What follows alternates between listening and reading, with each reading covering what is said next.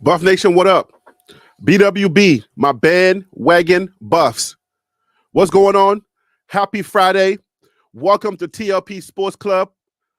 You are now watching TLP Live. I am your host, Harry Billion. I hope you guys are doing good out there. I hope you're either having a great week or you've had a great week. And we are into the weekend now. We are going into the weekend. And you're going to have a great weekend with you, your family, your friends, your confidants, whoever it is that you spend time with. I hope you are having a great time. I want you to take a deep breath. Breathe a little bit, a sigh of relief. Breathe. Life is a lot more than football. I want to make that very clear. This is college football. This conversation around here, we talk about college football. I want you to take a deep breath. Breathe. Breathe with me. One more time. You see how that feels? It feels good to breathe. You are amongst the living. Count that all joy. Count it a blessing, guys, that you are still amongst the living. God is good all the time. All the time, God is good. I am grateful to come before you to talk to you about Colorado football, the current nature or the current state of Colorado football. We're going to talk about that today. And I want to start this show off by saying you're right. Whatever you're thinking, whatever your thoughts are, your perceptions of everything, you are right. You got it out, okay? I just want to let you know you're right. Two things could be right at the same time. Okay? It's okay to feel the way that you're feeling. It's okay. And Harry B, why are you talking like this? Because there may be somebody that's new, that's watching the show, that has no idea what it is you're talking about because they just got here. They're hearing a lot of noise, and they're just here to come and see what you got to say about the noise they're hearing. Okay, so let me explain. The transfer portal, which is the free agency platform that was created by the NCAA college football, NCAA sports, that portal opened up this week. So that portal gives student athletes, football players, student athletes, the opportunity, not just football players, but student athletes, the opportunity to decide whether they want to try out other schools or not. And a lot of the Colorado Buffaloes decided that they wanted to try other schools.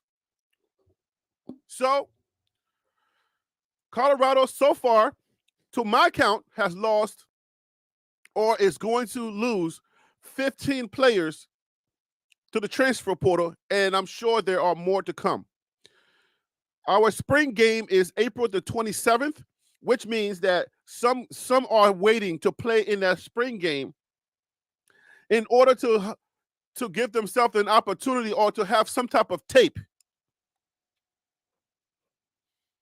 to show wherever school they're going to.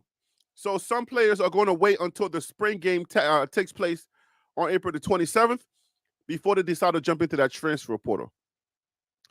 On this show, guys, we're very accurate on this show. There's been times where I have told you that we've done shows where we talked about very specific things, and we said, hey, even my guy, Phil So Real, he sent me some emails, and he was like, yo, I've heard from this sports person, this analyst, that the transfer portal is going to be jumping come spring. And we talked about it, and then I actually told you guys that you should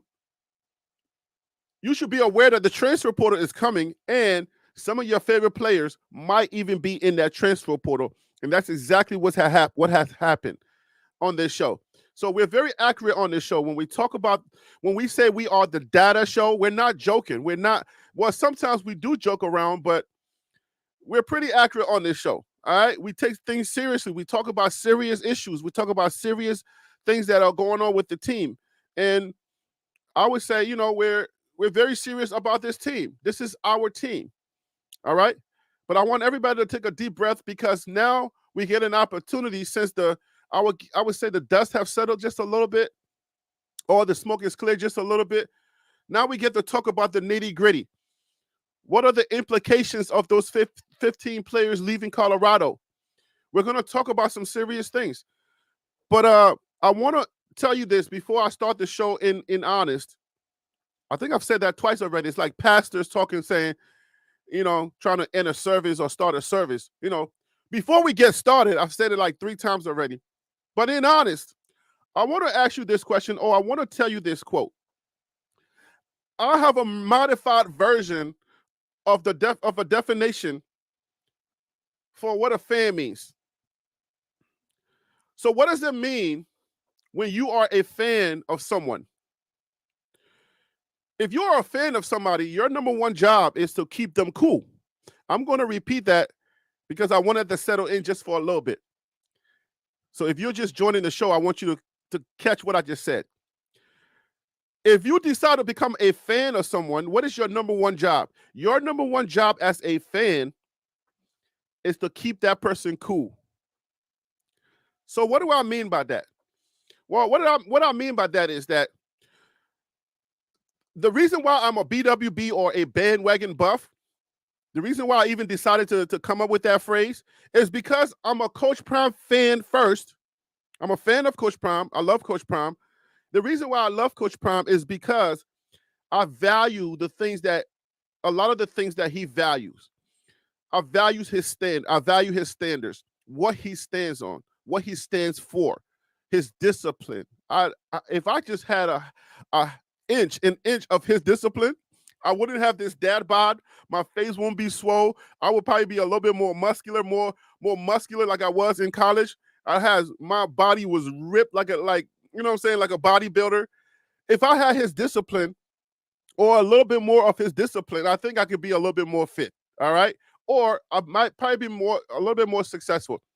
So I admire this man. All right. I admire him. And that's the reason why I decided to be a fan of his, because of the values that he holds in life outside of football and with football. He brings those same values to football. So I admire him. I'm a fan of his. So my number one job as a fan, I know what a fan means. A fan means fanatic. I know you're going to say all that blah, blah, blah stuff. A fan means fanatic. I understand, but this is a modified version. This is my modified version of what a fan is. If you're a fan of somebody, it's your number one job is to keep them cool. So I'm going to attempt in this video or on this live today to keep Coach Prime cool. All right? And it doesn't mean that I'm about to play kiss up or anything like that. I'm about to go Prime. It doesn't mean that. But my job is to keep my guy cool, because I've decided that that's my guy. Deal with it. Like, really, deal with it. That's my guy. Just like a lot of y'all choose your favorite political person, and no matter what egregious things they do, no matter how bad they are, that's your guy. Coach Prime is my coach. That's it. You got to deal with that. All right? And people try to get into these long arguments. They try to kill you with facts and give you a whole bunch of facts as if you haven't decided that that's your person and you're going to change your mind. Just like we're not going to change a lot of your minds on Trump, no matter how much I tell you that Trump did this, that. You can't change no Trumper's mind. Coach Prime is my guy. All right? If you're for Biden, you're for Biden. Ain't nobody going to change your mind. Okay?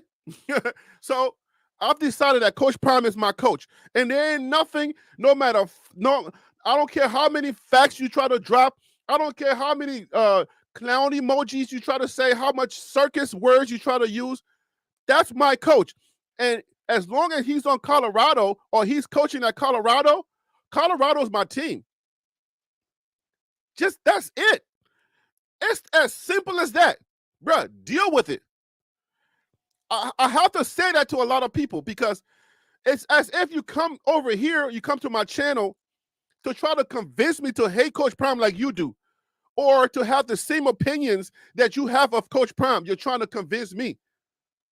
Bruh, deal with it. That's my guy. And the last time I checked, my guy is the guy that your guy is always talking about. May I repeat that, please? Let me put my phone down. I think I'm about to get him into my bag. Let's go. The last time I checked, my guy is the guy that your guy is always talking about. You understand what I'm saying? That's my guy. It's that simple. I'm riding with Coach Prime. I'm riding with Colorado. I'm a bandwagon buff. I wasn't a buff before. You know what bandwagon means? That you didn't like this team before. You were not a fan before, but now all of a sudden something happened and you're not a fan. You know what? All of a sudden, what happened all of a sudden? Coach Prime became the coach of the Colorado Buffs. So I'm here. Deal with it. And guess what? I got merch. BWB merch. It's on the site, on my channel. You can get BWB merch put all across your chest. BWB, be a proud bandwagon buff. It ain't nothing anybody that's trying to shame you can do about it. I'm a bandwagon buff. Just like you see Kanye wearing that red hat, he's proud to be a Trump fan. I'm a bandwagon buff. Deal with it, bro. That's what it is. It upsets so many of y'all. Why? You can't convince me not to like Coach Prime because of how you feel or what you think or all your facts and stuff like that. I love my butters. At least we're on the same team. My butters are good people. My butters are like, yo, man, I'm with you, Harry B. I love Coach Prime, but, you know, he irritates me in certain areas. All right. You know what I'm saying? Ain't nobody perfect. So I like my butters. But, you know, the people that I don't really care about are those people that try so hard to convince you that this guy is terrible. He's losing everybody off his team. And you should feel exactly how they feel. Like, why do you like this guy so much? Well, he's a black dad. And I'm a black dad. And he cares about his kids. And I care about my kids. He cares about black excellence. I care about black excellence. He cares about people doing the right thing. I care about people doing the right thing. Wow, I didn't even plan to say that. That just dropped in my spirit. Wow. It's interesting. He cares about white people. I care about white people. He cares about all people. I care about all people. Well, dang, Harry B, where you going with this? Man, that's some profound stuff you're saying, Harry B. Why do you like this guy so much? Well, he's learning how to be a coach, even though how to be an FSB coach. He's coming into himself. He's not perfect yet, but I bet you, gosh darn it, he's going to be one of the best coaches in college football when it's all said and done. He's been coaching for a very long time, but the FSB thing, he's still trying to figure it out to a certain degree. He's a great coach. In my view, he's a great coach. I ain't trying to be a coach, so we don't really connect on that, but he's coaching a team that I happen to like. Okay, that's my guy. He's my guy. He's a Christian. He loved my Lord and Savior, Jesus Christ, and so do I. I like Jesus Christ, so I like that about him. That's my guy. Is he perfect? No, he isn't perfect, but that's okay. He's not my God. He's not my God. He's my GUI. Harry B, say that again. Because I think that's where people be mixing up this stuff. He is not my God. He's my GUI. He's my guy. And the last time I checked, my guy is the guy that your guy is always talking about. I like my guy. I will put my standards, my guy's standards, and his honesty his heart for people against your guys' everything any given Saturday, twice on Sunday. I'm going to say that again because it's important for me to say this. I can put my guy's standards and values in life, what he stands for, against your guy's standards any given Saturday and twice on Sundays. That's why he's my guy, and that's why I like my guy. College football is just a part of my guy. That's not the whole thing my guy is. College football is just a part of my guy. And that's where a lot of y'all are going wrong. You're not getting it. You're thinking my guy is just he should just be all college football. He shouldn't be nothing else. Stop teaching. Stop preaching in the classroom. Just do football. Focus on football. That's what you're here for. Well, some of us do. Some of us know how to multitask better than others. Hey, Harry, you on right now? I am on right now. Can I get an amen in the church? Can I get an amen? Some of us know how to multitask way better than others. That's just how it is. I like my guy. I'm telling you, I like my guy.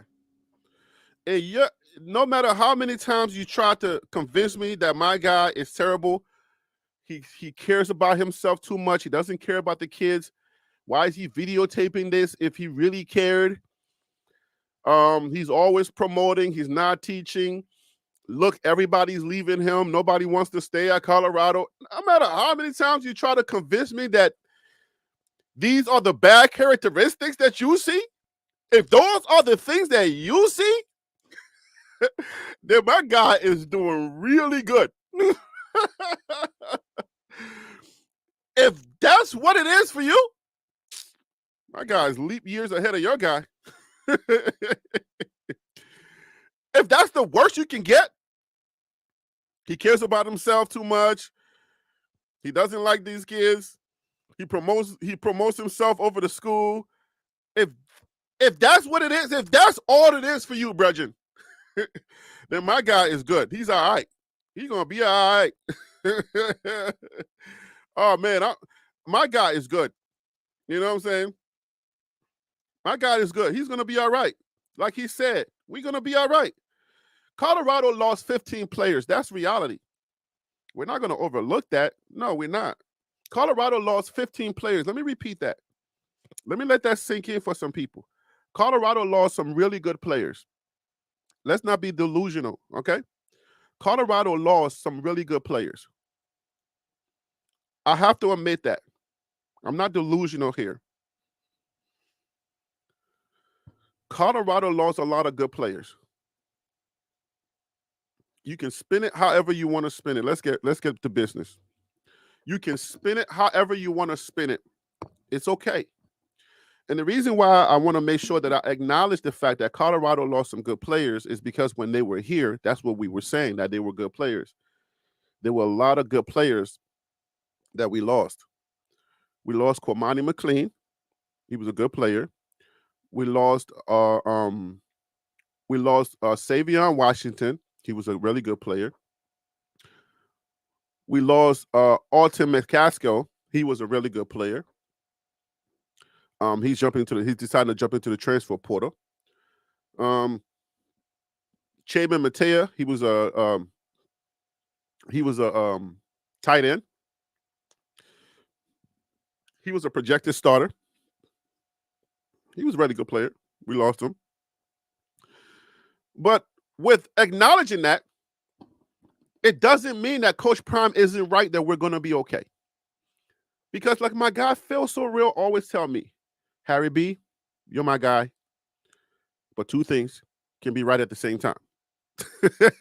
I appreciate that quote. Ever since he dropped that quote, I've been using it, and I'm sure I owe him money by now because I'm supposed to pay 5 cents every time I use it.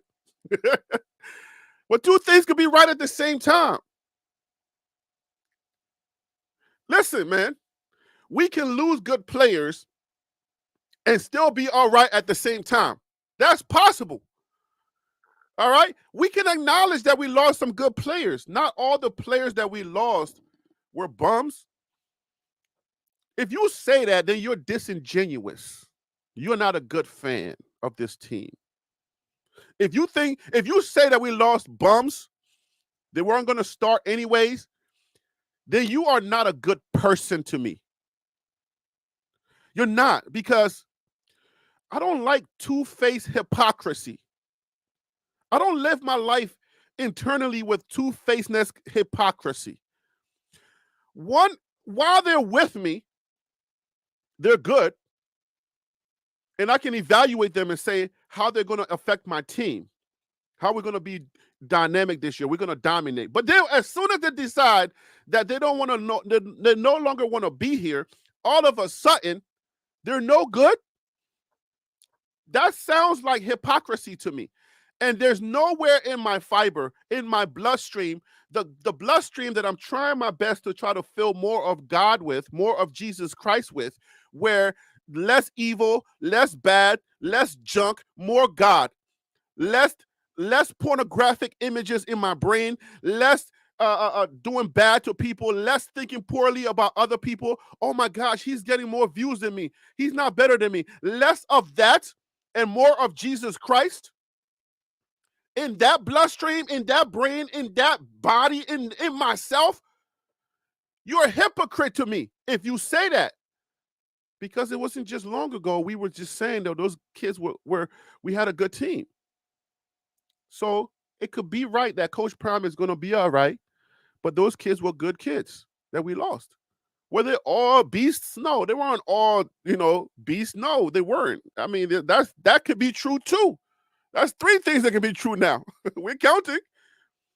They were not all big, all dogs. They weren't. But you'll be a liar if you think that Alton McCaskill was not a beast or a dog. Bruh, stop playing with me, bruh. Now, whether he was still dealing with injury and he wasn't up to speed, I don't know. But you'll be a liar if you're telling me that kid that won that freshman award, 16 touchdowns in Houston, over 1,000 yards rushing, you're telling me after his injury, if he gets back to his speed, that he wasn't a dog? Yo, where y'all at? Maybe some of more y'all need to move to New York City because y'all not real to yourself. Y'all just lying to yourself. You know what? I got to bring on my panel so we can discuss this thing. We're going to disagree. We're going to agree. I don't care how heated it gets today. Our guy is Coach Prime. So deal with it. That's just what it is. Yo, So Real, welcome to the show, brother. I appreciate you calling in as always. Hey man, how's it going? I just want to say this real quick because I know it's Friday and it's gonna get crazy. This is the power of therapy. The old me would have been like, "Hey man, it's over with for CU," but for whatever reason, there's a calmness about me in this situation. You know what I'm saying? The portal just opened, so we really don't know what's gonna happen. I have the wait and see approach. Let's wait and let's see what happens with the portal. Now, after the portal closes and all the signings have been made, then if I need to freak out, I'll do that. But right now, I'm just gonna wait and see. I'm just Hey gonna man, wait and see. your feelings are justified. I wanted to make sure I let you know. Your feelings are justified. Everybody's feelings are justified, and I'm gonna do my best to narrate and navigate this show today so that we can get all the feelings out. All right? Everybody's gonna be right today. I'm gonna give everybody an opportunity to get it all out today. We're gonna talk about it, the good, the bad, the ugly. That's like we always do here. But at the end of the day, we're all going to agree that Coach, we're all here for Coach Prime, and and my new definition of a fan, your number one job is to keep your guy cool. I'm going to do that today. I promise you. So let's just keep that in mind. See you, Cool. Buff Dynasty. Welcome to the show, brother. I appreciate you calling in. Thank you for calling in. What's up, guys? What's going How's it on with you going? today? Hey, feel so real. I'm glad you said that because what I was gonna do when Harry let me on, my main goal for today is to take receipts of everybody that's gonna be talking the smack about this portal door opening in the outway. But what we gotta realize is that it opens inward as well. So Just wait and see what happens and who we acquire, and we're gonna shock the world. We're gonna shock the world. We all right. All So of y'all, listen, I'm all of not y'all in are ready to panic go. mode. I'm not in panic mode Let at me bring my all. panel. Let me bring my panel on before all of y'all got opening statements. I know y'all are fired up. Y'all ready to go, but let me bring my panel on, and then we're gonna get into it. I know y'all ready to go, but Let's just give me a get it. second. Yeah, I know. Let's get it. We're gonna have a good show today, but give me a chance. Let me do this show the right way, okay, guys? First of all, let me say hello to my daggone chat, man. My beautiful people in the chat. Tim Smith, Tennis Channel. You're probably gonna come on here soon. See you, Buff Dynasty. You're already here. My guy, Faith feels so real. East Coast Cav is in the building. Real life in the building and in the chats. I've been seeing you in the chats as well. Mr. James, what's up with you? Who else is in the building? Brahim Hamilton, what up with you? Who else is here? Ken B, how you doing? D.E.P.T.H 711, what's up with you? Benzo, what's up with you? Hope everybody is well. Mike, hey Mike, what's up with you? How you doing? Plymouth Rock, what's up? KMS, hey man. Polly, well that's Plymouth, right?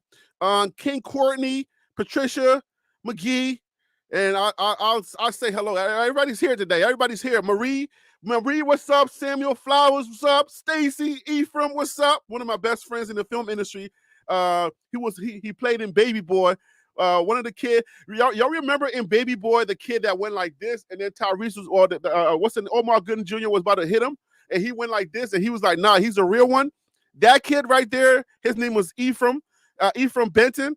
He was one of my best friends when I got to New York. He introduced me to the film industry in New York. So that's he was Ephraim. When I see that name Ephraim, man, it makes me happy. But anyways, back to the show, guys. DC Carson Music, what up with you, DC? Welcome to the show. I guess if you want to, you got an opening statement, get it out. Make it 30 seconds. I was going to put my camera on, but I'm charging my phone, but I'm going to turn it on because I want y'all to see my face when I give you this smoke. Hey, check this out. We get to finally see your face? What? Yeah, you get to finally see even though you can see it, in the chat, but you're going to see it. So here's the thing I'm going to say here. I got no problem saying I hope, I believe, I'm confident, that kind of stuff. But when you start stating something as a fact, like, oh, we finna get dogs out the portal, no, that is what you hope to get. That is not what you have. Now, once you sign them and see you bust, I hope you got enough paper because I'm finna give you a ton of receipts. Let's do this. Let's go. Okay. Willie, the Tennis Channel, what up with you? Please bring the calm today. Listen, Willie, I need you to stay out of the dark side today. We're going to have enough of that. I need you to please be the calm today, okay? Stay your warm and fuzzies because I'm going to need you today, brother. Harry, good morning, everybody. How you guys doing? Good afternoon. Good afternoon on the East Coast. Good afternoon. You got an opening statement or what? Or should we move on? No, well, I'm going to just say this. I'm hurt, Harry. I'm in total disarray. However, my faith has been shaken, but my faith is not weak. I wasn't going to bring on any smoke. I was going to be in the morning period this morning for a short while. But you know what? DC done fired me up. Bring it on, brother. Bring it on. All right, let's go. Okay. Listen, we got a variation of feelings today, so we're gonna try to get them all out. And let me just let the panel. We're gonna be stacked today because this Friday is special Friday. Okay, so everybody try to keep your comments 25 to 30 seconds. Okay, no long dialogue. We need to get everybody in. And if you find or hear something you disagree with, let's not shout over each other because sometimes when I listen back to the show, it's hard for me to cut the show into bits and pieces because everybody's talking at the same time. Okay, guys? Tim Smith from Dallas. Is it Fort Worth? Tim, welcome to the show, brother. I appreciate you calling in. Thank you. Yo, what's up with it, Harry? Hey, what's up, Phil, Tennis, DC? Yo, what's happening, y'all? You get your 20-second intro. Go ahead and get it out. Everybody's I'm glad. Hey, cool. I'm glad that you got Tennis to keep the calmness in the room because it's a lot of things that Phil said that I'm starting to agree with and that he said previously. DC Carson, hey, I'm finna blow the lids off this show today, man. And I'm bringing facts. Let's go. Facts. I'm still on my 10-2 for the season, but I feel like certain coaches need to jump in that portal too. But I'm gonna let you keep on talking. Okay. Well, okay. Yo, like I said, everybody's right today. This is the one show where everybody's right and not just me. I'm always right, but y'all, we're all gonna be right today. So let me just navigate this show. Let me take this show in the way that it needs to go. I want everybody to understand that the opinions and the comments of everybody here is in love. It is in admiration for the team and for Coach Prime. Don't take anything that is said here out of pocket. Evaluate it. It is just our opinions. It is not of Coach Prime. Everybody understands that. All right. So the first thing I wanna address is D.E.P.T.H. Let's address D.E.P.T.H. A lot of the pieces that are leaving are going to affect our D.E.P.T.H. That's the first thing. All right. I want everybody to understand it's not just the fact that we're just losing people and those people are not starters, but the thing about college football that you have to understand, that I have come to understand in my 1 year of studying college football, reading newspapers and going to chat rooms and trying to learn as much as I can learn to navigate this show, guys. Okay, to host this show, is that college football need D.E.P.T.H. That is the most important, one of the most important things that I have come to learn about college football is D.E.P.T.H. is depth. If you don't have depth, you can't really go that far in college football. Because number one is possibly going to get dinged up. They're going to get tired because they're human. Things happen. If you look at what happened to Savion Washington, the 320-pound, 6'8", probably pushing with shoes on. He's pushing 6'9", almost 7 freaking feet. He was supposed to be a monster for Colorado, but he got hurt. You understand what I'm saying? He got in 10 games, got hurt, and then he wasn't the same. We can say the same thing about Arthur McCaskill when he was at Houston. He got hurt. So what happens when number one gets hurt? The next guy up is D.E.P.T.H. We got to talk about that in honest. If we don't talk about that in honest, then we wouldn't be honest people around here. You understand what I'm saying? So we're going to start off with, let's start with Phil. Phil, how does the pieces that we lost, and you can choose a very specific piece to talk about, but you can just talk in general how our D.E.P.T.H. is being affected right now.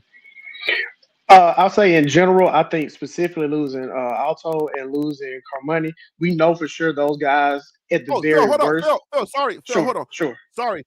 I got to take this off the screen. So to call into the show, guys, if we get some new faces, we might get 2-pack. I might have to kick somebody off and say, look, you might have to wait, and then let me get somebody new on.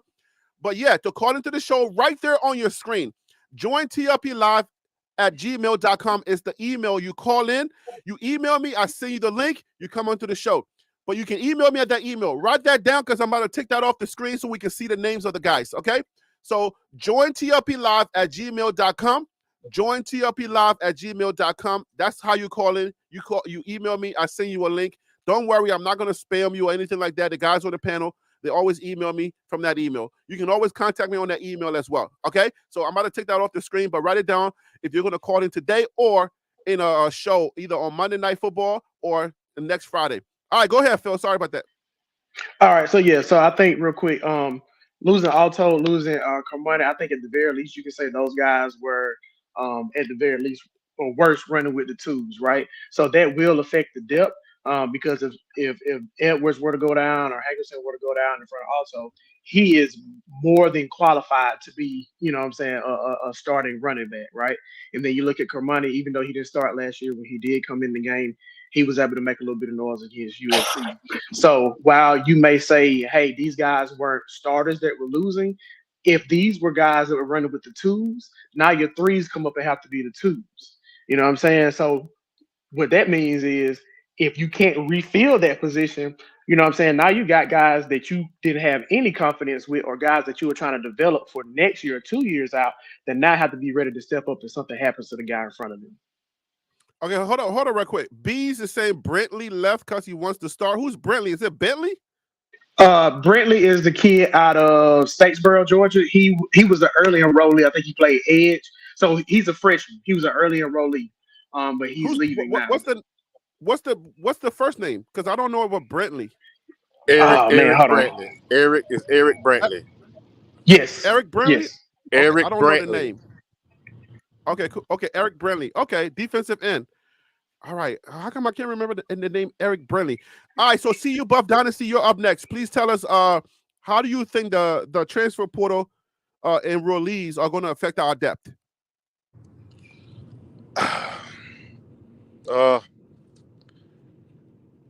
Like I said earlier, man, you have to understand the door opens outward and it opens inward. So I'm gonna just parlay until the inward part is finished.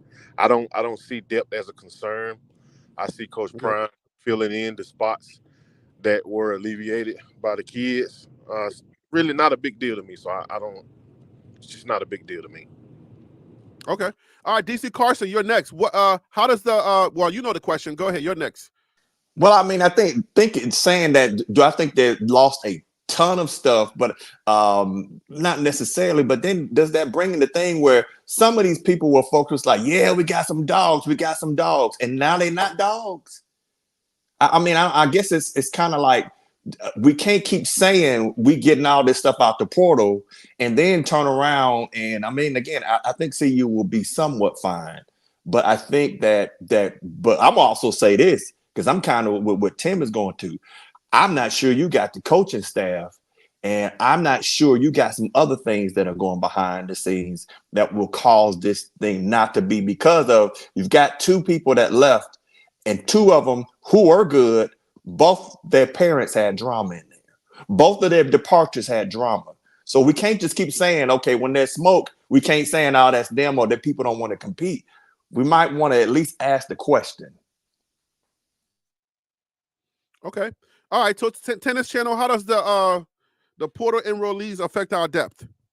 You know, that's why I love you, brother, man. You know, you guys are so typical, man. When a player leaves or a player gets this, you guys got to always go on the coaches. Leave my coaches alone. Them guys are doing good. We got some of the best coaches in our conference. Leave them alone. We have all you dumb on you. Okay, so we have over 1,000. There are over 1,000 people in the portal. Okay, you mean to tell me we can't get 10 out of there? That's my question also. So. Well, can you answer my question? It's actually 2,000 kids in the portal. 2,000 in the portal. You can't get 10 out of there? Well, yes, you can. The answer to your question is the easy answer to your question is yes, you can. But how does the players that are leaving that have already been here, how does that affect our depth? So we can get players. So give me your explanation on how does that affect us. It's not just as simple as we can get players, but the ones that are leaving are going to affect us. And what is your opinion on how they affect us? Well, Coach Prime did say a little bit about, if you were watching the news conference the other day, he did talk about most of the schools are looking for backup players. So that tells me that pretty much we have what we have for as primary people that are going to play.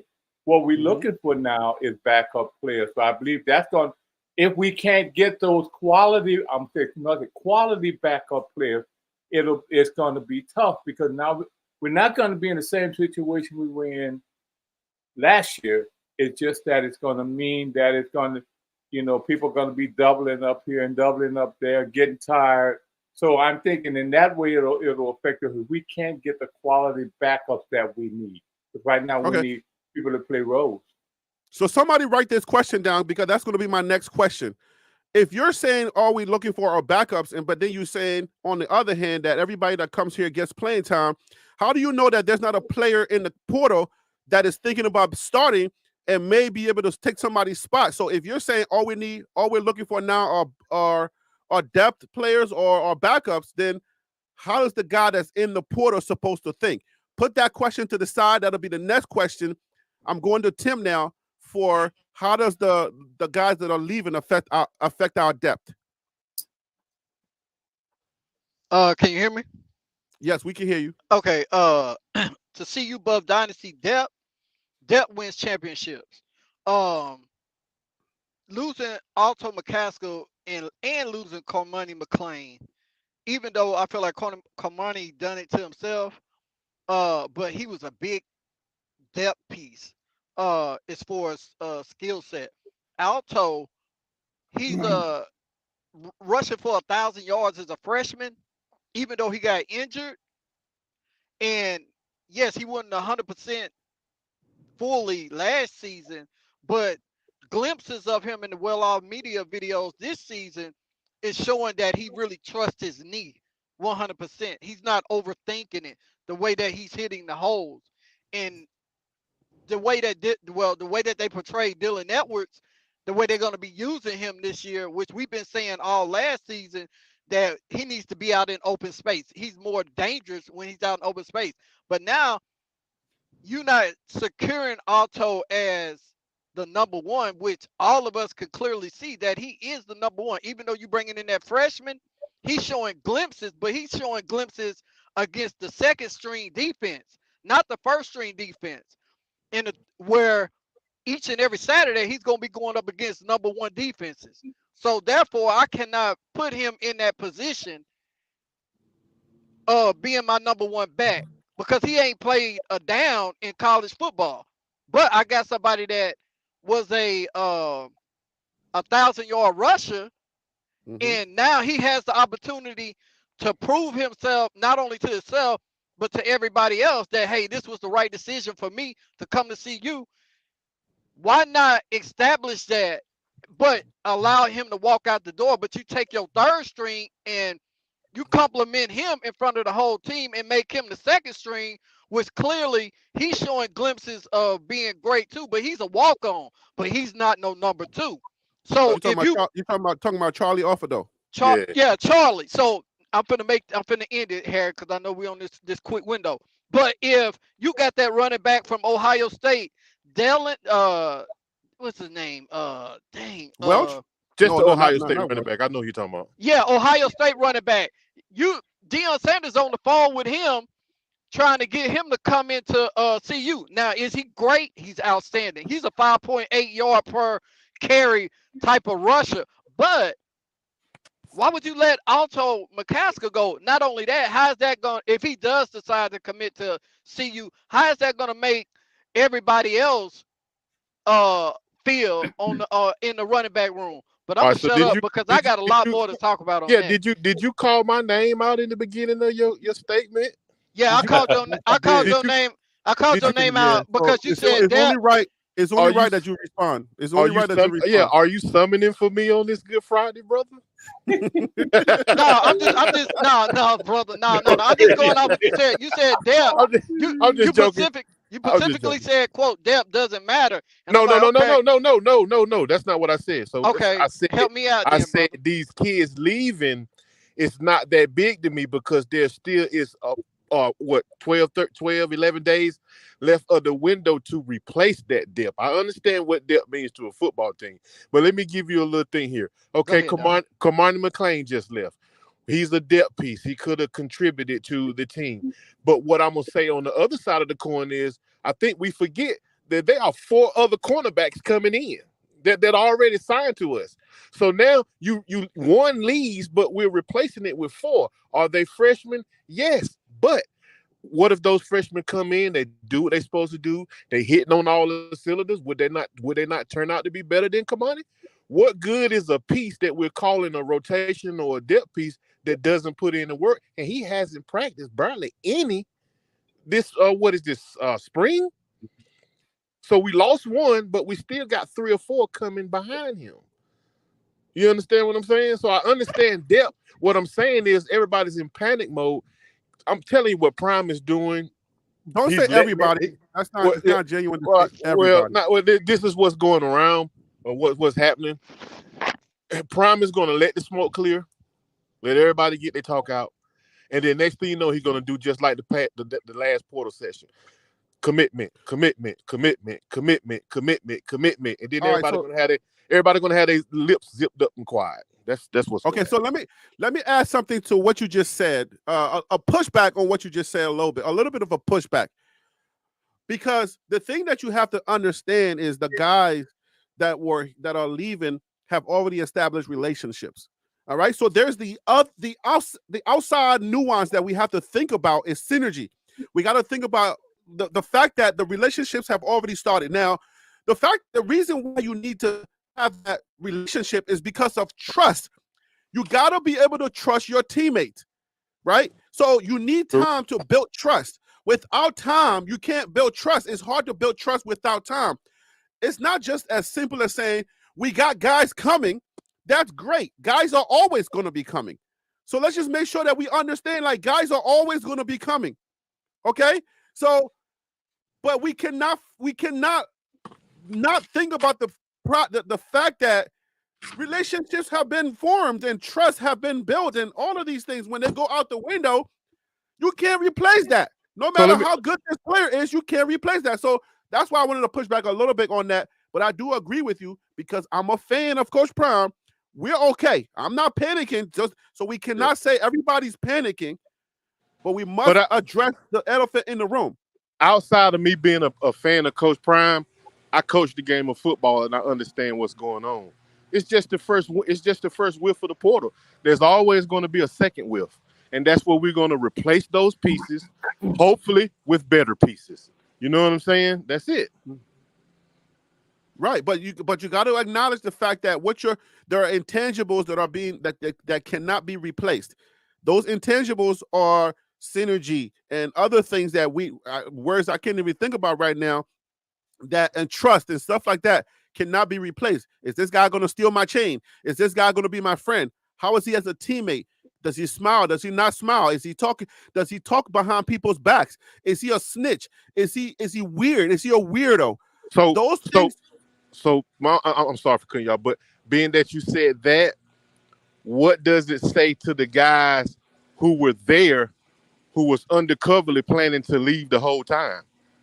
What type of trust is that? What type of relationship is that? You understand what I'm saying? So I agree. I agree. I agree with you. If somebody shows you who they are, then fine. If I agree with you. But you got to learn. You got to learn that, right? While they were there, you got to understand they were a snitch. This person is not cool. That person got bad breath. This person doesn't put on deodorant. You got to learn a lot of things about those guys that were already there. But guess what now? Now you have to, the locker room synergy matters. Let me just make that clear to the whole fan base. I understand your sentiment and stuff like that, but locker room synergy matters. All right? I agree. So I agree. How is this guy, is he a good teammate? Having a good teammate, somebody you can talk to, somebody you can trust with your secrets. You see what I'm saying? Because now we got social media. I agree. I'm gonna say this. I'm gonna say this and let somebody else go. I got my pen and my pad out, and I'm writing down. I'm taking receipts. So DC Carson, it feels so real. Watch what you say, because when that portal finish, I'm gonna bring it right back around to you now. And I just want to point out that receipts work both ways. Okay. Sometimes, you know, for the institution that you're buying from, and for the customer. Just like Willis a couple of weeks ago said, CU was going to have 2 1,000-yard rushers. Now he talked it down a little bit. I'm just saying, I remember what y'all say too. I love you, Willie, but I just had to point that out. So that's all good. I'm taking notes too. I'm okay with that because he fooled me too.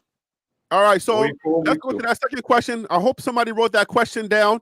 All right, I got it written down. Second question, and I want to please remind everybody that we have over 100 people in here, 150 people in here. Please hit the like button. I really appreciate it. East Coast Cap, I'm coming to you.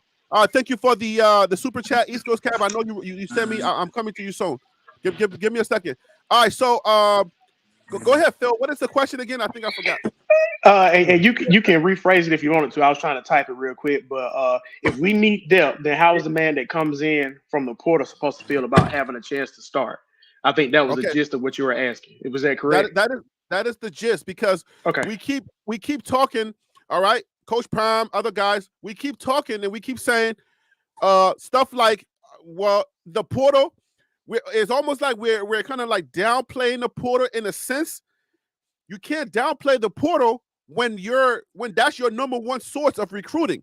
You understand what I'm saying? So what we say on this team is everybody gets an opportunity to play. I don't know if you guys saw the Shador and Shiloh interview.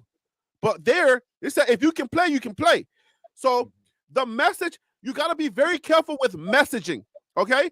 You cannot downplay the portal, but then on the other hand, tell guys that are in the portal, you're going to be playing. So you can't have it both ways, guys. I made that video for a reason. You can't have it both ways. So which way are we going? We're going to go ahead and start with CU Buff Dynasty and come back around. And you know what? No. Let me go back around the other way. Else. Let me start with Tim, and then we'll go back around. Tim, can you answer that question for us, please? Repeat that one more time. So the question is, how can you downplay the portal saying stuff like, you know what I'm saying, it's only backups in the portal, but then on the other hand, you're telling guys that they have an opportunity to start to play. If they're a dog or they have that dog mentality, maybe it didn't show on their team, on the team that they're coming from. And they feel like they can get one of these guys that's over here. So messaging is off somewhere. You see what I'm saying? That's what I'm feeling. So I want to get your thoughts on that. Well, I think that what Phil been saying for the longest, I don't believe in that 40-40-20. I think it should be different. I don't remember exactly how Phil worded it. And you used the word synergy for those guys to gel. So now I talked about that running back. If they go get that running back from Ohio, he will start. If they go get that linebacker, 6'3", 238 pounds out of Tennessee, he will start. And you pushing the guys that been there, that have created those relationships and stuff like that. That's almost like a slap in the face. And if they got 2 or 3 years left, they're going to jump in that portal, my guy. So overall, listen, messaging matters, okay? I know a lot of some things we say here. Messaging matters because what's going to happen is that person is going to plant a seed in that player's head. The way that we talk, the way that the things that we say on that team, the way that the coaches put out messages, I don't know if they're playing some type of psychological game, but they are, okay? Messaging matters. If you say this guy is this guy and we're just going to the portal to get that guy and he's not that guy, then it matters and it's going to plant a seed. So, Willie, what are your thoughts on that? Well, there's only one him. Everybody's not going to start. Everybody's not going to be a starter. So when you go to the portal, you're looking for people that have the possibility if our starter goes down, you know, that because everybody's not going to be a starter. You look for our starter goes down. Are you willing to play the role of a backup? Or this is something that the player has to ask himself. Well, you got to first understand. Willie, give me 1 second, Willie. Let me bolster this question a little bit more.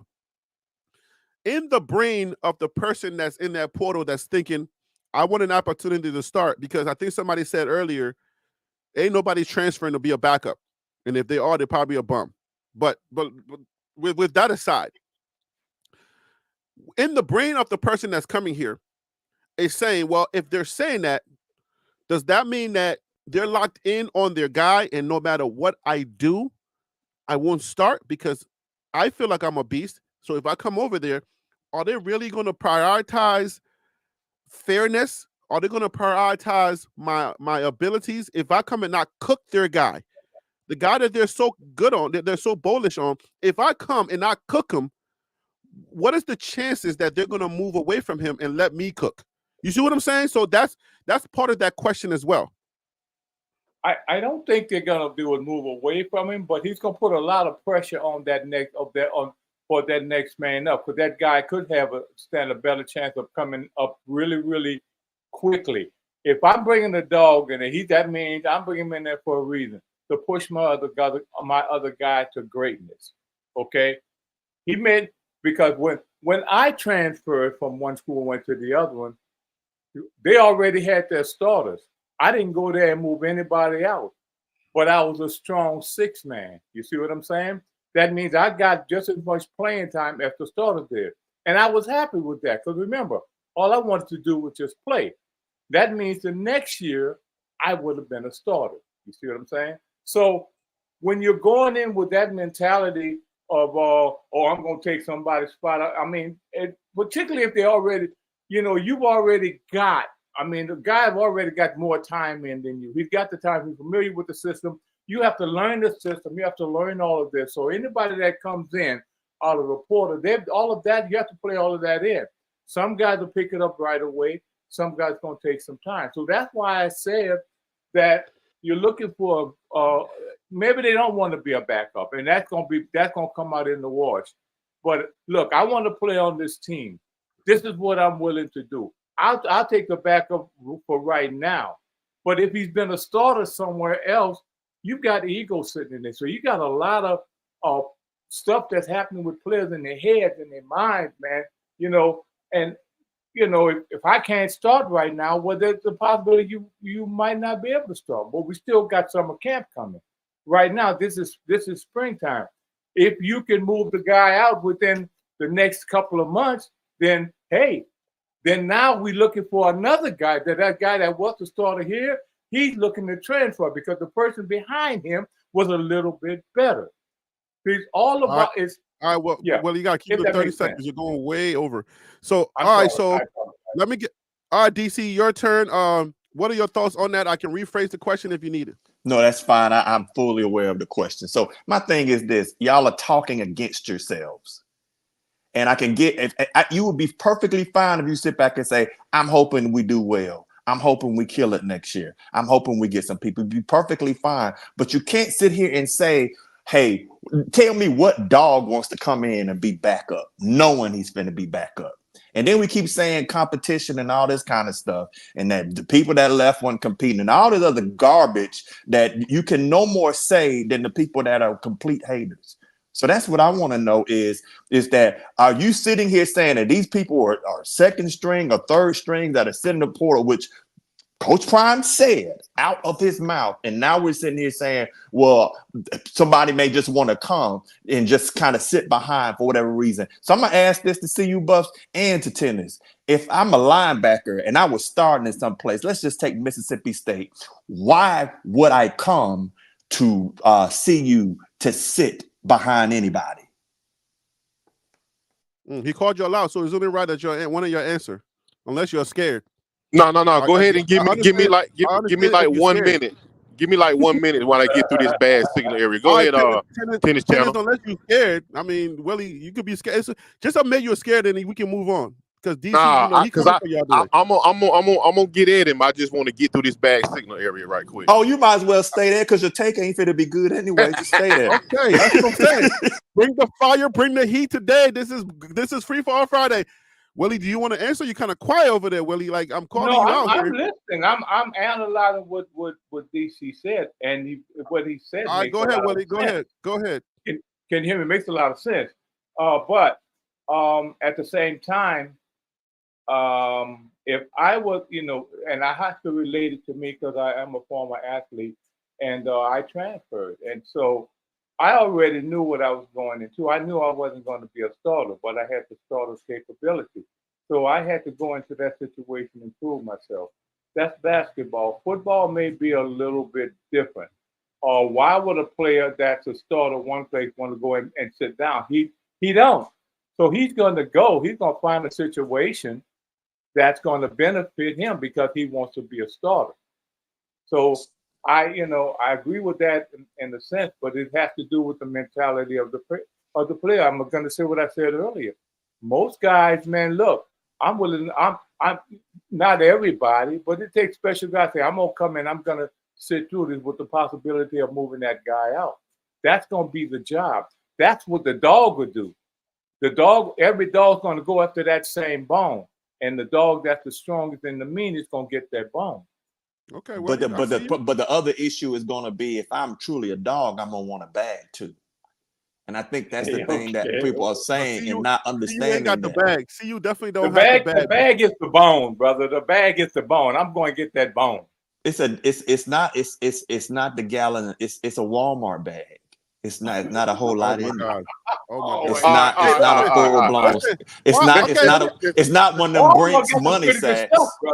It's not one of them Brinks money sacks. I mean, it's not a huge bag. Hey, listen. Let me ask this question also. Let's get DC Isn't Carson before he why? get too far away. Okay, hold on 1 second. Aren't we saying the reason why these guys are leaving is the start? The guys that are leaving from us because they want starting time, they want playing time. So yeah, so in essence, then why would somebody who's leaving their team for playing time? Why would they want to come and play second fiddle to our guys? Hey, really, I do want to go against that narrative just a little bit about guys only transfer because they want to start. There's a kid named Dante Moore that was a freshman at UCLA this past year. He didn't get much playing time. He decided to transfer. Now he's at Oregon. Oregon has already brought in a transfer, Dylan Gabriel from Oklahoma. Dylan Gabriel is going to be the starter this year. Dante Moore is going to be the backup this year. But for whatever reason, he believes in the program at Oregon, and he's okay with being the backup. So I think there are guys out there that are willing to transfer to a team and be a backup and learn and develop for a year. And then when it's their time to shine next year, they're able to do that. But I think it has to be the right program that has a history of showing that they can develop guys and make them better. Some guys are actually willing to make that sacrifice to transfer and be a backup for a year. So I just want to put that out there. So write this Well, hey, question down. hold on. Hold up. I'm running a show, guys. Remember, I'm running a show. Write this question down because I'm not going to forget it.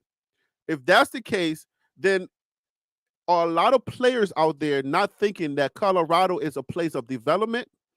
Because Shiloh and Shador said that this is not last chance you. So are more players talking about Colorado in the sense of this being last chance you? And they don't really trust that Colorado is building a legacy program where they can come and feel comfortable to ride the bench and just say, okay, I'm good because I know Colorado is that place. If that's the case, we're going to talk about that. Please, somebody write that down. We're going to come I got it written down. All right, DC. See you, Buff Dynasty. He called you out, so please go ahead. He did, man. I don't know what's going on with the guy, hey, man. Let's get some clarity to what Coach Prime said first in the interview. He said that there are not what's in the portal is a lot of guys that are actually 2s and 3s looking for opportunity to become 1s. Prime also said in that same interview that he has the ability to draw starters from their team to Colorado, as well as what Shiloh and Shador said. I don't know if you were paying attention, but Shador said that he has over 50 DMs in his messages, DMs from players who are starters on teams that we don't even know that want to walk off the team right now, but they're checking for them to get a gauge on the temperature at CU. So these guys that are potentially coming to Colorado out of this portal, they are starters, not backups. They're not coming to be backups. They're coming to be starters. But it's a bad messaging. It's a bad messaging when people are saying or downplaying this. Who like if you're downplaying the portal, is it bad messaging or are we missing something? He's not downplaying the portal. What he said is most of the guys that are in the portal are second and third teamers thinking or wanting, Coach Prime, but a lot of wanting us, the opportunity. They're wanting the opportunity to become number 1. I know you don't have a lot of you don't have a lot of starters. You don't have a lot of starters in the portal unless they chase the bag. I know what Coach Prime is doing, but I want to know as us. I mean, Coach Prime did say it, but I want to know for a lot of us because the way we look at it, are we thinking the way Coach Prime is thinking, or a lot of us just downplay the portal, but then we don't understand that 40-40-20 is portal heavy. So how are we going to have it both ways? I think a lot of times it's a misinterpretation of what he said on our behalf. Well, let me ask you this then. So see you, Bucks. Let me ask you this. So let's say that. Let me ask you why. If I got all these dogs and stuff up in there, I got the whole pound. They just barking. It's just barking. Right. And big dogs like coming to a like a portal. No. I was going to sit back and say no. Then you sit back and say, well, we want big dogs. A woof, like I'm coming to America. So I want to know, why would you be advertising if you got it going on like that anyway? Why do you need to advertise if you already have it? Hey, come to here. We not last chance you. Why do you need to do that if you already got people jumping in there and just making it go? I mean, help me understand that. I got an answer to that because you have to understand. I was watching one of the videos from Darius Sanders, and he was interviewing the recruiters, and they say recruiting there's a science of recruiting. It's not just about available players in the portal. It's relationships. You got to know whether this guy's a snitch. You got to know whether this guy's going to be a good teammate. If he's going to come in here be a poison, if he's going to poison your locker room, if he's coming in here to be a good person, now you have no idea who you're getting. All right. You don't know why he's jumping to the portal. That's number one. All right. Maybe he wasn't a good teammate over there, and now he want to come over here and bring his poison over here. So there is a lot that you have that goes into getting to know that player, and you only have a very short window to do that in. So it's not just as simple as seeing a guy sit in the portal and then be like, let's go get him. You got to do your homework and you got to do your due diligence, because you can get the wrong guy and he can poison your locker room. And then you'll have a much bigger problem than you had before. But Harry, let me say something real quick to that, Harry. Now, if you go back and look at Uncle Neely video with DNVR, yep, he noted two points that he said those guys have to check the box on. If I'm not mistaken, correct me if I'm wrong. NFL ready, and they have to be, or they I ain't gonna say show glimpses. I would use the phrase they pretty much didn't play somewhere else before. So if you bringing in, if those are the type of people that you want, then that's not going to really work with 40-40-20. And I'm pretty sure Phil can back me up on this. That changes the whole diagram of that 40-40-20. Why is that? Because if you bringing in nothing, if you want only top tier players, and you still need that depth, right?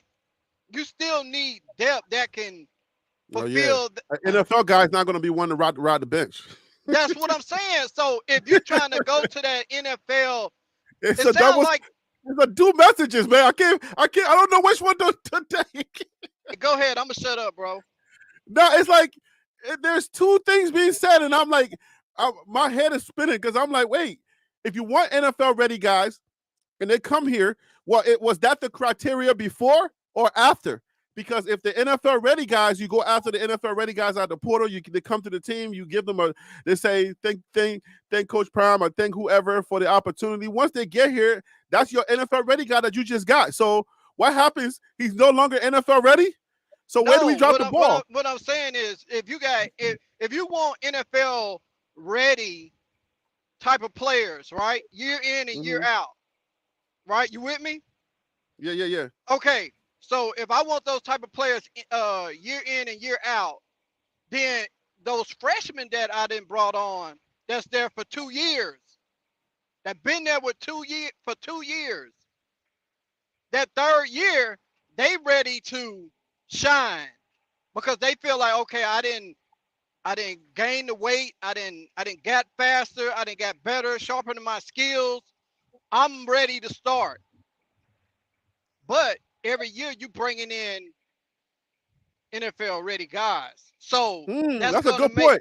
That's gonna make them want to transfer, and that's why Phil and DC be talking about Alabama so much, because they got those type of freshmen that been on. So when they third year come up, they are NFL ready. They don't have to go looking in the portal to find NFL players. But go ahead, I'm gonna shut up. That's a good point, Tim. I see you rocking today. Okay. That is a really good point, because if you think about what Tim just said, what happens to your developing guys? What happened to those guys that are number 2s or 3s right now? Your 3s could be your freshmen or your sophomores that are developing, and their nose are wide open waiting for their chance. So if you keep bringing in NFL guys, NFL ready guys, when are they ever going to get their chance? What? what Alabama has. I mean, they're losing players to the portal as well. Let's not act like they're not. But let's not act like every other team in college football. But why did they Wait. did they lose to the portal this year? Wait a minute. Let me finish. Let's not act like there's no other kids in the portal from no other schools except for Colorado. But again, those days of development, they are over, guys. We're moving into a new age. Are they ready? Yes, we are. If you can't see it, you're blind. You're moving into a new age of football, college football. No, I see that part. Let me make this last point. On that part, we're in a new age, but I don't know that we have lost development yet, though. I don't know if I would jump off the cliff with that one yet. That's not the connotation that I'm saying. Those days of trying to develop for 2-3 years of a player, that's over, man. These kids are jumping all over everywhere. But let me make this last point, and I'm going to be quiet again. I am just here today to take notes. When that portal closes and we have this thing put together, I'm going to bring it right back to you. Well, let me say this before I give it a fail. I'm going to say this because remember today, my goal today is to keep my guy upright. It's not for me to join the choir of people, of my butters, right? Because I know my butters are ready, and I appreciate my butters because they keep me honest on this show. But I want y'all to know, Coach Prime is my guy. We're going to be okay. I got to keep saying that every hour of the show because now we're into our second hour. Coach Prime is good. Listen, we're going to dominate this year. I want to make sure I get this on record on the tape because I'm probably going to chop this video up and put it in shorts. Coach Prime is going to dominate in 2024. Understand that. Get it into your bloodstream. Let your cranium, your equilibrium, your balance, whatever you got to do, get it in there. Understand that Coach Prime is okay. All right, go ahead, Phil. I just want to make sure we get that. Yeah. So I just want to say this. I don't think anybody is coming on here saying that CU is the only school that's getting hurt by the transfer portal, or that because of what's going on at CU, they're an outlier and they're terrible. I don't think that's the case. The issue is that because of the way he's going about using the transfer portal, I don't know if I trust that method, because at the very least at other schools that are a little bit more established, and yes, I will say that those other schools are more established with their coaching staffs, but you can have a guy that comes in as a freshman. They know they're probably going to have to see it for a year or two, but they believe in the program and the process, and they see that coach can develop them and get them to the NFL. So they're willing to stay. If you look at the majority of the players that left from Alabama, they were guys that had chances to start next year, but they didn't know who the coach was going to be, so they decided to leave. All right. And so to Tim's point, you have guys that are coming in as freshmen. They working their butt off, running with the threes. Now they get to run with the twos a year later. And then all of a sudden, we're going to get us a dog in the portal. So it's like, why should I believe in the program if all you try to do is always replace me? You don't see enough. You don't have enough belief in me, in my talents, in the development that you supposedly given me to be better. If all you want to do is go get somebody from the portal, it just don't make sense to me that way. I agree. So Phil, let me give you this. Phil, let me give you this right here. Let me give you a prime example right quick. Let me show you guys how the you got 20 seconds on this. 20 seconds. 20 seconds on that. 20 seconds. Let me show you guys how the times is changing and we're moving into a new era. You guys spoke on them earlier. Eric Brantley, defensive end, freshman, has entered the portal. Why in the world, as a freshman, do you think you need to enter the portal? Where do you think you're going that you're going to be 2 on the depth chart? This lets you know that times is changing. These freshmen that are coming in now, if they're not 2 on the depth chart, they're skating, buddy. Times is changing. Hey, also to add to that a little bit, man, we got to back this train up a little bit. Go ahead, Willie. Back that train up. Let me see. Back that thing up. Give me. I got 20 seconds to back it up. Okay. Hey, hold. You got to know Diddy that. You got to know Diddy that. You got to know Diddy that, bro. I know Diddy. I was saying Paul. I'm in New York. We're not using no Diddy. We're using Paul still. No, Paul. Okay, all right, pause. Go ahead, Willie. Okay. Poor choice of words. Sorry. Listen. Coach Prime wants to win. He wants to win immediately. Maybe not right now, but I'm going to say immediately. And he's doing what he needs to do to win now. Because if you have he developed a winning program now out of what he's doing now, the way he's doing it, then maybe as the program you start bringing in these players, now you can bring in the players that you need to develop. But that what everybody's talking about right now for is that that ain't gonna work for him. This is his second year. It's just not gonna work. So people need to start. Well, he needs to do it the old traditional way. That ain't gonna work now. Maybe later it may add to his program, but it ain't working now. All right, that's your I agree with you, brother. I got I 5 agree. seconds. I got I 5 agree. seconds of pushback on that. Go ahead, push back, and then I got to bring Ron Tate in here. Go ahead, guys. Okay. All right, real quick, tennis. Coach Prime got a quarterback son, a safety son. He got a bonus son in Travis Hunter, another bonus son that he's looking out for. Dylan Edwards. Dylan Edwards is also a son. And he got another son, Dylan Edwards, that was committed to Notre Dame, but chose Coach Prime and believed in his vision for him. Okay, those 5 guys, but 4 of them about to get ready to go to the league. Coach Prime is trying to win today, not yesterday, not tomorrow. He's trying to win today so he can make sure that those guys got a real good chance of all 4 of them going in the first round, somewhere in the first round. Man, that's preposterous, bro. Dylan can't even leave yet, dude. What are you talking about? I said 4 out of 5, bro. Okay. So listen. He brought in everything he needed. He brought in everything he needed for CU. I don't know if this was part of my question, but if somebody could write this down, I feel as if there is a messaging problem that's causing players to leave, and I just want that to be put on the record. I feel like I understand what they're doing, but I feel like there is a messaging problem. Okay, there's a messaging problem somewhere in that organization. There's a messaging problem, and it's affecting players. There's a standard problem. Huh? There's a standard problem. A lot of those kids is leaving. They're just not living up to the standard.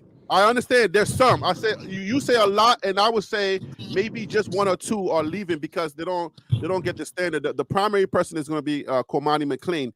But I'm thinking overall, in general, something's being lost in translation, because at the end of the day, what makes a player? I want us to discuss this right later on.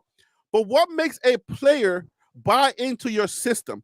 What causes a player to say, "All right, coach, I hear you. I'm here for you. I'm going to stay"? That's a question. What is that thing that makes players say, "All right"? You get somebody like Westbrook that says, "I'll be number 6. I'm good because I understand what you're trying to accomplish. I'm good coming off at number 6." Or what makes the number 2 say, "I'm staying, God. I got you, coach. You're my guy. I'm staying as number 2." What is that thing that's going to cause that number 2 to stay? Because I feel like if it's not messaging, something's happening where our number 2s are feeling a little froggy. You see what I'm saying? So something's missing. So let me bring on Ron Tate. Ron Tate, welcome to the show, brother. I appreciate you calling in. Welcome. Harry, stop trying to save people, Harry. And hey, I'm talking about panel members. I'm talking about the panel members right now, because you know. Mm-hmm. Where is he at? I'm looking around. Don't hide now. Who's hiding? You know who's hiding. I'm about to show my face in a minute. Yeah, see, there he is. I'm about to show my face. You gonna see the real Willie Wade. We're gonna see his face today, but I guess he's scared. So it is what it is. There's a lot of scared people on this panel today. That dog on the church. Listen, for one thing, I'm poking. For one thing, Harry and the panel guys, being a dog, being a starter is a mindset. DC's ready. It's a mindset, and I want you to know. I want you to know that everybody's showing their face. Everybody's showing their face now. Oh my God! Yeah, it's a mindset. All this gray hair. What is going with all these old men on this panel? Yeah. Let me give you an example. Let me give you an example of that. Everybody's showing their face. Look at you, Buff Dynasty. Yeah. Hey, drive safe, brother. 2 people driving. Harry, let me give you an example, Harry. All right. 19 1980, 1979, 78, 77, 77, 78, 78. This black kid from a HBCU school, no senior, no pro day, no nothing. All he did, he ran a 40 for a couple of pro scouts when they came to his school to look at some other kids, and he went up to Foxborough to a tryout. 1,100 players, and only 2 out of 1,100 that weekend were signed. That black player from that HBCU and a punter. That's a dog. That's a dog. Nothing but Division I schools up there. Nothing but. No one knew this kid. And only 2 players. That's a dog. It's a mindset. It's a mindset. No one comes there. So what question are you answering right now? Because I want to understand where you're going with this. In the beginning, DC was talking about, what was going on there at CU, and it's the coaches. It's the coaches will determine who is number 2. The player determines who's number 1. If I'm a dog, you can't keep me off of that field, because I see it and all the coaches see it and all my teammates see it. I'm not going to be on the bench. So then are you agreeing with me that there's a messaging problem then? Yeah, hey, Harry, I wrote that down. There is a messaging problem, but I don't want to get to that. And that yet. We'll get to that in a second. We'll get to that in a second. And also that CU has a problem. All the teams are going through this. CU, because of the media and the scrutiny and attention that they have, it's blown up. They get more pub than any. All right, man, you just got here, but your 30 seconds is up. Okay. I'm giving your 30 seconds. And listen, when a dog comes to CU, he don't come there to be a backup. I don't care what you say. You can talk all you want about. A dog does not let that word stuff, that verbal stuff, bother him. The stuff that Coach Brown, he doesn't let that messaging mess bother him. He walks a walk that is above all of that, because his play, his attitude, that's a good point you're making. His play speaks for him. He does not allow that stuff. That stuff to him is like a naysayer. Well, Ron, but I must say this to you, Ron. Today, I think the separation from a dog to these young people, we don't have the liberty that we used to have back in the day. The mentality is not there, where you only find a few Dylan Edwards, a few Shilohs, a few Travis Hunters. You only get a handful of those kids, and exactly what you're saying. But then on the other side, you got a plethora, 1,000 of these kids who are probably good, but their mindset is just not up to par. So Harry, listen, you know why that is? Because that's why the percentage of individuals that go to the NFL is so small. That is why, because the cream will rise to the top. That is, right. we can talk about this till we're blue in the face, but it's the cream is the only thing that's going to rise. Got point taken. Phil, so real, if you're there, I know you're watching close. What was that question that I wanted to get to? Let's get to this question, because DC got everybody's showing their face today, and everybody's ready to talk. DC is ready to talk. You know what I'm saying? I didn't even know he was a light-skinned brother, so now I think different of this. You know what I'm saying? Because I ride with the dark pack, and now I'm seeing all these light-skinned, gray-haired dudes. Different respect now. Okay, I don't know. Okay, you're not so tough no more when you're like. I told you was a tough guy. I had you as a dark-skinned Tuskegee air flying guy. Now you light-skinned. Forget about it. All right, Phil. What's the question? What was the question?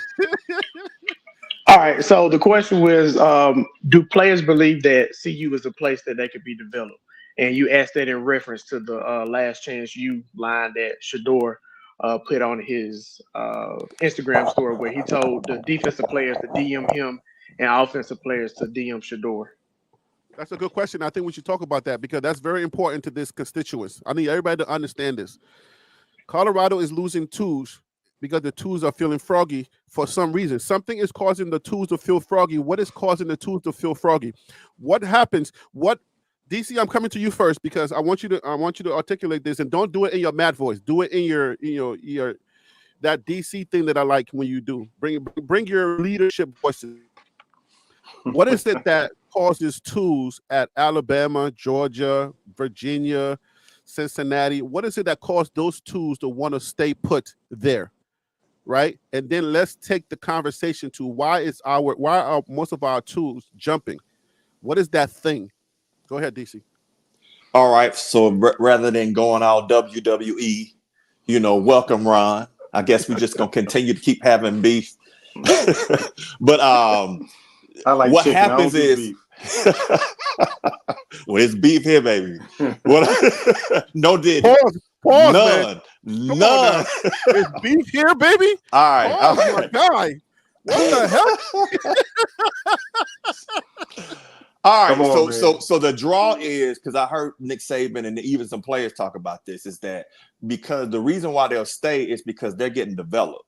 When you're sitting here going against ones that are pros, most of them are pros. You're even going against practice squad. The practice squad is even going against folks that are pros. So that gets them development. That gets them going against good talent. They're getting coaching. They're getting all these things they get to see in NFL environment.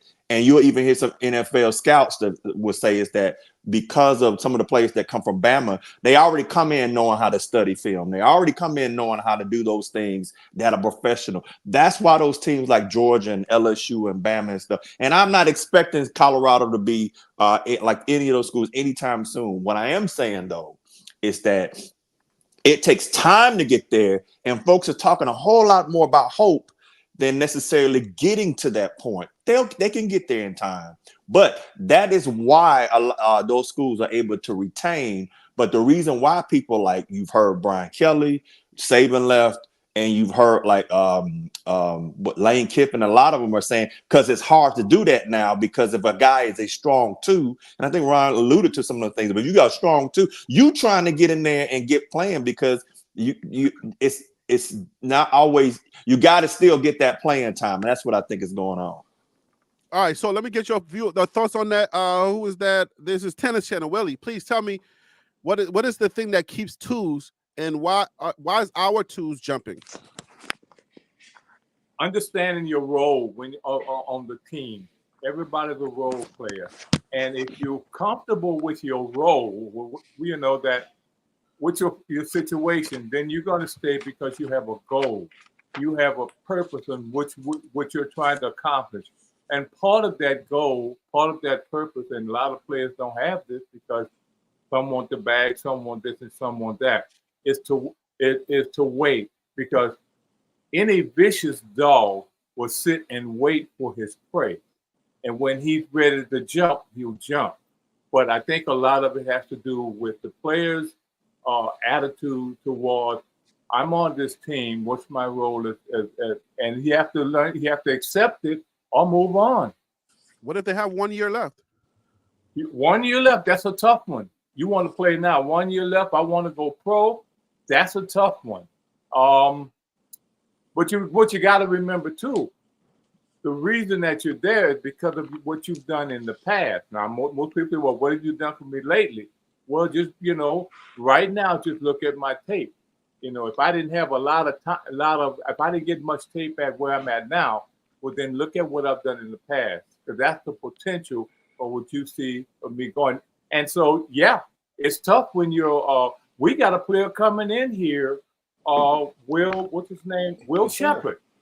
What's that brother going to fit in with them receivers? No. He's going to make his way. No, he's not down there.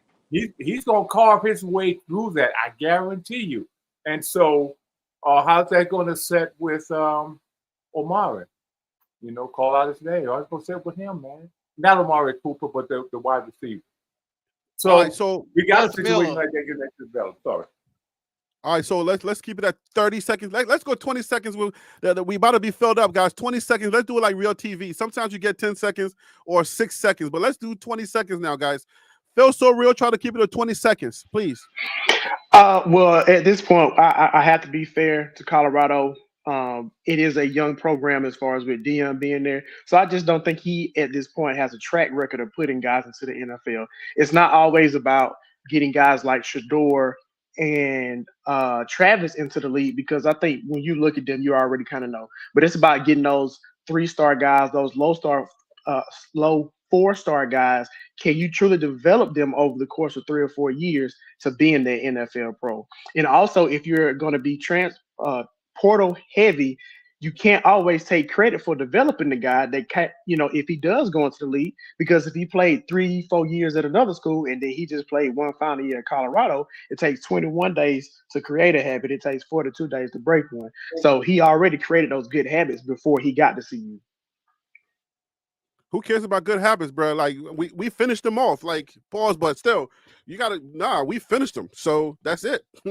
It's the end goal. It's not. It ain't where you from. It's where you at. Like in that. Who said that? Which hip hop king said that? It ain't where you from. It's where you at. That's just how it works. Okay, it's where you pay rent.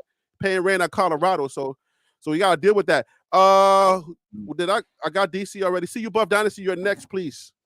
Hey man, our twos, or what you asking about the twos jumping, right? The twos. The question was to twos. So what is it about our twos that are jumping, and what's going on with that? And because you're supposed to be able to give your twos enough confidence and let them know that you prioritize them for them to be able to stay, and you know that they're developing. So if some of our twos, not all of our twos, but if some of our twos are jumping, what is it that we're not doing right, or what are we doing wrong? It's not necessarily nothing that the program is doing wrong. It's just the mentality of those guys that are in the 2 position. Sometimes they feel like they're better than the ones, or they feel like they can go somewhere else and be a one, and you can't really blame the kids for that. But most of the time, them guys they leave and jump in the portal to go be another 2 or 3 somewhere, which is idiotic to me. That's a good point. It has nothing to do with the program. It's a personal thing. It's a mentality thing. Like I keep saying, man, those days of the kids coming in saying, hey, man, I'm going to work my way up. I'm a red shirt this year. I'm going to lift weights. I'm going to eat right. I'm going to get acclimated to Power 5 football. Come back my next year. I'm going to get a little play, those days are over, man. These kids want hot pocket microwave results. But hold on one second. Because hold up. Because he just said something. Because remember last year at the end of the season, we had a red shirt, and that was who? Alto McCaskill, right? Alto said, I want a red shirt, and Coach Prime was bigging him up. So where do you think the conversation broke down? Who dropped the ball with that?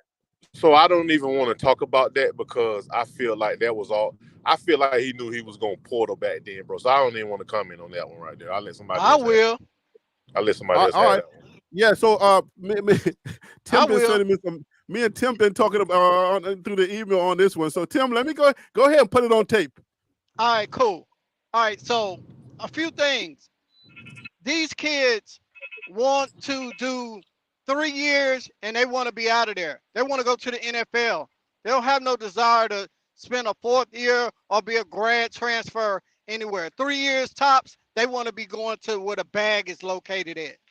Okay, so development, communication, honesty. I feel like they need to communicate better, and they need to be honest with these kids to let them know, hey, this is what it's going to be like your first or maybe second year. Alabama, LSU, some of these bigger programs, established programs, they do that. They straight up honest with them. Hey, you're not going to come in, even though you may have been a 5-star at the high school level, that doesn't mean that you're going to be a 5-star here at the college level when you got people at Alabama like Derrick Henry. When he was playing there, you're not going to be a 5-star and think you're just going to jump him as a junior or senior. You have to develop. If you're not able to keep those 2-year guys there and ensuring them that they're going to get some playing time their 3rd year, where they want to showcase their talent that 3rd year and jump to the NFL, they're going to be up out of that joint. Yeah, them days. Tim is actually leading us. Hold on, guys. Hold on. Tim is actually leading us right into that question. That's that other question that we had. That whole communication part of it. So Let me get the rebuttals. Let's get the rebuttals out, and then I'll bring my other two guys so we can all answer that question. I'm gonna go. We got Cool Rich and we got Fast Feet Freddy on the line waiting. So let me get a few rebuttals. Try to keep your rebuttals to 20 seconds because now we got a full panel. So keep your rebuttals to 20 seconds. Let's get DC first. Go. I'm gonna be real quick. I mean, and as much as we love Coach Prime, or I guess I'm suspected of loving Coach Prime, but I do. My question is gonna be, okay, well, we say, well, they didn't want to sit there, they didn't want to be number 2, but who's to say that the kids said, hey, if I'm gonna be number 2, I don't want to do it at Colorado. It's like we don't even want to consider that might be a valid thing. They might not like what's going on. Well, get out of here. Bye-bye. Okay. Bye. You don't want Is there us. another rebuttal? Am I Another 20-second rebuttal. Let's go. Tennis, go. Listen, so what makes us think that Prime is communicating with these kids? We know who he is. We know what he does. We know all the meetings and all of the lectures and all of that stuff, what he does on it. So what gives us the impression that are you maybe jumping there's to the a next lack of question or you had a communication? rebuttal? That is the rebuttal. There is no there's no lack of communication. I think the communication is there, but it's the recipient of what I'm saying. Do you guys understand what I'm saying? Yes, I definitely Yes or understand. no? So what Willie is saying You that didn't communicate. I just was communicating, Harry.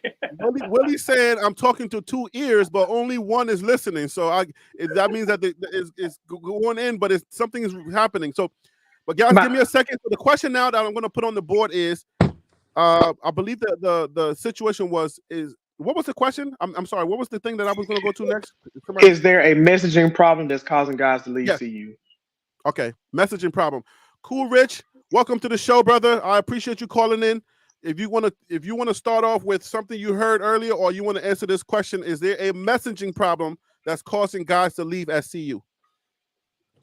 Well, first, happy Friday, fellas. What's up, brother? Cool. What's up, Cool? Yes, sir. Your brother is still under the weather a little bit, but I'm gonna answer that question that was just posed. So I honestly don't believe that there is a messaging problem. I just think that these kids are extremely sensitive and finicky. Like they have this aspiration thinking that they're all going to make it to the NFL. The vast majority isn't. And they want to have this thought process of, well, if I go to this place, I'm gonna be able to get there. If you couldn't make it, if you couldn't even start at Alabama, if you couldn't even really get any playing time at some of the bigger schools, why would you then think that you could just jump in the portal and then think that it's going to be even better for you? Most people that actually jump in the portal, they don't even get picked up. If you even look up the transfers from last year or from earlier this year, majority of them didn't get picked up. Majority of them are still sitting in the transfer portal. So it's kind of crazy that the messaging is seen as the issue, opposed to just them and how they look at the situation as being the issue. I mean, they're looking at it as business, but overall, they're bad businessmen because they're still kids and teenagers. So we gotta be careful how we talk about this portal because we're using it to recruit. So let me bring on my guy, Fast Feet Freddy. I don't know what that fast feet is all about, but he's gonna explain that to us. But your first question, I'm sure you're a first-time caller. Welcome to the show, Fast Feet Freddy. Hey man, I'm glad to be here, Harry B. It's cause slow feet don't eat, man. So I got fast feet. You know what I mean? Okay, let's go. All right, then, bro. Let's go. Hey, you know, the big family. The CU.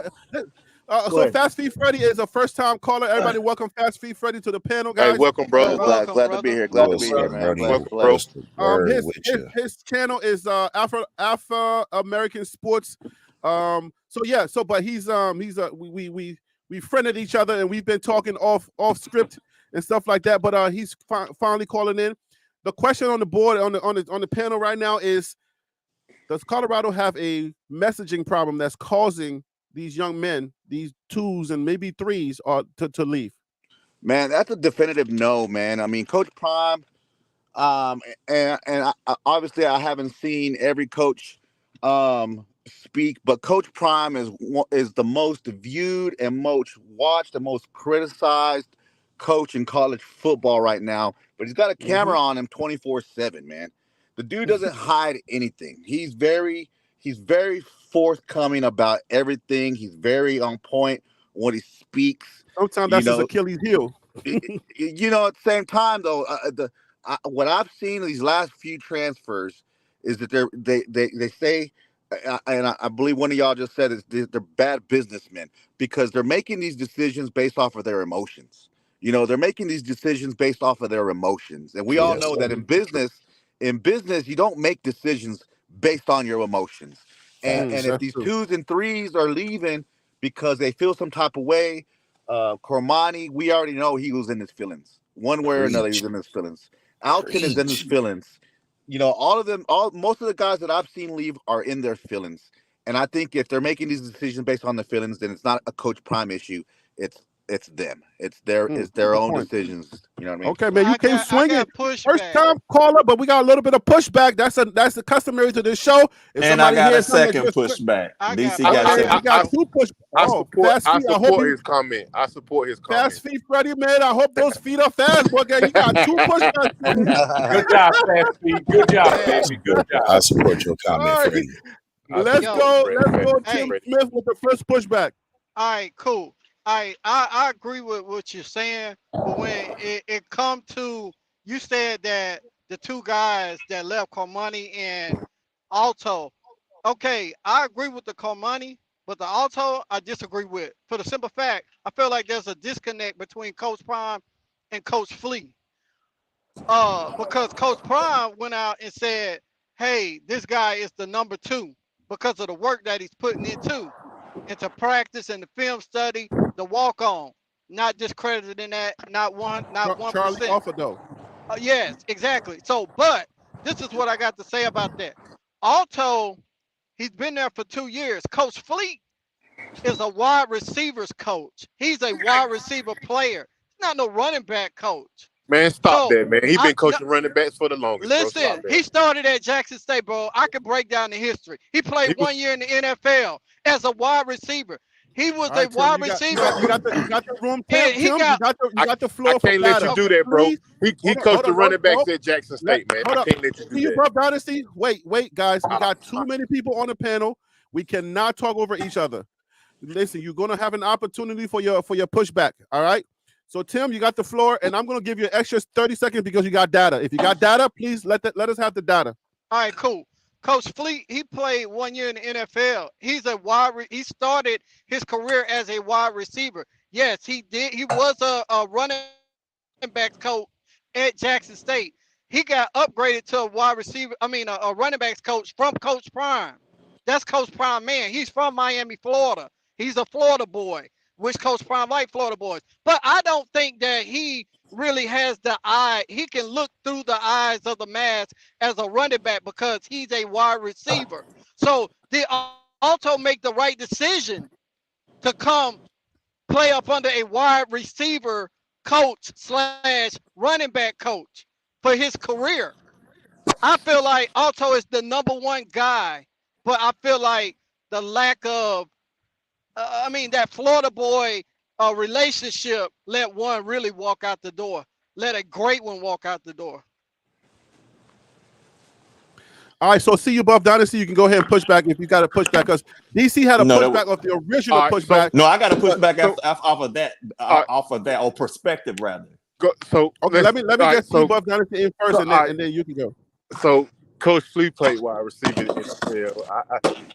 He was the head coach of Howard University, where he also coached the running backs. He went to Jackson State. He coached the running backs as well. But the dude been coaching running backs for over 15 years. I just want to make sure that we get that correct before we put information out. He's not a freaking wide receiver coach. He's a running back coach. He's been a running back coach for over a decade, man. That's all I want to say. He's not a running back coach with wide receiver eyes and all of that. He is a running back coach. That's the position he's been coaching for the past decade, man. That's it. Okay, so that's a direct contact, Tim. I want you to take that heat right there. decade, I mean, and then you came I in. understand You know that what he I'm saying? went to Howard. Yeah, he went to Howard University. But was he a running backs coach or was he a head coach at Howard University? He was the head coach, and he Okay, he worked was a the running. okay, he Wait, was a hold on, he was the hold head on. coach, and he worked with the running backs. Like, Okay, he I'm, worked with the running backs, but he had a running backs coach, right? At Howard University. Because he can't be both.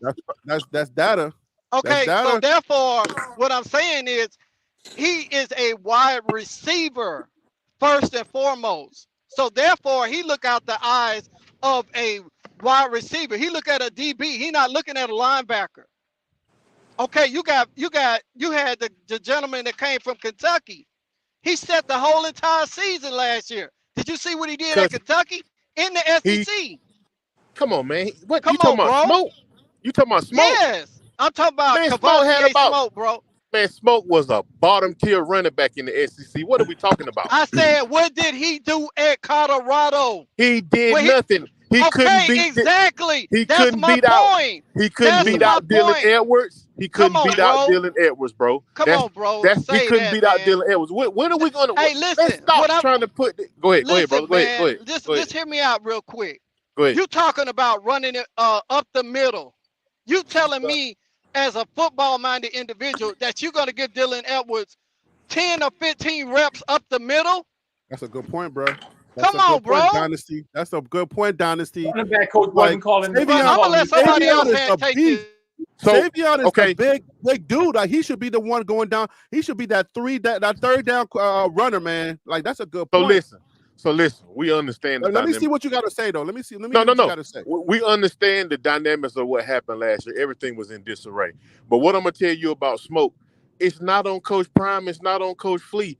If Smoke could not beat out a freshman in Dylan Edwards to get on the field, that's not our fault. That's his freaking fault.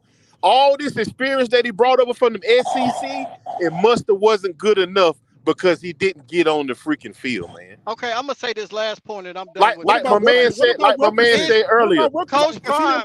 Like my man, hold on. Like my man said earlier, if you're a dog, the cream rises to the top amongst and through anything else. So his cream must have didn't rise to the top. That's it. Every time I hear cream, I want to say pause, but it's okay. So let me. So go ahead. So there's also Wilkerson, but like you said, you did put that little bit of a we had issues last year, so I can't really go at you too much with that. So I'll let you off the hook for that. So all right, let me get DC in here because he did have pushback, and I think now his pushbacks are now backed up. So he got put 2 pushbacks. Go ahead, DC. All right, first, welcome, Fast Speak Freddie. All right, thank you. And I'm definitely gonna subscribe. I like when people have pretty good takes, and you had a pretty good take. I'm not pushing back necessarily with what you were saying in concept. Here's what I'm gonna say: is that all right? So I'm prior military, or retired military. If I have a soldier, and one of my thing as the commander will be graded as is retention, and each person that I couldn't retain that decided to leave, especially if they left before their contract, that was a black eye on me. Now I was able to retain a lot more. So here's my point. It costs a whole lot of money to bring kids in, to recruiting and retention. There's a lot of money that goes into that. So at the end of the day is, I know folks are saying, well, they want to compete. They didn't want to have this stuff. You still have to sit back and ask that question. Did I do everything that person needed me to do to help them to be successful? And what we're willing to sit back and say is, well, when a person's leave, and it's not you, Freddie, it's that, well, it was all on that person and it got nothing to do with nothing else going on. And I'm going to tell you, having led these people in this age group for years, that's not a true statement, folks. I love Prime, but y'all only know what's shown. You don't know the whole man. I'm not saying that he's wrong. What I am sitting up here saying is, y'all got to check that, saying, always putting the blame on these kids, because it ain't always them. It may be other things that are going on behind the scenes. And in this age of the game, and you've heard Brian Kelly, LSU, you've heard Lane Kiffin, and even Dabo Sweeney, retention is going to be the name of the game, because if not, you're going to continue to have a revolving door, and it's going to cost you a whole lot of money, and it's going to cost you your program culture too. So let me speak on that. DC, I got a question for DC on that. I'm asking the question. Hold on. I gotta say today. Remember what I told you guys in the beginning of the show. A fan's number one job is to make sure you keep your guy cool. And I gotta push back on DC because while we understand, right, it's not always Coach Prime. I mean, it's not always the kids' fault and stuff like that. But we just had a show where we talked about Coach Prime preaching too much. We can't have it both ways, bro.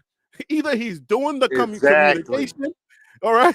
He's either doing the communication and is going out in one ear and going out the other, or it can't be on him because we know for a fact that guy overspeaks. Never said it was on him. He communicates his standards. He lets everybody know every day that he's preaching. So it's a good thing that we got that on the record because we literally said that Coach Prime talks too much. Okay? That he's preaching too much, and sometimes those kids would tone him out. So then we can't come back on another show and allow something like this to slip through where we're saying, well, Coach Prime, it could be Coach Prime is not doing something to retain these kids. I think he's doing everything in his power to retain these young men. But somewhere, somehow, they're not picking up what he's putting down. I just wanted to put that on the record because I am on the record saying that he was preaching too much. And if I'm going to say that, then I got to back him up when it comes to, is he really doing enough to retain these kids? Sometimes I'll say this. Sometimes it's not your head leader, it's your subordinate leaders. Often it is when you can see a pattern. Listen, DC. Please, if we can write this question down, we got to talk about these coaches because Tim Smith brought that up. He said we got to talk about the other coaches. Everything may not be on Coach Prime, but maybe some of the other coaches are nearsighted, right? And they need to open up their eyes because there may be an impediment. So we're going to put a mark in that, and we're going to come back to that. But go ahead, DC. Go ahead. Well, the thing I'm sitting here saying is that I'm not saying it is any of that. I'm not. What I'm going to push back against all of y'all is that you won't even consider the question. That's a blind spot.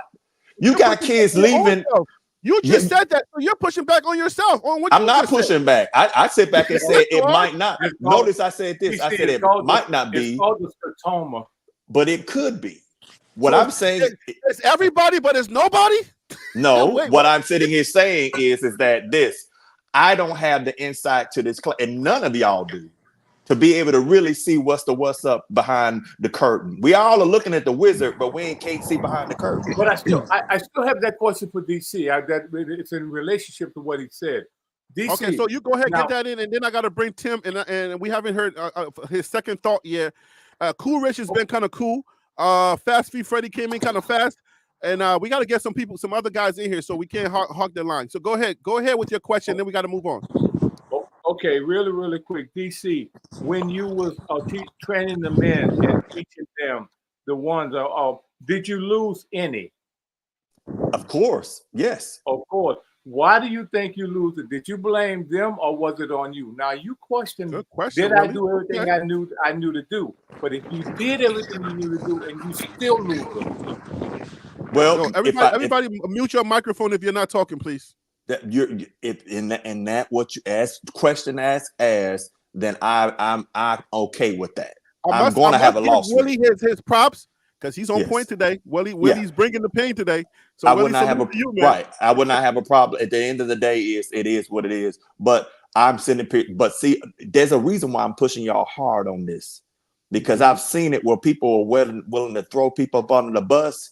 And they find out it'd be something in there. And then people were scared to ask the question, what the heck is going on in that organization? Why did it have such a high turnover rate? And then you find out all kind of stuff was going on that those people didn't say, because understand when you don't have a voice, then other people are speaking for you. And so that's kind of what I'm sitting here saying is that I think they'll be fine, but it's just amazing is that you can't always put all of this on a kid. The odds are very low that is all on the kids, the young men. So I think they'll be fine, and I'm shutting up. But I think the thing is that we're having a conversation, but we got to consider there may be like what Harry said about the messaging. It may be some messaging going on.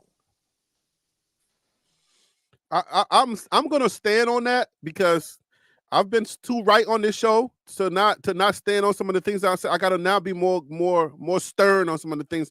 There's a messaging problem, and I'm sensing a messaging problem. But Cool Rich, you got a thought on that, or a second thought on that?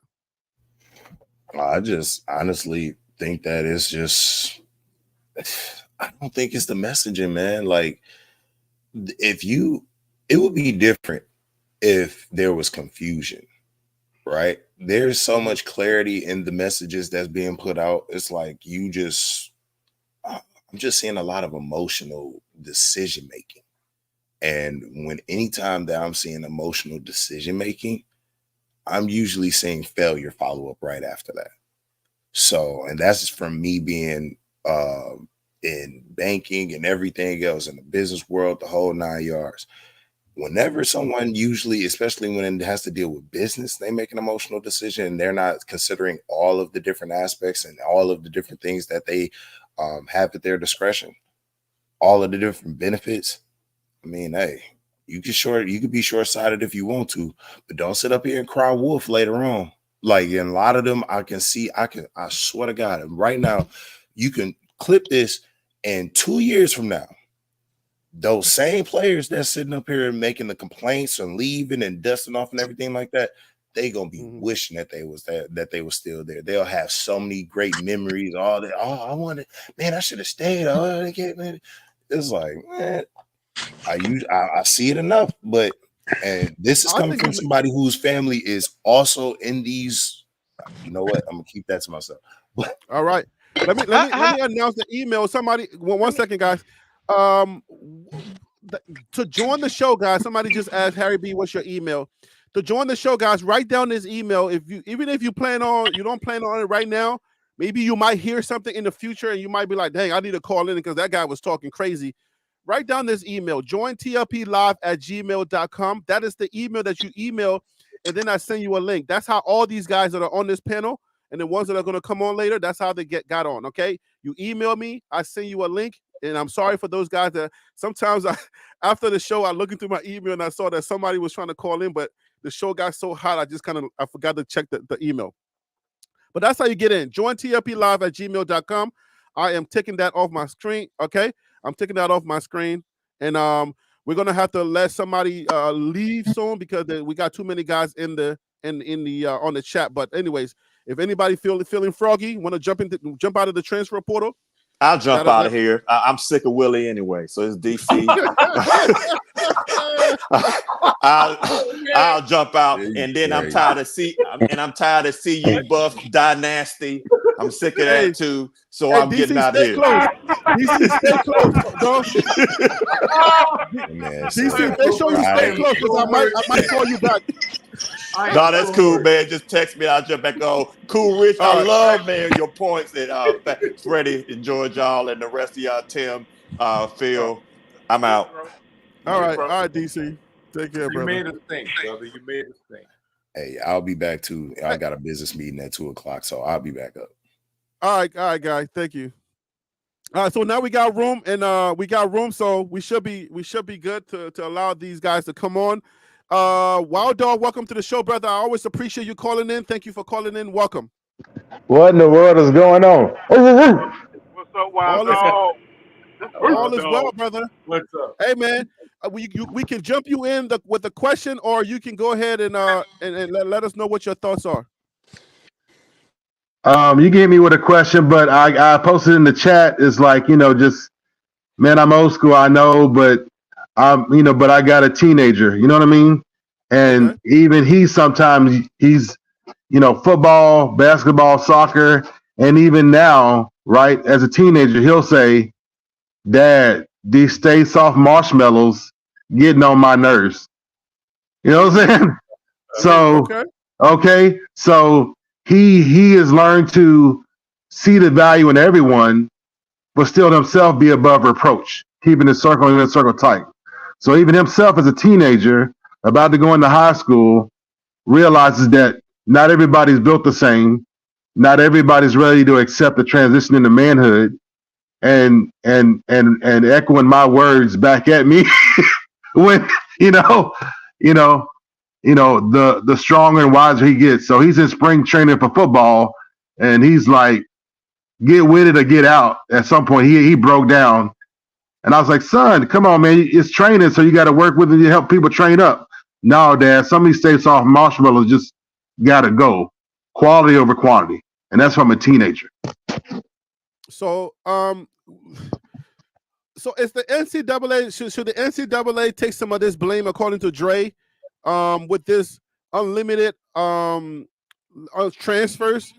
Because at the end of the day, man, some of these kids are gonna feel froggy and they're gonna go, and it's nobody's fault. No matter how much Coach Prime teaches, no matter how much he tells these kids to look out for themselves and to go for mama, to have their why.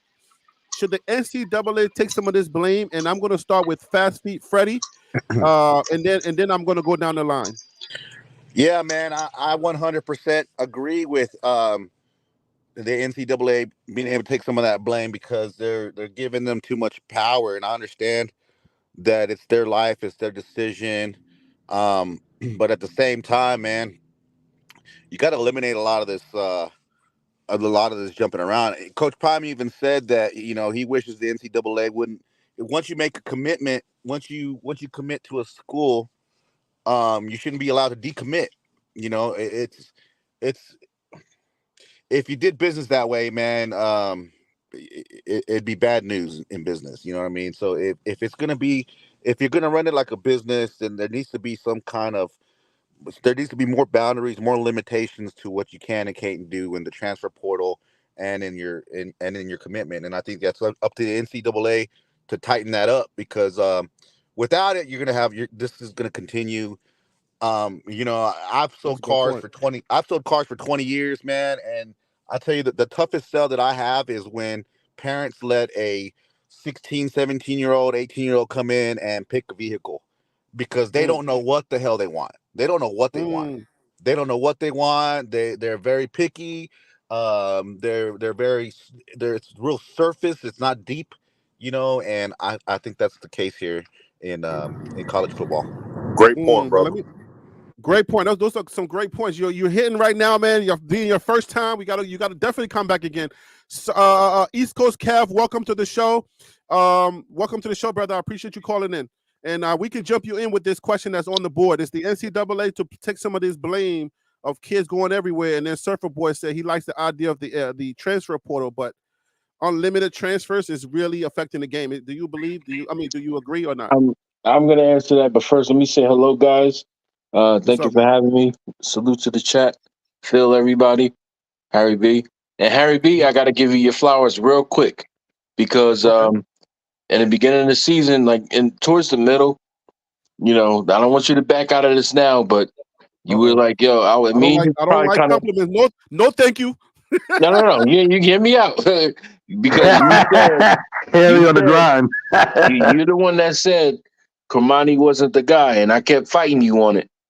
Me and you went back and forth. I don't know if you remember, but and it turns out you might have been right. Not saying because he transferred, but because I've seen film on him and going back to the games, he wasn't really. He can develop a little bit more. But just to answer your question that you asked, I think that the NCAA should just have another rule they can do with the transfers, but now you can hit them with what colleges should do is say, all right, we're Colorado. Okay, sure. You can come with us, but you're going to sign this contract. We'll give you your little bag, your little 200,000, whatever. We'll give you your contract, and you got to sign for 2-3 years.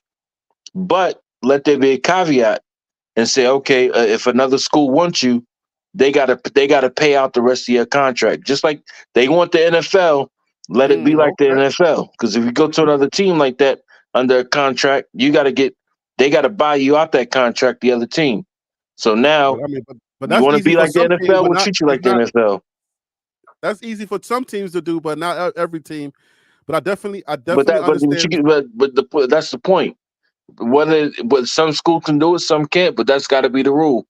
You got to sign for 2-3 years. We're gonna give you this money and we're gonna give you this scholarship, and then you feel like you can transfer anytime you want, okay, you're gonna sign this contract saying you're gonna be with us for 2 or 3 years. And if another school wants you and you try to hit the transfer portal and another school wants you, they gotta buy out the contract. They gotta buy that last 200,000 or whatever. Hey, Harry B, I got a little bit of pushback on that because you gotta hold your pushback because I got Bishop. Okay. I just brought Bishop in from the green room, so let me give him a chance to answer first. Bishop, welcome to the show. Thank you for calling, and I appreciate you. All right, big salute, big salute. What's I up see with you, you? boss. What's going on, guy? Hey, the gumbo is fire for sure. Let me jump in and add Yes, my little ingredient. yes, please, yes, please. So Hey, the first question we jump in on is does the NCAA bear some of this burden as far as like allowing these kids to just jump in and jump out?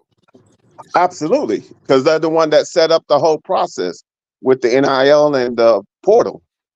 Absolutely. All right, so you want to give us a thought on that? Give us your like, how much of this burden should they bear as far as like how these kids are moving? Okay, now understand with the understanding of the formula, we already knew it was going on, but now you have put it first and more, and now they're so scared to get sued that they're just doing stuff to please certain individuals and not the whole. And what it's causing is like only those who of affluence can really take part, and those who are not as affluent, they could get in where they fit in. But the whole thing was to make sure that there's able to be everybody into the pot, and that being my status, they gotta take the blunt. Can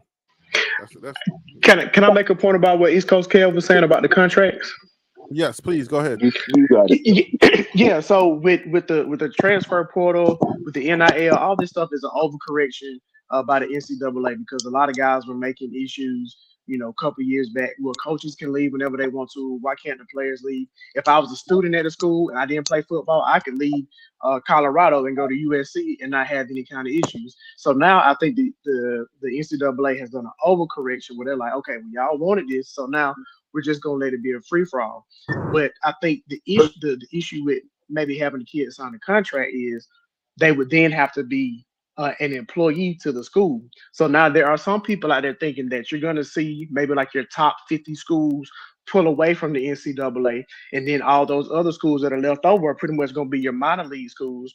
Those kids can transfer up to those top 50 schools, and then they can try to sign contracts and things of that nature. So I think as of right now, we're seeing the beginning of the end of the NCAA, and it's only the NCAA's fault for getting to this point. All right, Wild Dog, go ahead with your comment, please.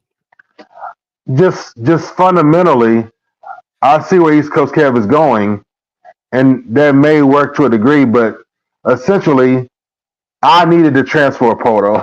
You know what I'm saying? In the early '90s, I needed it, so I agree with it.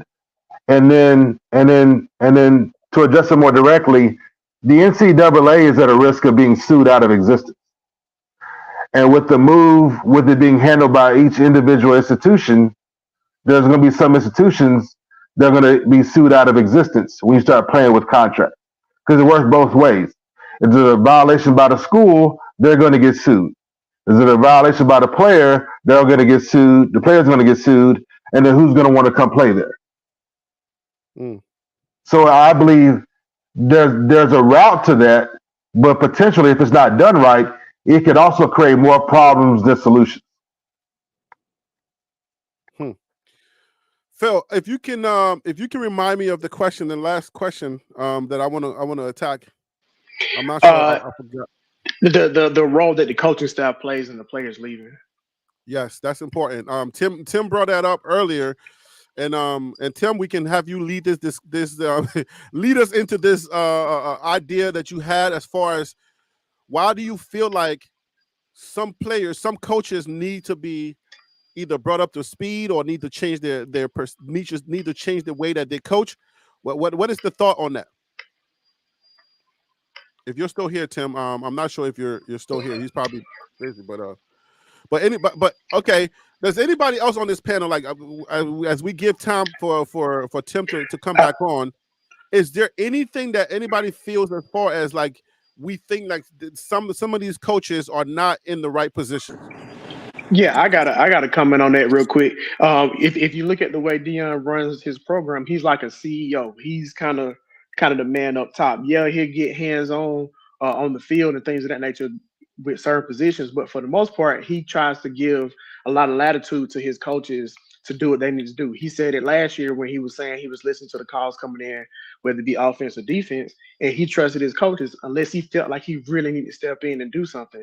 So I think the fact that Dion is so, trusting of his coaches, I think this year he needs to lean into his discernment, and when he sees something wrong the first time, go ahead and say it instead of expecting the coach to see it and then they fix it. Because I think if you can stop an issue the first time you see it instead of letting it happen 2 or 3 times, it'll prevent you from going 4-8 like they did last year. Hey Harry, Hey, real can quick. you hear me, Harry? Harry, Yeah, real quick. yeah. I just Hold on, want to Tim. say, Go ahead, East Coast. yeah, just real quick. I wanted to kind of give a little bit of pushback on because there's sometimes, like I said, I'm not just a Prime sis boom ba type of guy. There are times I disagree with Prime. When Prime said he when it once a player commits to a school, he needs to commit. Well, that is kind of hypocritical because Travis Hunter, you snatched him from FSU. So you kind of went back on your words. So I was just kind of giving a little pushback on that And guy. And then Kermani. you, huh?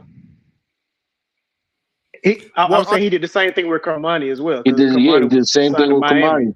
So he Well, can't really say, "I want." Once the kid commits, he needs to stay committed to somewhere because he just went around and did the same thing twice. I'm keeping my guy upright today, so I'm going to play defender Coach Prime. So Coach Prime is playing to the rules that are available to him. So he's not saying like his principles are still study. If that rule was not available, then he wouldn't use it, right? So he's saying, look, the rule was available. I used it, but I don't necessarily like the fact that I had to do that. So it's okay for him to feel like, hey, I want my kids to, when they commit to me, I want them to be able to stay where they're at. I'm going to give them all the tools that they need to become a man, to become a good football player. If they have NFL aspirations, I'm going to give them all the tools to get wherever they want to go, understand what their why is. But once a kid commits, I want them to stay where they're at. Just like the transfer portal became open, Coach Prime is using the transfer portal. The NIL situation came by. Coach Prime tried to use his old school ideas. He's like, nah, that ain't going to work. Give me the money. Let me buy some of these players. It is what it is. So that's what I think Coach Prime is saying. I don't think he was trying to be hypocritical as far as Travis Hunter. He's just using what was available to him, but he was speaking to the rule to say, this isn't where we need to be at. But if it's available to him, then it should be available to everybody else.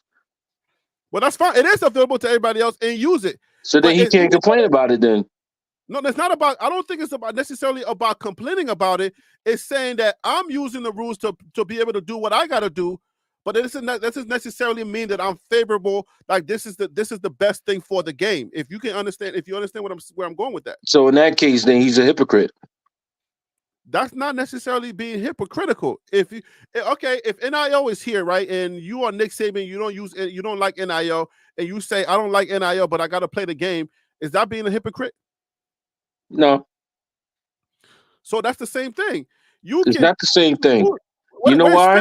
You know why it's not the same thing? Because you can't tell me that you want kids to stay committed to where they are, but you can go and flip 2 kids from another school. It don't work like that. The current rule. Okay, let me explain. Let me explain further. Because that is the current rule, right? If you have the rule available to you, then you use what's available to you. But if you don't like the fact that that's there, or you're not going to use it because you're saying if I'm a proponent of getting rid of this rule, then don't use it to my advantage, or you're saying since it's here, I'm going to use it to my advantage. However, I'm against this rule because I feel like it doesn't give the kids an opportunity to stay where they're at. Harry, you just answered your own question. It sounds hypocritical. You don't like the rule, but okay, since it's there, I might as well use it.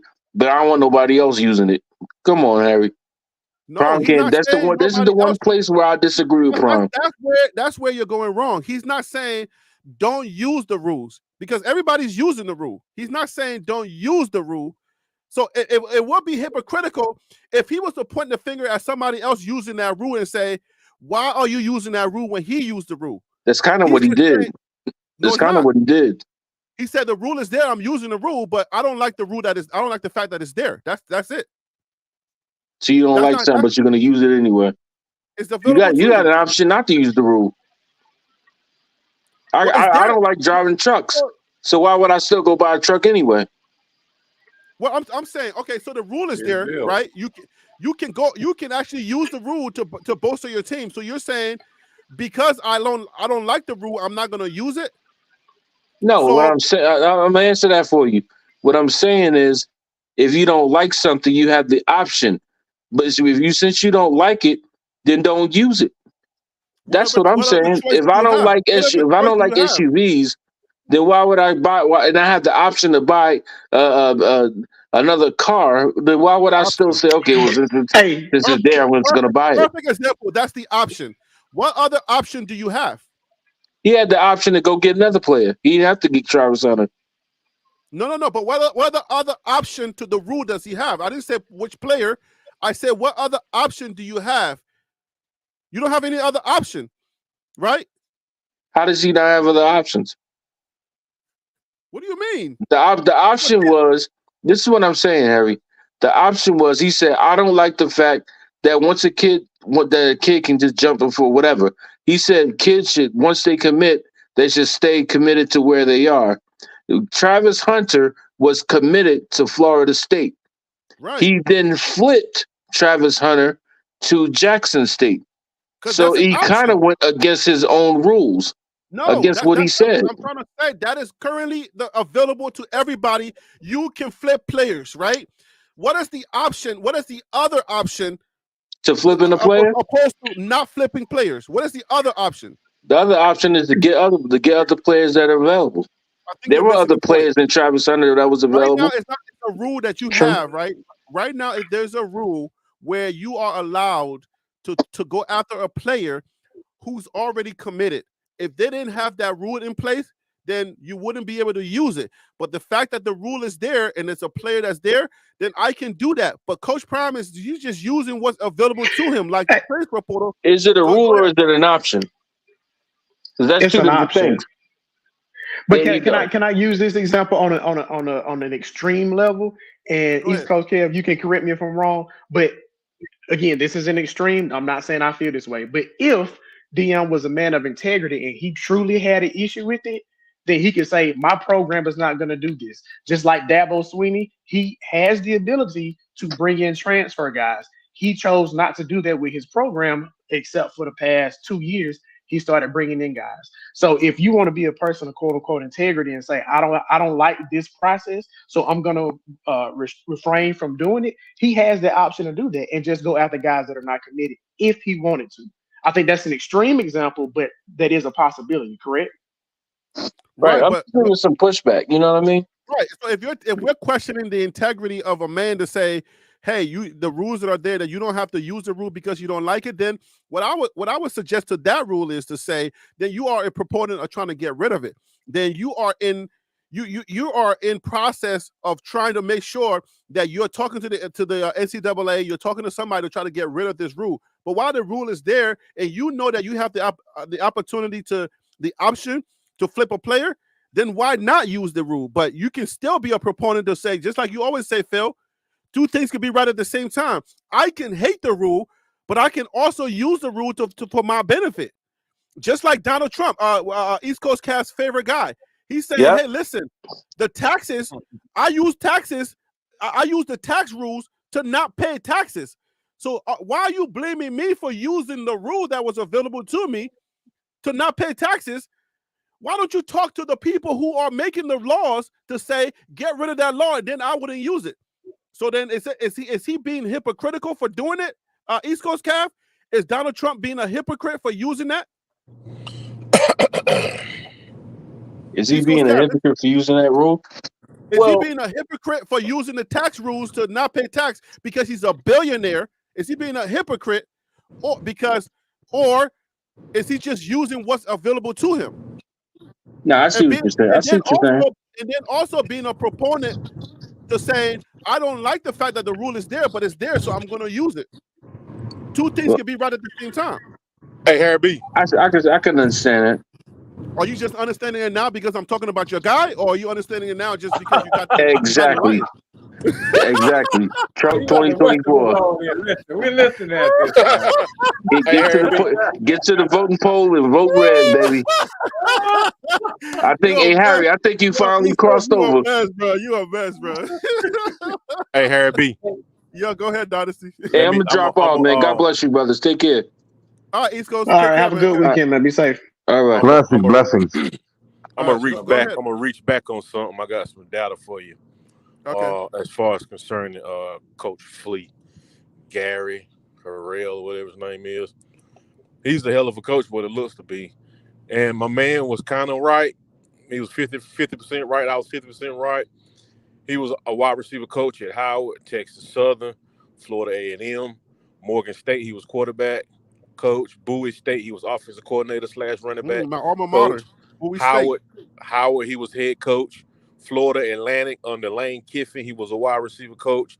Alabama State, he was a running back coach. Jackson State, he's a running back coach. Colorado, he's a running back coach.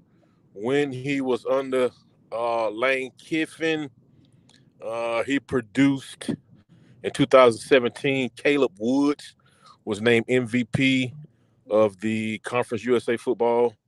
Willie Wright, the freshman, team most consistent wild out and led Owls to 56 catches, total 6 scores.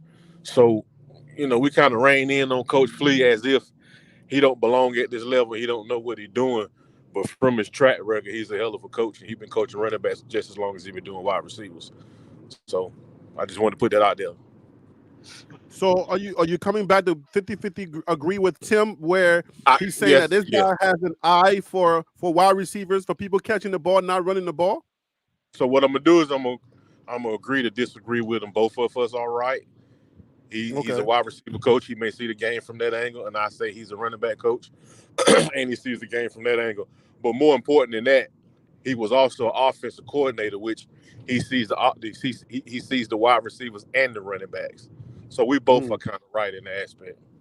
You got a response, Tim? Tim, that was he's referring to you. I agree to disagree with him. I guess for me, I just feel like, do you have the right coach in there right now?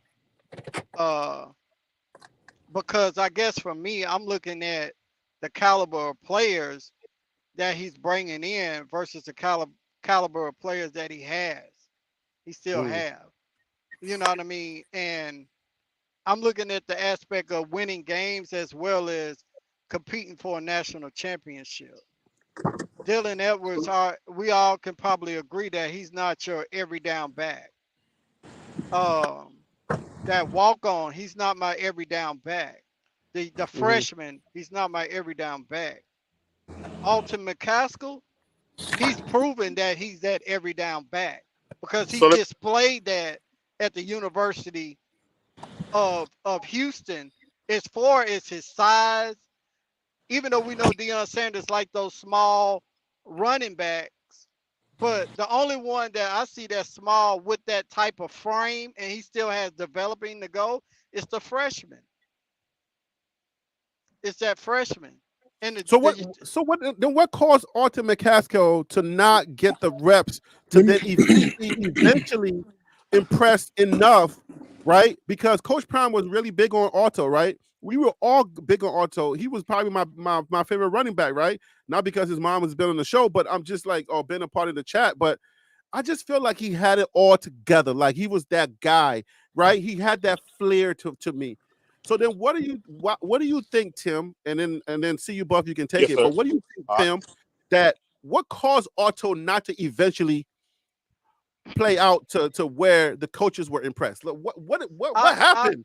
I need answers, man. I mean, this is just my personal opinion, but I feel like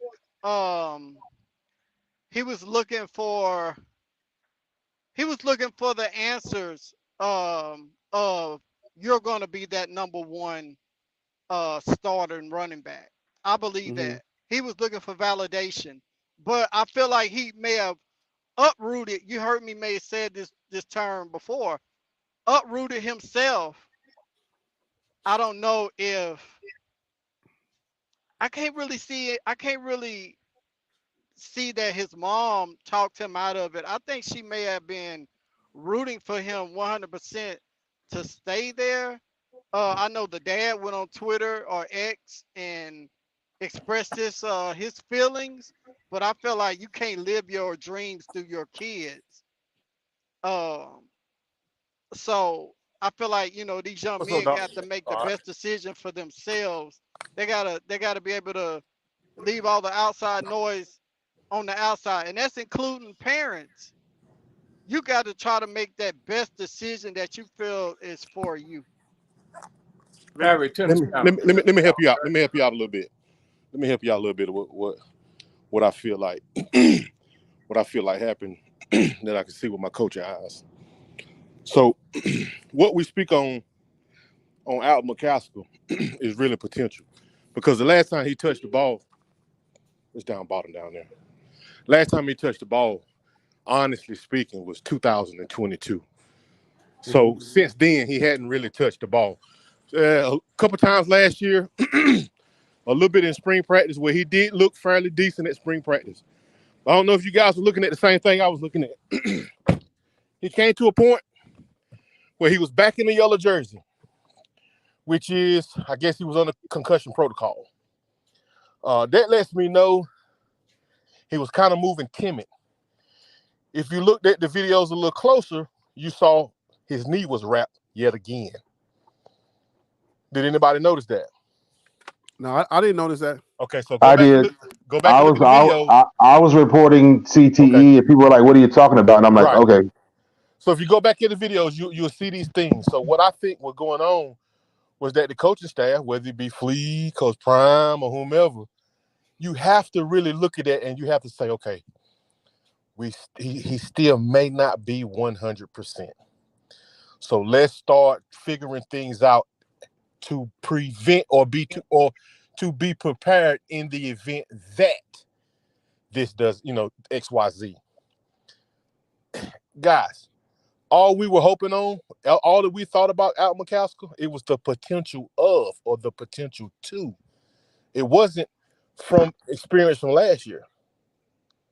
I have a think question for you. that he was not 100%, and he saw that, and he saw that these other two guys, even the freshmen, were starting to get a little more traction with him, more traction than him. Because that's, if you look at the videos, that's what we saw, and it touched him in a certain way, and he wanted to bounce because he may have felt even at 80, 75, 92% that he was better than them, which in all actuality, you're not, because you're injury prone. Your knee is wrapped up yet again. You got on a concussion protocol jersey or yellow jersey or whatever. That lets me know as a coach that when you have injuries, man, the worst thing that happens to you is a mental thing. Your body can be ready, but the mental is really what keeps you from performing, because you're operating on skepticism. You're not like, you understand what I'm But in the saying? beginning of the show, I stated that. In the beginning of the show, I stated that he showing flashes that he trusts his knee more than he did last season, and having his knee wrapped up. Most players that do get injured like that is going to try to protect themselves at all costs by wrapping a knee, running with a knee brace. Right. As a coach, you know that. That's what they're Right. going to do. So So therefore, that's an excuse. no. So then again, I understand what you're saying. I agree with you. So he started out spring practice with no wrap on it. Now all of a sudden you have, so if you want to protect your knee coming into spring practice, it will be wrapped in the beginning. He came out in the beginning unwrapped as if it's ready to go. A week or two down the road is wrapped up. That's concerning to me as a coach. You understand what I'm saying? I think we need to look at that training staff. So then we need to look at their training staff and say, okay, well, is it something that they miss? You know what I'm saying? Where they were doing the X-rays or the MRIs or whatever the case. So all I'm saying is, if it was something that could have been prevented, then we need to look at that. And then if it's not, we have to be honest and say, hey, when guys get hurt and they're injury prone, you're not going to be long for the league, let alone be long in college football. So I think it's beneficial for both parties. He's gone. It is what it is. Hopefully they can find somebody that can come in and play. Hopefully he can go somewhere where he can play and do all the things that he wants to do. But at this point, it's over and done with. Yeah, it Well, is. I mean, is it I fair don't. to, I is don't it want fair to to shift add the that his book. I dad? agree. Is it I fair don't. to I add don't. that his dad? Let's put this on the record, though. Let's put this on the record. Go ahead. Is it fair to add that his dad said that he was healthy last year and he's healthy this year? So that His dad don't know. His dad don't know. hold Yeah, on, I'm hold not. on, I'm hold not on. understanding. Let me finish it, and then y'all can go at it. But When you talk to Pops, right? You get on the phone with Pops and you have conversations. Pops is going to ask you specific questions. Hey, how you feeling? Are you good? Yeah, I'm good, Pops. I'm good. I'm ready to play. I just want to play. So right, we can't make a liar out of his dad, right? We're not going to say his dad is a liar. If his son is healthy, he's going to talk to Pops and he's going to say, yeah, I'm ready. Now, whether the training staff understood that he was ready or not, that was a whole nother story. But he calls Pops. I'm sure he does, right? Like Pops, Pops is in his life. So his mom's. We know that his mom in his life. So something transpired that is out of our reach. So right now, obviously, we're speculating. So don't shut down the speculations because I need to do a show. Okay, calm down, guys. All right. Hey, Harry B. Hey, Harry B. Harry, Hey, Harry B. Harry, Altos. can I say this, Harry? Can I say this? I was listening at everything, and this is just an overall view. Can you trust my word, Harry? If I tell you I'm going to do something, I'm going to be in a certain place, can you trust that? Most of our young people today, we haven't taught them that your word is your bond. We don't teach that stuff anymore. I don't hear that anymore.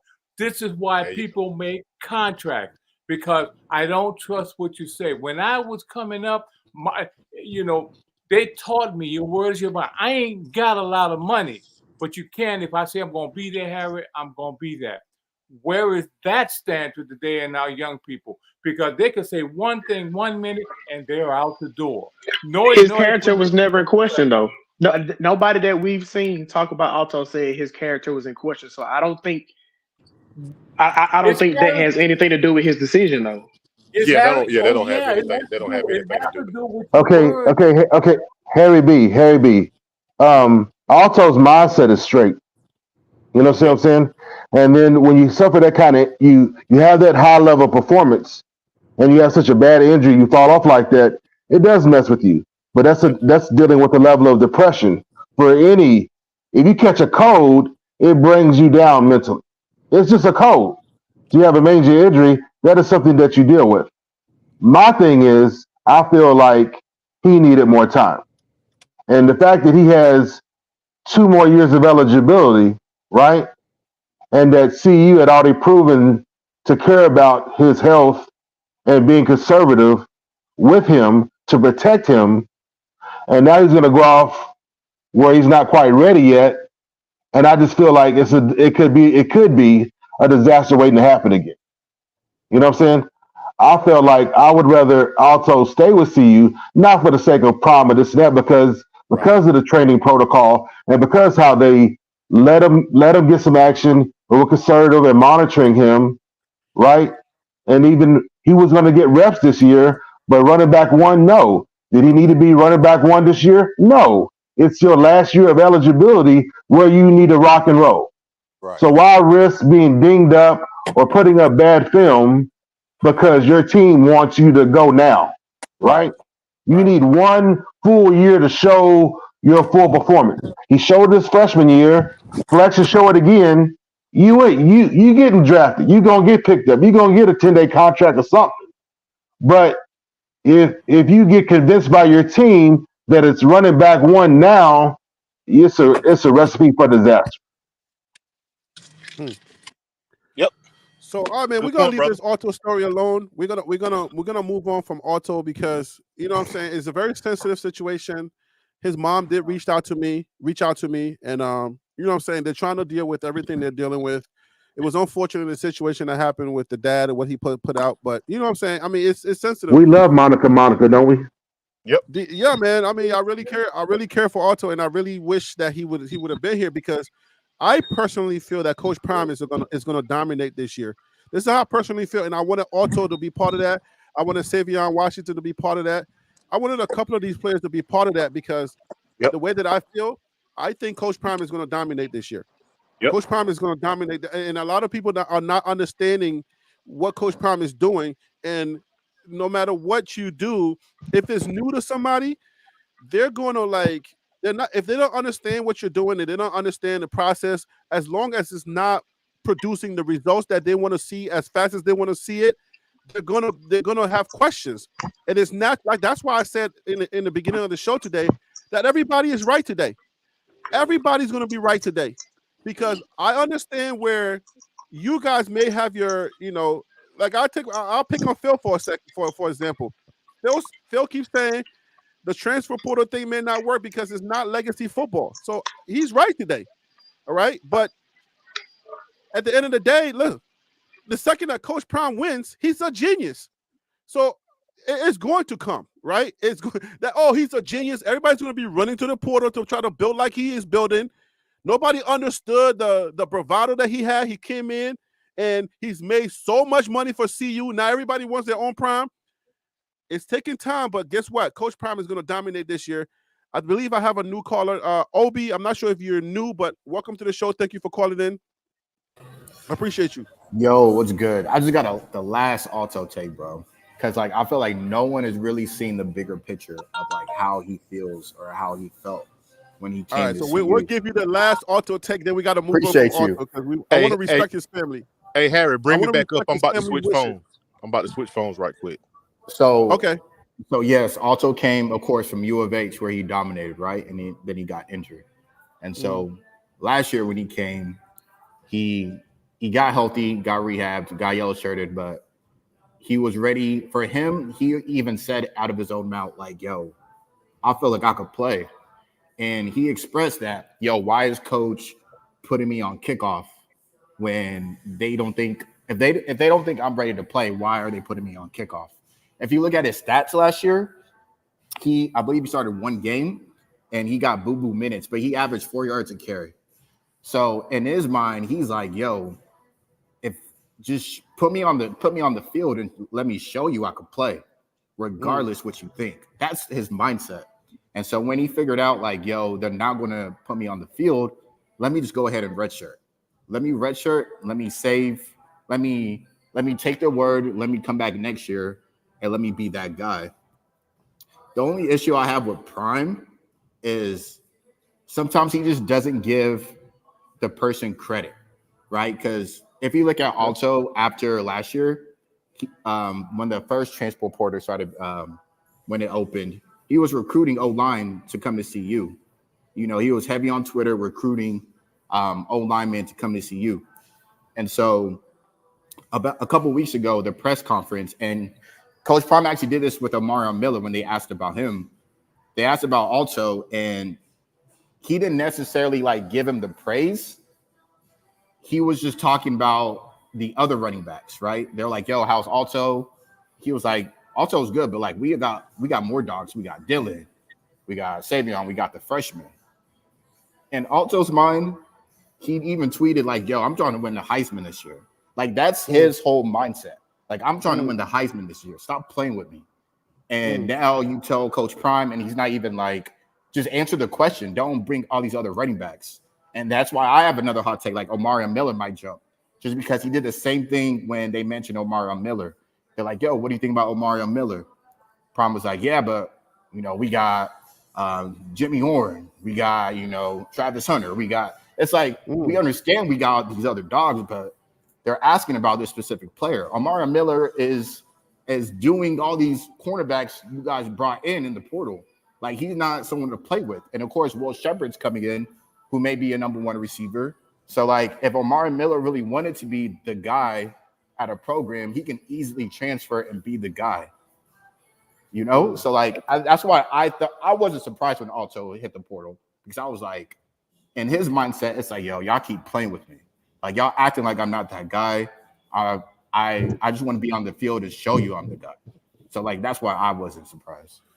So yeah, I mean, we talked about messaging earlier. We talked about different things. You know, somewhere something's up, but you know, we're not there. We cannot be definite on this show. You know what I'm saying? Because we're not there. We're just having opinions. And Obi, you know, welcome to the show. You did bring up a few good points and stuff like that, but Welcome, bro. you know, the situation with Auto, you know, it is what it is. People have different opinions about Auto. I'm very bullish on Auto. I think he is a Heisman type of back because he already proved to us that he can do it at Houston. So that's how I feel about it. I personally feel that about it. So at the end of the day, we're looking at Colorado, and now we got a few more minutes for the show. I'm gonna bring on 614 startup. What's up? Welcome to the show. This is your first time calling in? Yeah, it's my first time, man. I appreciate the invite. All right, thank you for calling in. If you want to jump in with a comment that you heard earlier, you want to piggyback on something, but then I can give you a question too if you don't have a piggyback or you don't have a statement to make. Yeah, no, I appreciate it, and I appreciate the kind of the well thought out arguments and comments being made by everybody. It's kind of refreshing to have a conversation where everybody keeps their heads about them and just tries to stick to the facts or well reasoned opinions. I think that the biggest thing for Colorado is the fact that they have so much media exposure, but it's limited. So there's a lot of speculation about why players do or don't get playing time, why somebody comes or why somebody leaves. I think that's the biggest Good thing. point. And so we're all kind of creating our narratives based on a 25-minute well-off video, you know. And there's a lot going on behind the scenes. And I think the biggest thing is everybody on this call, the real question is, do you fully trust Prime to execute on what he says his vision is? I think that's another question we have to ask, because Prime's vision is not for everybody. That goes for players and it goes for fans. You know, so that's what I would really like to hear people's opinions on. Does everybody on this call, based on what you've seen so far in a year and a half, believe that Prime is the coach with the philosophy and the work ethic to get Colorado to the playoffs? That's a great question. You want us all to That's respond a at great one time? question, and I'll tell you that respond at one time or what? Well, no, Send it around, Harry. Send it around. I'm gonna pick the people who are gonna respond. But that's a great question, and then that's a good segue for us to go into. And I'm gonna bring Dre on to answer that question first, and then we'll go around the panel. And then after that, I'm gonna have to get one of the early signees to somebody to sign off. Okay. So Dre, welcome to the show. I appreciate you calling in. The first question to you is, what's on the floor right now? Do we all trust Coach Prime's process? Are we going to believe in his process, or are we going to continue to question him? No, can you hear me? Yes, we can. Oh, good. No, I trust it. I trust it, and I trust and believe that he's not giving mixed messages. I think he's very clear. So when he tell these players, hey, if you're going to jump, you're going to jump. That seems very clear to me. And then also with the whole O-line, when he tell these people, hey, I'm just going to go and get a whole new offensive line. That's very clear to me. There's no mixed messages. So, yeah, I fully agree. I trust him, and I'm 100% on board. So, okay. So as far as that, now, I'm gonna let me shape this question a little bit different, right? Because if that's the point, if we keep questioning that Coach Prime is his honesty, does he need more diplomatic? I would say, whatever in his, because he's a head coach, right, at a major program, at a D1 program. Is Coach Prime way too honest for some of us? For some people out there, it's just that, like, the honesty is just overwhelming for some people because they're not used to it in the coaching landscape, and sometimes maybe you just need to take the diplomatic approach. And see you, Buff Dynasty. I'm coming to you for that. You can. Yeah, I'm gonna shoot that question. I'm gonna jump off, Harry. Give somebody else a chance. Yes, I believe in Prime's program, what he's trying to accomplish. I think he's actually ahead of time. I think everything's working out just the way he planning it to work out. I think that he's a upfront, straight up, no gray area type of person. He has a standard, like he always says, the standard is the standard. I don't care if you're a 5-star, 3-star. I don't care if you're highly touted. That's not the standard. The standard is what he said. And it just so happens that some of the guys that come through, they can't live up to the standard. He's honest. Sometimes he's brutally honest. Right. But in a day like 2024, that's what we need, man, because we got so many people telling lies and putting on and stuff that you need honesty. So I'm with him. I'm with him till the wheels fall off, and I'm with him all the way to the championship, whether that be this year, next year, or 3 years down the road. But I think he's right on time. I think he's working his plan just exactly how he wrote it out, and we're going to see it. All right, man. So if you're gonna jump off, then I can. Yeah. I think Ellis trying to come. Thank you for joining us today, man. So let me go to. Hey, appreciate y'all guys, me, man. Harry. I'm gonna jump off too. All right, go ahead, Tim, and then you can jump off and let somebody else in. Okay, let me go ahead and put up the email. Hold up. I'll go ahead and put up the email again. Is join TLP Sports. Join TLP Sports. Join TLP Live at gmail.com is the email. I got Tim is going to jump off after this, so you can call. You can email me. Join TLP Live at gmail.com is the email. I'm taking it off the screen so we can see the names. Go ahead, Tim. Oh, I was just going to say to his question that what I believe in Coach Prime, but the 40 Are you 40 are you a butter? Yeah, he's well, a butter. yeah, I You mean, a butter. parquet, brother, parquet. So, what I'm gonna say is though, Parquet. the 40 40 20, I just don't believe going to get us to that championship level. I feel like we're gonna have to bring in more more freshmen, and then What are your suggestions for the percentage? What is your suggestion? my suggestion, I would go 20% transfers, portal guys, 20% portal guys, maybe 20% grad transfers, and the rest young guys, and just try to hold those guys on there so when it does come to year 3, they're ready to carry the torch. I don't have to do a lot of turnover. I want to limit my turnover. So in order for me to get to that national championship, but hey, I appreciate the show and I'm out, bro. I'm gonna be listening though. All right, Tim, I appreciate you. Go ahead, Obi, your turn. Yes, sir. I think Coach Prime is the person for the job, but like he does need to change some things, right? Like I think the community within it needs to change just because there is favoritism. Like it's 100%. The biggest thing we'll see is what happens when Shador leaves. Like when Shador leaves and Travis leaves, do you have a community in Colorado where people still want to come and play for you and the school? Or is that still the highest sorry, I'm reading it.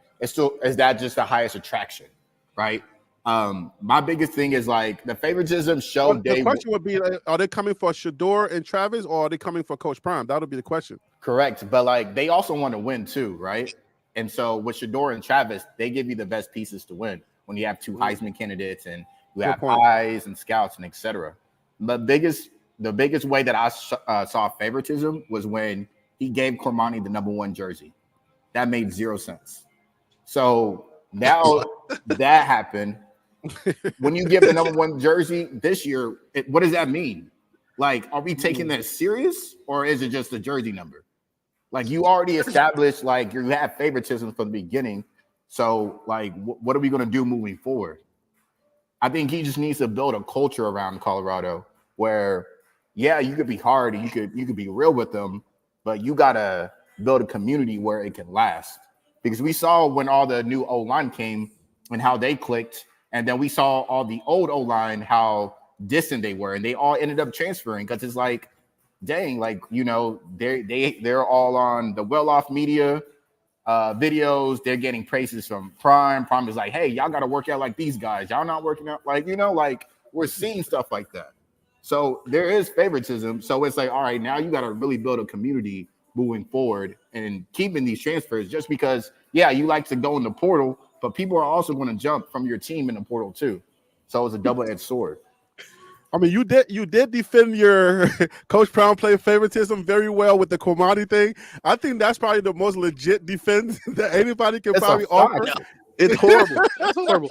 He probably got Now- number one now- because he got there so late. Yo, in hindsight, like I always say, in hindsight, everybody can now look back and say, well, we saw this now, but everybody was bullish on Komani, and for I don't know, for 2 shows, I was over here, I was on the island by myself a little bit. You know what I'm saying? So Cormani was getting worked in practice every game by first string, second strings, and third string receivers. Gotcha. Charlie deserves number one more than Cormani last year, and that was last year. So, like, there was favoritism from the get-go. Like, that's a fact. So, but was there favoritism because of the hype that came with Komani? He told you who the jersey numbers, right? He said number 2 is taken. Number 1 is going to go to that someone that's a dog. That someone is him, who's really him. Cormani never proved he was him. So it's like, that's favoritism, bro. Like, what? Oh, man. Yo, I'm trying to listen. Today, I'm supposed to be trying to keep my guy upright, right? I'm trying to keep my guy cool, but with that defense, there's no way. I got to be fair to my standards. With that defense, I'll let that one slide. But the favoritism thing, I think there's a lot more nuances that we have to address when it comes to favoritism, because favoritism, I think, has a lot to do with the mentality of the players. It has to do. There's a lot more to it than just saying, oh, coach like this guy, he don't like that guy. So that's why I'm because you did such a good job with Komani McLean, I'm gonna let that one slide. So that's cool. So can I jump in real quick, Harry? Yes, please go.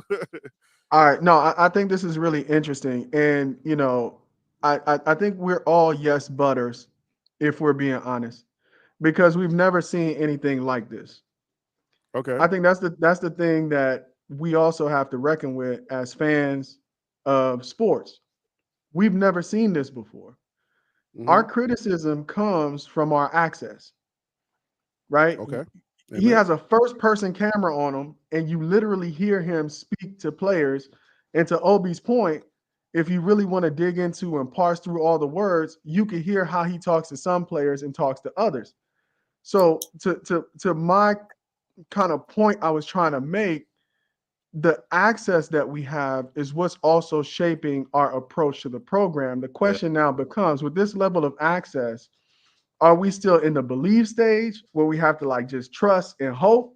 Or are we in the know stage? Is this our coach, right? That we want running this program because we know he's going to deliver ultimately on the outcome that we want. For me, it's not just about football. I'm calculating more wins than just the wins during the season. Is he, to his point, his vision is to also make men out of them, right? And so I'm counting those wins as well. Are there players who are developing beyond just the wins and losses on the football team? That's why I like Prime. I know there's a football component, but I'm also watching for what he's doing for these young men in their lives and developing them in the long run. Yeah, I mean that's what I said in the beginning. That's what I said in the beginning, because I feel like we need to understand that. But when it comes to the football community, because we are at a D1 space now. We're not at Jackson State no more. We are at a D1, and when it comes to the football guys, it's hard for us to continue to say that, because we are contending with a lot of guys that are just strictly football talk, right? Because the second that we go into that other stuff, 614 startups, the second that we go into that other talk, they feel like we're conceding that we don't have a good enough team, right? But it's almost like we cannot have that talk and say that he's a good coach also, which is kind of weird, because we admire our coach. The fact that he is very upfront, he's a leader, and he makes that a point. That's a part of him. And other coaches are not displaying that same thing. All they got is football. So how do we, as fans who appreciate who he is, that other side of him, how do we continue to live in this space and deal with the football talk, and then also wait for that to develop as well? And you can start you can answer that quickly, and then I can ask somebody else as well. Yeah, That's I 6:15 started. appreciate that. And I think that's why we're so conflicted, right? Because I mean, I think everybody on here is a male, and we understand what he means to the black male image, right? Outside of football. Just the Right. representation of us. He's a one person trans economic force. He's having Harvard do studies about him. I understand this is a football show, but I'm just adding context, right? So Right. maybe the grace that I'm giving him, because there is a learning curve. I think to believe that somebody could rise through the ranks in coaching and at every level he doesn't have to learn lessons. He's obviously learning lessons. I believe, for example, the difference in his coaching style this year than last year, he's more hands-on, right? He's less trust, he's more trust but verify, right? You can see him being more hands-on with both the coaches and the players. So my thing is, from a programmatic standpoint, taking the good with the bad, right? If he doesn't deliver a 12-win season or a 10-win season and he delivers an 8-win season, as a fan base, are we accounting for that in our expectations? Or is it football or nothing? Is really the point that I'm trying to make. And that's why I'm really torn. I think a lot of people are split. I think the football world are really football or nothing. I think that's why you get channels like the Big 12 channels even calling for Coach Prime to be fired because this whole transfer portal debacle, right? So it's like I'm seeing so many football guys, and all they're seeing is football. But anyways, let me get another a thought in here. And Phil, if you actually no, Bishop FDR, are you there, Bishop? Yeah, I'm right here. Yes, please. Let me get your opinion on that. If you got something you want to add to that we just said. I think it's very complex, but understand from where I stand, he's a forerunner, so it's going to be very complex, and he's going to be hit on all sides because he's going through the fire. Simply put, no one has done it, and he is doing it. And because it's not looking like what the foundation was built upon, then he's a wrecking ball and he's wrecking everything up. But in that instance, you got to give him the opportunity to finish the process. All right, so let me bring on Kevin. He's a new to the show. Kevin, welcome to the show. What happens if when Coach Prime starts to win, then he's a genius, or what is going on with this whole idea of, okay, should we let him finish this process? We're not seeing this thing, so everybody's now on the whole idea of him failing. I think first and foremost, are you able to hear me? Everybody, welcome Kevin to the show. This your first time calling in? I was on here a while ago. Oh, okay. Yeah, his voice sounds familiar. Yeah. Well, you the guy from Boulder? I was named Ginger. Okay. Ginger, Okay. if you remember. Either way. Yeah, I remember you. I remember you, brother. Welcome back. Yeah, thank you. Appreciate it. Great show, by the way. I always watch randomly.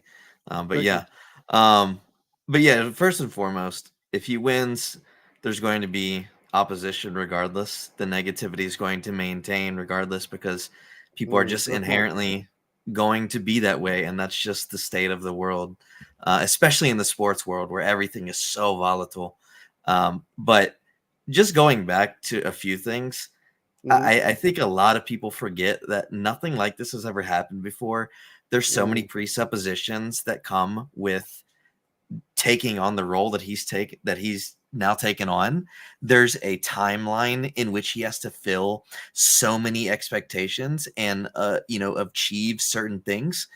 And not only does he have to expedite certain processes to allow players to be in the positions that they need them to be, but he also has to put players in the positions to where he feels as though he's going to get the best outcome. So, there's a lot of moving parts at hand to where he has to do things quicker than what other people don't like. They don't have to adhere to those same rules and guidelines that he has to because he's in this position, and that's the part that people forget. But I do want to comment about one thing that was talked about a moment ago, just to circle back real quick about the Cormani thing and the favoritism thing, just to give a little context to something I think that no one's even talked about, is he doesn't have a father figure in his life. And on top of that, when you have someone who is in that mindset and who's coming out of high school, who is looked at as the number one player, and you know, I don't know if you guys have role models, if you guys have mentors, if you guys have father figures, manly figures in your life, but I think it's safe to say that if you don't have those in your life, you're not going to respect those opinions of those people in your life if you don't have them. His mother is the most prominent figure. That's why she is so outspoken. That's why she is so heavily involved in his life. And that's why you saw her to be so outspoken. And I'm not saying anything against her, and you have to do what you got to do. But for Right. someone who doesn't respect a male's opinion in their life, they're not going to respect it in the most prominent league possible. And when you have that environment of, you know, gold jacket wearers and, you know, Prime and then others around, you know, I genuinely think the reason he gave him the number one jersey is because he had to give him a little extra, and it's not even favoritism at that point. It's the father figure, the male role figure that he needed that he never had, because he knows what's going to happen to a young male with that pressure in his life. If they don't have that, they're going to be led astray and be brought down negative paths. And that's really what we're seeing now. Someone who's lazy, someone who's immature, someone didn't show up to practice, someone didn't do film, and so many other negative aspects. So I don't think it was a favoritism thing. I think it was a cry and an outreach to really bring someone in to kind of put their mindset in a positive manner. So I don't think it was favoritism at all. I think it was just a way to really connect with someone who you knew that, hey, I know the potential that's going to come out of you, and this is my way of showing you that. And Yeah. So Can I I have jump in a real quick? follow-up question. I have a follow-up question on that, because what you just articulated was very on point. Thank you very much, Kevin. But did that put a target on Kwamani's back, like without knowing? Did that put some type of target? Even though, like, I'd never thought about that before, and I'm so glad that you brought that up. But did that somehow put a target on Kwamani's back, where other guys were feeling like, there's no way this young kid who's getting burnt every day in practice is number one? And let me go from the left to the right, and then everybody can have their time. Phil, what are your thoughts on that, please? You know, I'm gonna be honest with you, man. I think going into it, I think guys kind of knew what was up, so I don't think it was too much of a shock that he got it. But I think as the season went on and they realized, like, well, darn, okay, he gave it to him early in the season, but now as we actually get into the meat and the potatoes of the season, it's like, should he really have gotten it? And then I think that could maybe sway people. But if you're looking at the team and the way the team was built, he was the best person from that class that came in. And so you already know, like, a Caleb Downs at Alabama is gonna get treated different than, you know what I'm saying, your 3-star center that's coming out of Timbuktu. All right, so Willie, try to keep it in 30 seconds. Did that, in what Kevin just said, Coach Prime, in his best way to try to be a father figure and give Kwamani a leg up, to let him know that he is the man for right now, did that inadvertently put a target on Kwamani's back? 30 seconds. Willie, are you there, Willie? Oh, I was ready to respond to something else, but I don't think he did. I don't think he put a target on his back. He already came in the number one. So, I mean, you're at the number one player in Prime's mind because of his stats in high school. So, he came in as a potential dog, you know. But he had to prove it in practice, though. It wasn't like Coach Prime doesn't worry about high school stuff. He had to prove it in practice. Like he said, everybody had to earn it. I know that. And he struggled with that. He had issues with that. So I don't think he put a target on his back. No, I don't. I'm trying to see. Okay, so if you don't think so, then let me go to Wild Dog. Wild Dog, what do you think? What are your thoughts on that? It's two things, Harry. Well, okay, number one, wearing number one puts a target on your back, on your team and opponents. Every time you step on the practice field or the game field, wearing number one puts a target on your back. Now, the other thing I want to address is, after your commentary, was that too much pressure for him also? Add that to that. It should not have been. And then who is that on? That's on the man wearing the number. Because he had the option of accepting it or rejecting it. So, and then my second point, if I can make it, is with the favoritism. Honestly, truly, if there was favoritism, right? Carmani's number is number 7. Carmani's bling is number 7. If there was going to be favoritism, then Silman Craig would have been, the number 7 would have been snatched from Silman Craig and given to Cormani McClain if there's favoritism. Good point. So the next best thing, right, is you the number 1, you the man, step up into number 1. And you can accept it or reject it, go some other direction. But ego and then whatever, it's like, well, I'm not wearing, so if I can't wear number 7, I'm not wearing some other jack up gimme number. I'm taking number 1 because I am the man. All right, Bishop. What are your thoughts on that? Yeah, I would just want to piggyback. Definitely a big salute with that, Wild Dog. The simple fact is the number 1 is, it puts a target on his back, but understand, just like George Seaton, we know that he put a target on his back because he was in the situation. He was the number 1 recruit. But did he have the mentality to go with the number 1 recruit? Or did he have the right makeup to be pushed as a dog and to realize, okay, you might not earn the number as of yet because you just got on, but I'm putting you in number 1. So prove to me that you're deserving of the number change. And sometimes with that, you're going to run into obstacles on flaws that come up. But do we have a mentorship there to smooth it over, to make sure he enters in to the dog mentality? Because it's there, but his upbringing was shown a lot, is what I'm saying. Like Kevin said. All right, 614 startups. What are your thoughts on that? Yeah, to Kevin's point, I mean, I think in TLP or Harry B, you made this point early in the show. You said, can two things be right, true at the same time? My opinion on this, and he brought up fathers and father. You know, it's like if you have an alcoholic for a father, one kid might never touch alcohol, the other kid might become an alcoholic too, right?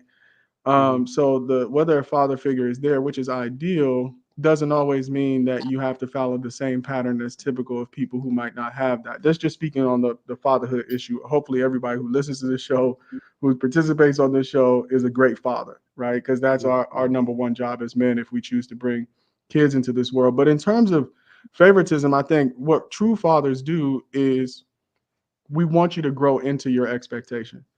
So it might be truly favoritism that I gave you that number 1 jersey, or I want you to grow into it, right? I see a lot of potential in you, even though you haven't proven it, and I want you to grow into that. But like you said, his words were, you got to prove that you're a dog before you get number 1. But like as parents, and even like he does with his kids, he ranks them, right? So favoritism is built into the way he lives his personal life, and that might bleed over to the way he coaches. Good point. What about you, Dre? By the way, you guys are rocking today. I ain't gonna hold y'all. Y'all are really on point today. Y'all are bringing the pain. Please mute if you're not up. Please mute if you're not up. Courtesy. All right, Dre, are you on? Are you good? Yeah, I'm here. All right, go ahead. What are your thoughts on that whole aspect of? Is there a possibility that he put a target on his back and he couldn't live up to the target? No, I mean, no matter who you are, I mean, if you're the number 1 player coming in, I think automatically you have a target at your back, especially from players who want to come right at you. But I think just by going with Prime and put an extra target on his back, I just think, even the way he did it, whenever he just, jetted out for Miami, I just think it, coming with Prime and doing that. But I will say though, I think the one way we can prove that is that, so we have a kid on our roster, Wiggins, who was the number 1 recruit who came from LSU out of New Orleans. Like, he was the number 1 recruit, right? And but you really don't hear anything about him leaving, LSU after 1 year. And now, we hear everything about Cormani. It's just like, I just think, Prime get a level of, they excoriated him in the media. And I just think everything is elevated with him. And I think it's a bit unfair, but it's the name of the game. So it is what it is. DC Carson, your thoughts, please. All right. I think that a target was on his back, and I'm gonna always keep pushing back. We got to get out of this habit of just assuming it's the kid that's the problem, because it could be something else. And what I mean by that is, all right, so let's take Travis Hunter. When Travis Hunter came in, he came into a league, was a little easier to play. He was a better athlete than most people on the field. So he was able to develop with not out as much demand, as well as he was able to basically get out there and do some great things. Cormani was slapped into the middle of Pac-12, which was a phenomenal conference. So there was some growth. I do think there was some times there was too much press, too much spotlight on him, and that should have, once you realize that he was not there, should have been shielded. But that ain't what happened. It was to a point where he was put out there. So again, it doesn't mean that he's a bad player. He just may not have been able to adjust to all the attention and the things that come on. That's when you got to kind of take them players and shield them a little bit. I'm not saying the kid has great work ethic or anything like that, and that there's not some issues or things he needs to work on. What I'm saying is that when you have these plays and when you have the program like Visibility, everybody is not ready to handle those lights and play at the same time. And so you sometimes have to pull them back. Whatever the number was, he obviously was not ready for whatever reasons. He just wasn't ready for it.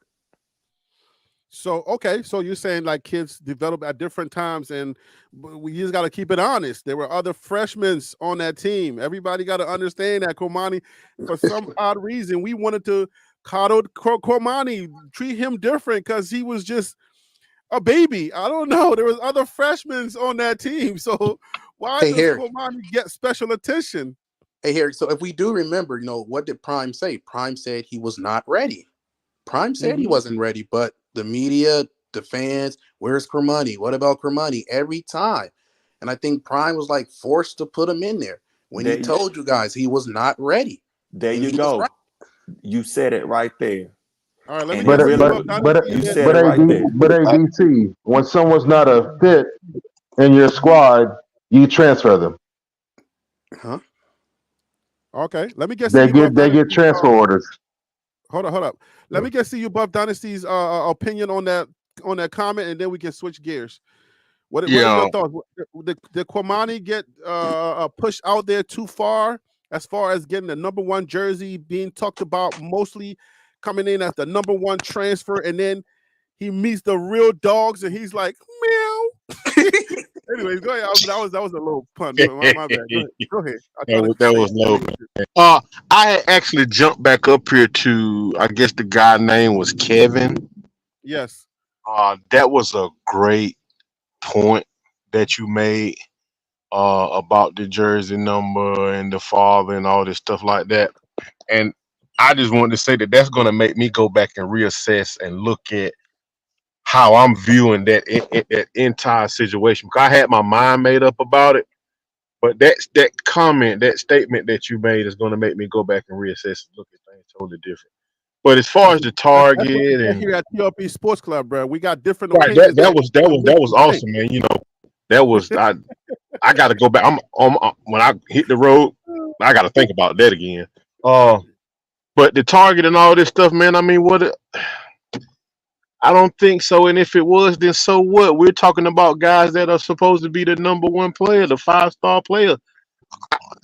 But if you're not ready, you're not ready. If somebody slaps the number one guy on you, and then a dog meets you in the alley, he gonna eat your bone, bro. Like, think about that. I kind of have my own viewpoint on this star thing and all of that. Like, I don't. You don't want to touch it right now?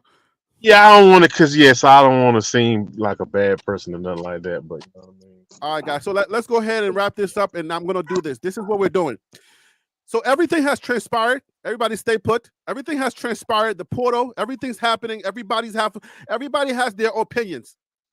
But now I need you to please give me your opinions, all right, on how CU, with all of the transfer portal noise and everything, how CU is going to fare off at the end with this season, with everything that's gone out. How CU going to fare out? This is your final thoughts. Give me your final thoughts on how you think CU is going to fare out. We're going to start with you, CU Buff Dynasty, and then DC Carson, you're next. So get ready. I Final think thoughts, CU is guys. gonna, Final thoughts. I think CU is going to fare out very well. The pieces that are potentially going to come in are going to be an upgrade from the twos and threes that left. I think, like I always say, man, Coach Prime in Colorado is in the right place at the right time, and expect big things and great things. And I can't wait to come back up here and put it in DC Carson and feel so real face. I'm telling you, boy, I cannot wait. Hey, but I appreciate the show, man. It was some great, intelligent thoughts today, man. Hey, it some things I heard today. It tweaked my intelligence, and it's gonna make me go back and look at some things and reassess some topics and some standpoints that I had personally. Yeah, Great man, I show, had the second one, man. Today always. was a really good. Today was a really good show, man. I sat back and I'm like, man, I'm listening to some really good, great opinions today. So today was definitely a good show. So I Great appreciate show, today's man. show. Appreciate it, bro. DC, your mic, bro.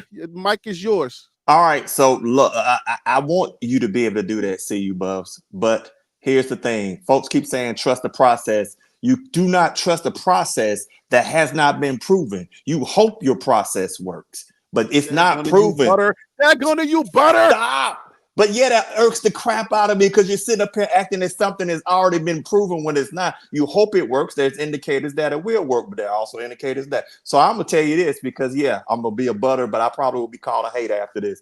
5 and 7. That's it. Great show. Wait, are you switching? Where were you before 5 and 7? I was at around like 7 and 4, 5 and 7 now. 5 and 7. You're switching up because of anybody specific? I'm switching up. Well, remember, I made that before the DC and a couple of other things, but things I'm seeing in people's faces, 5 and 7. But I hope CU Buffs can bring receipts and stuff them all in my face. I will welcome that, bro. But 5 and 7. All right, so DC is going on record with his 5 and 7. He's switching up his prediction, his win prediction, 5 and 7 now, because of the transfer portal transformation. Sorry. All right, Kevin. So where you at? Final thoughts. How is CU going to fare out in your opinion? Yeah, so there's a lot of things to like take into account when you look at it from a data standpoint on who's going to be like on paper. I think it fares well. I think if you were to if I were to attach a number to it, I'd put it anywhere in like the 9 and 3 or the 10 and 2 range, and then at the highest point of that, you obviously want them going playoffs and going further. But it's all going to come down to how well the chemistry is going to be with the players that are coming in, and then on top of that, the players that are coming in, are they going to be selfless enough to be able to work within a group dynamic, not so much this is my last year sort of thing. I need to look as best as possible because, like they said, it's a team orchestrated event and you may be able to fill your role, but is your role always going to be, the top at that point, or do you need to fall back at certain times and take the lesser role and not get as better and not get the stat sheet at that point? Are you able to be in that group dynamic? So I think if the people are able to come in, check the egos, and actually be in a team chemistry aspect, I think they'll do really well. Just because there's so much on the line when it comes to players that are leaving, the expectation of the media, the expectation of the culture that surrounds it, and everyone's expectation of how they're going to fare. So I think there's a lot on the line and a lot of pressure, but I think they're going to be fine. Iron sharpens iron. And I think, everyone that's coming in, you can even tell from the media videos that are coming out, everyone's just attitude and vibe seems to be a lot more competitive. So I think they'll do really well, just as an overall sense. And, hopefully everyone, like I said, checks their ego and plays as a team. Awesome. All right, Dre, your mic is yours. Your final thoughts. How see you gonna fare out this year? Are you bullish? Are you not so bullish? Where are you at right now? If you're still there, Dre, you might have to unmute your mic. Dre, are you ready, or should I go to Bishop? All right, let's go to Bishop. Bishop, what is if you can unmute yourself, Bishop? Go ahead. Yeah, 9-3 Big 12 champs. Nice, 9-3 Big 12 champs. So we going bowling. That's good. What are your final thoughts? What are your final thoughts on how about either the show, something you heard? What are your final thoughts, please?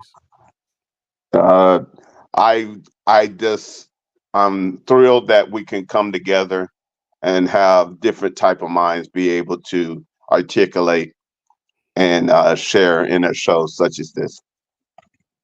Awesome, man.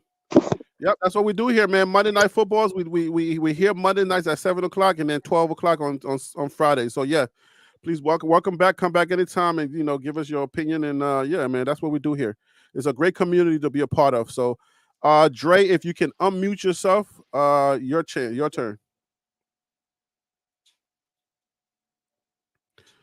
We're not hearing you. I don't know if it's on your end or if it's us, but you might have to click off and then come back in. All right, so we got DC. Okay. Wild Dog is your mic, brother. All right, Harry B and bandwagon buffs. Like DC Carson was saying, it's a process, and in the middle of this process, it's not proven or unproven. So there's always going to be adjustments. So yes, upgrades in the players, upgrades in the coaching staff and personnel. So that's ongoing. Okay. So we have players that haven't landed. Okay. So again, chemistry is important, right? Being a fit. So it takes time to build chemistry, and there's going to be players coming in. It just that may not be a fit, like Cormani and like others. So with any program, any company, any team, you want to bring in people who are fit. And if they're not, then you wish them well. So right now it's April 2024. My forecast hasn't changed. I'm still 6 wins to get Miss Peggy to a bowl game. Man, we're not gonna shake you, are we? 6 wins. We can't get one more out of you, bro. 6 wins is just not sitting well with me. Now we gotta see who lands, who actually comes, because people who have committed, they not here. I can't count my eggs before they hatch. All right. We'll live with the 6 wins for now, but 6 wins from 4 is just not enough for me to feel like, because I'm so ready for Coach Prime to put his foot on somebody's neck. Okay, Harry B. Let me give you my warm and fuzzy then, right? Instead of 6-6, let's go 7-6. We get to the bowl game and we win. Okay. That's fine. I mean, I don't want you to change up because of me. I just want, I want you to feel that inner, because, man, the detractors have had the mic way too long, man, and I'm so ready, then my butters are getting on my nerves. Like I got my guys Kevin is Phil, back. I got my guys DC. They're always saying, but it's not proven. Yeah. But nothing has been proven, so they can't win. Anyways. Hey, Kevin is here. Ginger's back. Come back to visit us. So I'll say 6-6, but then 7-6 with the bowl win. All right, Dre. Are you there, Dre? If you can unmute. Yeah, can you hear me? Oh, there we go. Finally, I don't know what was happening. No, but your final thoughts, and what do you think Colorado's going to fare? How do you think Colorado's going to fare out after this transfer portal thing? Yeah. And I will say, trust the process and the whole fact that this has not been proven. It has been proven. He did the same thing at Jackson State with a lot of portal players. Because it was black people. Don't worry. Exactly. Black people. I mean, Florida State just did it last year with a majority of transfer portal players. Right. So the process can work. But you got to come together, man. You got to gel the chemistry. You got to get rid of the jealousy in the locker room. And then my pick, I will say 8-4. They make a bowl game. 8-4. Okay, we got an 8-4 on the trust the process. Trust the trust process. the process. All right. Okay. We're coming to you, Tennis Channel. What are your final thoughts? How you see you gonna fare out after all of this transfer portal emotional roller coaster? I'm a proponent of trust the process. You're muffled and you're not up to the mic. Oh, can you hear me now? Can you hear me? We can hear you, but you sound like you're far away. Okay. Am I closer? Does that sound better? No, fix it. Let me go to Phil Wright. You fix that. Phil So Wright, what is your what is your final thoughts? Will he get his microphone situation together? It's a quote I've been wanting to say all day that makes me think about Colorado, and it says proximity to power deludes those into thinking they are the ones that wield it. And I think the issue with this team right now is their proximity to greatness, that person being Deion Sanders. They think they are now great without having to do everything it takes to get great. But I hope that these guys can get whipped into shape. As far as my prediction, I said I have a wait and see approach because the portal just opened. So I'm not going to give my pick, but I will say this. Whatever CU Buff says, that's what I'm going to go with. So when they end up going 4-8, I can be like, you said it. Wait, so what? I just want to put that. I'm agreeing with whatever CU Buff says, that's what I'm going with. So when they have a losing season, he got to come with them receipts. Hey, Phil. Everybody else don't know, but no Diddy, but I love you, man. Listen, hold on. I'm a grown man. I love you too. I'm a grown man. Men can Listen, say I love you without having to say no Diddy. Come on now. Yeah, like, I love it's 2024, dog. Let's keep it. We got to keep it tight. No, but in all seriousness, keep it tight too. No Diddy. No, but in all seriousness, as far as my prediction.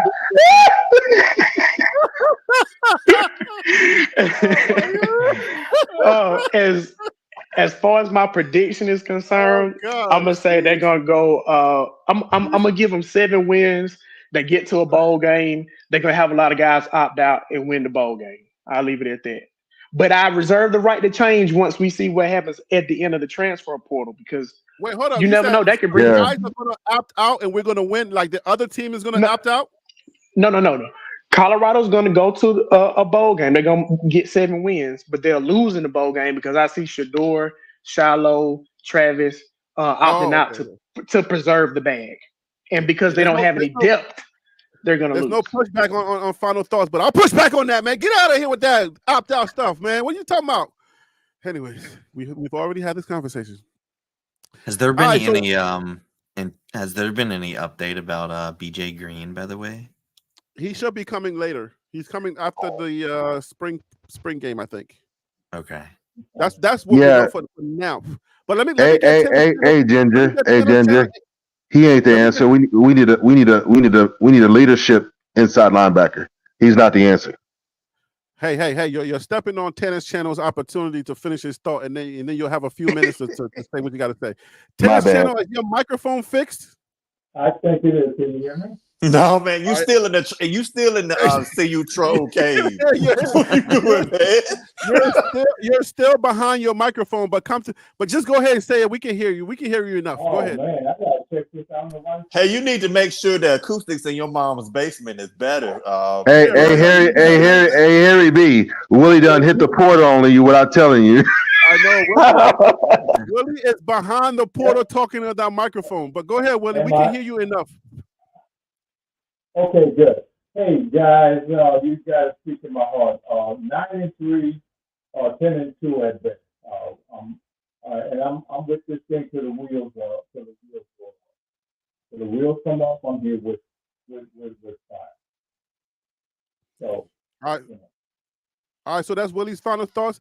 Hey, this is my final thought. I say Coach Prime is going to be fine. I started the show off with that, and I got to end the show off with that. I got to let everybody know Coach Prime is going to be fine.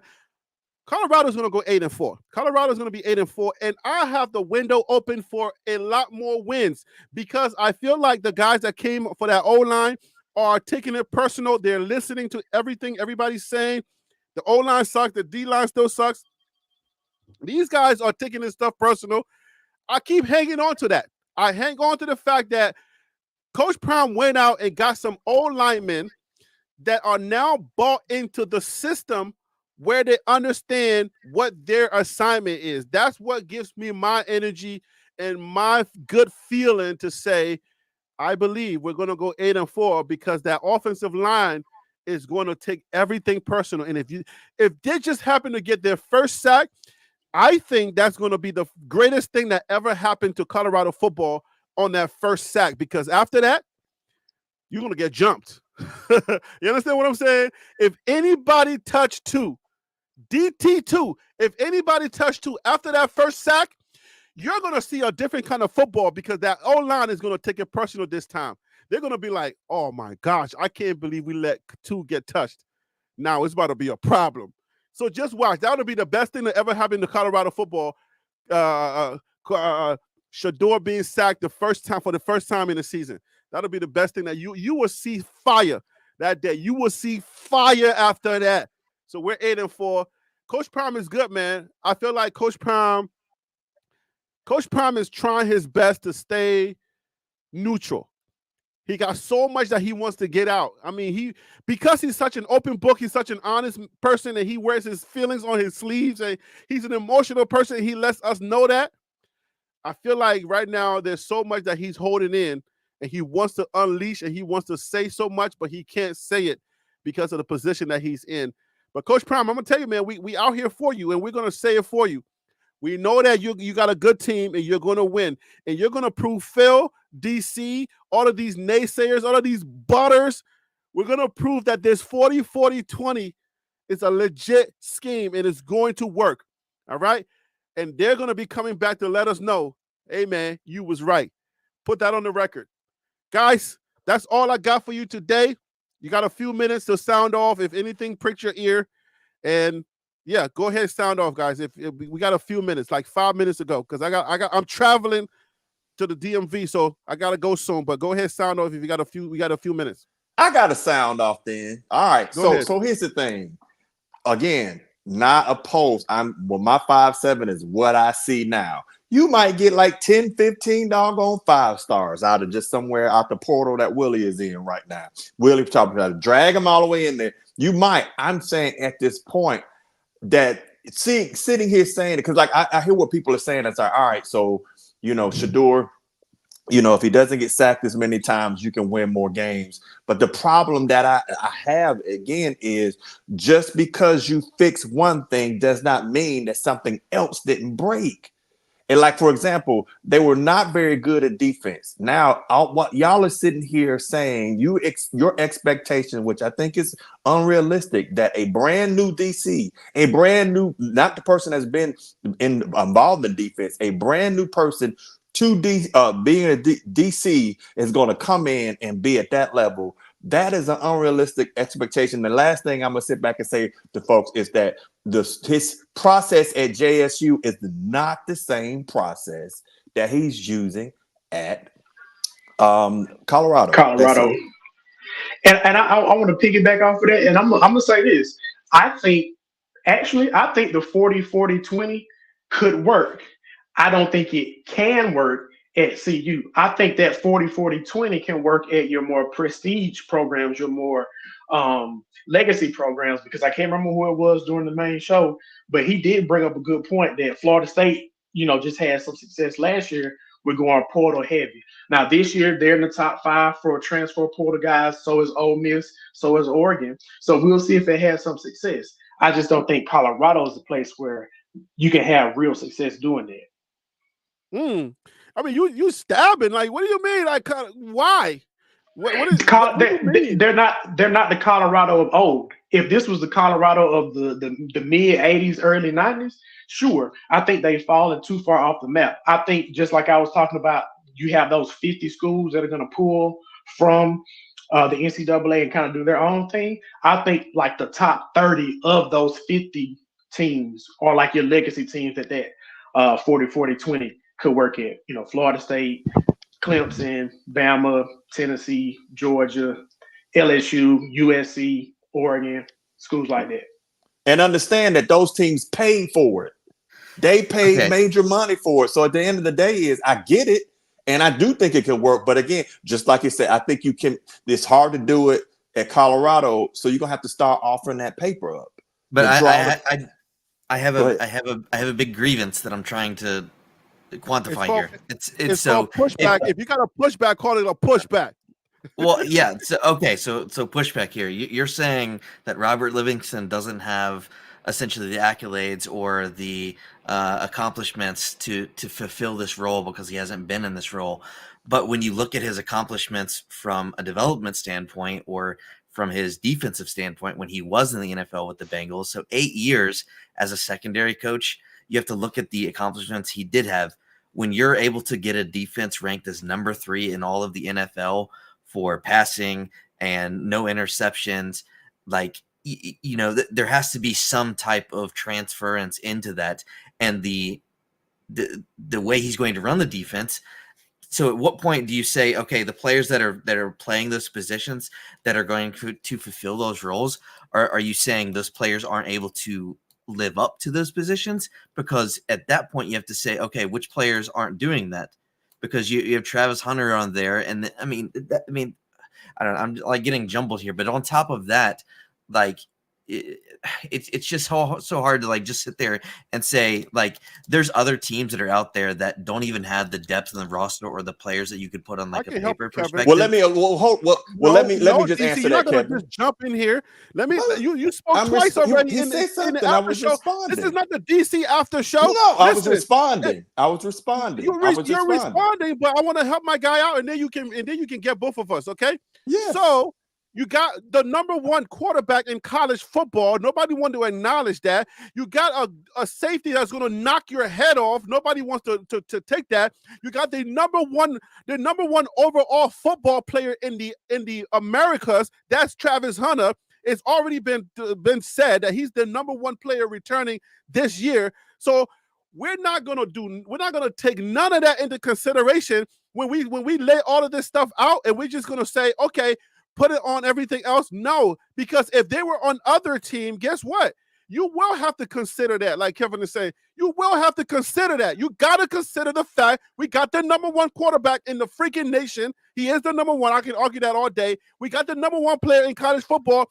In Travis Hunter, he is the number 1 player. Yeah, so we got 2 number 1s on our team. So what it is, what it does, and what it's going to be. All right, this ain't 707. This is not 707 though. Well, just to interject. Harry B, if I may. Harry B, if I may. Hold on 1 second. Let Kevin respond, and then let me make my point, and then I'll move forward. Just to interject real quick. So with that being said, if you were looking at this, if this was just a team that was on paper that didn't have a name associated to it, at what point are you just going to say, okay, that's a good team? But are you saying that the reason that you're able to say that they're not able to stack up to your expectations of a winning team is because they don't have the legacy behind it, because they're new to it? So if that were the case, why are these other schools not performing at the expectations that you're subscribing to? But they don't have the depth in players. So there's a bit. I'll get it. I get it. So let's go ahead and throw some data out at you. Cincinnati Bengals last year, the team that the DC came from, was 31 out of 32 teams. Their pass defense was 28 out of 32 teams. So do you see where I'm going with it? That's why he left, because they wasn't performing anymore. That's why he left. Let me finish here. Their run defense was 26 out of 32. So here's the thing, and Kevin, I'm not saying that they cannot be good at all. That's not what I'm saying. I do say is that they're building, and that the people that are going above 8 wins are probably getting into that fanatical stage of it. The second thing is you got to give this man time enough to grow, to be that defense that could be the championship type of defense. But when you start getting it to 9 and 10, that's winning the Big 12. And that's asking to be honest with you, and then I'm shutting up. That's not fair to him to have the expectation that he's going to come in to be a 9 or 10 win, have that type of defense. And I don't think, and so that's all I'm saying. No, I want to clarify my point. I just want to clarify my point. for pass touchdowns allowed and number 8 in interceptions in 2022. I just want to clarify my point about the legacy schools. I'm not saying that Colorado can't beat legacy schools. What I'm saying is I don't think the 40-40-20 transfer portal or recruiting scheme is going to be successful. That's what I'm saying. Now, if you want to look at how they stack up against some of those other legacy schools right now, I still don't think they have the overall depth to be able to really make a difference right now. Is it possible that they can upset some teams? Sure. But if you're looking at as a whole, I just don't see them right now being able to put not those first 22 that come off the field. But what about the next 36? What about the next 44 that come off the field? That's my concern. So, Phil, I would say a lot of your arguments are based in development, right? But so that means like y'all are really bullish on synergy then, because at the end of the day, you can get good players from the transfer portal because they were just at other schools. That's all it is. But so then, what is really based in the fact that y'all keep saying it hasn't been proven? It hasn't been proven. Who cares? Is it just synergy you're talking about? Is the biggest part of your argument is synergy or talent? What is it? It's talent. It's talent because I mean, if you think about it like this, is talented. No, that's not what I'm saying. So, like, as far as the synergy standpoint, you look at the dream team. They all played against each other. They came together for the summer, and then boom, they blew out everybody because they had the talent for it. What I'm saying is, I don't think he's bringing in enough talent all across the board for me to say, all right, cool, they're gonna be all right. We know they got some really good receivers. It seems like he's done a pretty good job with the running backs. It seems like cornerbacks look pretty good. Yes, he's brought in new linemen that we think are going to be better, but as of right now, they're not proven. And I think it's okay to say that. I don't think that's me hating. I think it's just we haven't seen them on CU's roster in a real live situation. So right now, I just don't think they have enough talent. And I'm gonna see in that email, seeing that link about but I the got blue a chip question ratio now. too. Based on what you just said, when you said they're not proven, the only person that's not proven is probably Jordan Seaton. Right now, we got tape on him now from the practices and the scrimmage, so he's doing very well. I said with CU. I said with CU. But Harry, because that does matter. Let me ask the question. When you said with CU again, I'm honing in and I'm really starting to figure out what you guys are saying now. Are you now saying when you say proven on CU, because I've done multiple videos on the transfers and I've told you guys on what they bring to the table from the other schools, right? So we know that they've been proven. So you're saying not CU. What does that mean? Does that mean synergy? What does that mean? Attitude or playing with the other players? Maybe if you're playing next to a guy that's way better at whatever school you're coming from, you will perform better. What is the seed bed of your conversation saying they're not proven? Well, I say because yes, some of the guys that you're talking about have come in and made an impact for the team that they were, playing at. But you can't sit here and say that those guys were also going against some of the top competition either. So that's why I want to see them do it on this stage where the lights are the brightest, where all the cameras are on you, because we've talked about the DM or the Coach Prime tax before, right? So can you live up to it? Yeah, you can go out there and be good at practice, but some of these guys have never played a game in front of 50,000 people. Well, when you go to Folsom Field, I believe it's 56 there. Kevin, you could correct me if I'm wrong. You're from there. But when they go to Nebraska and they see that sea of red, some folks gonna be pissing down their leg. I'm from Ohio, actually. Okay, sorry about that. Right, but the thing I'm gonna sit here and say to you is this. All right, so here's how you can tell if your team is where we're saying it is. Take Shador and put the backup in, and we'll see you. Y'all don't got Tim to come back on. Hold on one second. I'm asking that question. If you want to know how that team is, take Shador out, put in your backup. What's the record? Thank you. You can't do that. You can't take your kid out of the picture because he was brought in for that reason to make a difference. No, if your team is still solid while you're taking your dump, if the team is still solid. Yeah, Willie, you in the toilet, bro. Like, I don't know what's going on, but you are not coming in clear right now. Yeah, because if your team is that solid, then you should be able to sit there, and if you take that person out, you might drop a game, 2 games, maybe 3. So you're saying if we like from an NFL perspective, let's look at tops. You get rid of Lamar Jackson, Patrick Mahomes, Tom Brady, like even further back than that, but whoever it might be. You're saying those secondary people are what runs the team. You don't think the quarterback is the leader of the team who I think he facilitates the is. process of the team? I think it is, but if you see where I'm saying to a point where I'm coming from this angle, but and I will say this is that I think folks are not really looking at the Big 12 as run heavy. Sir, what are you talking about, sir?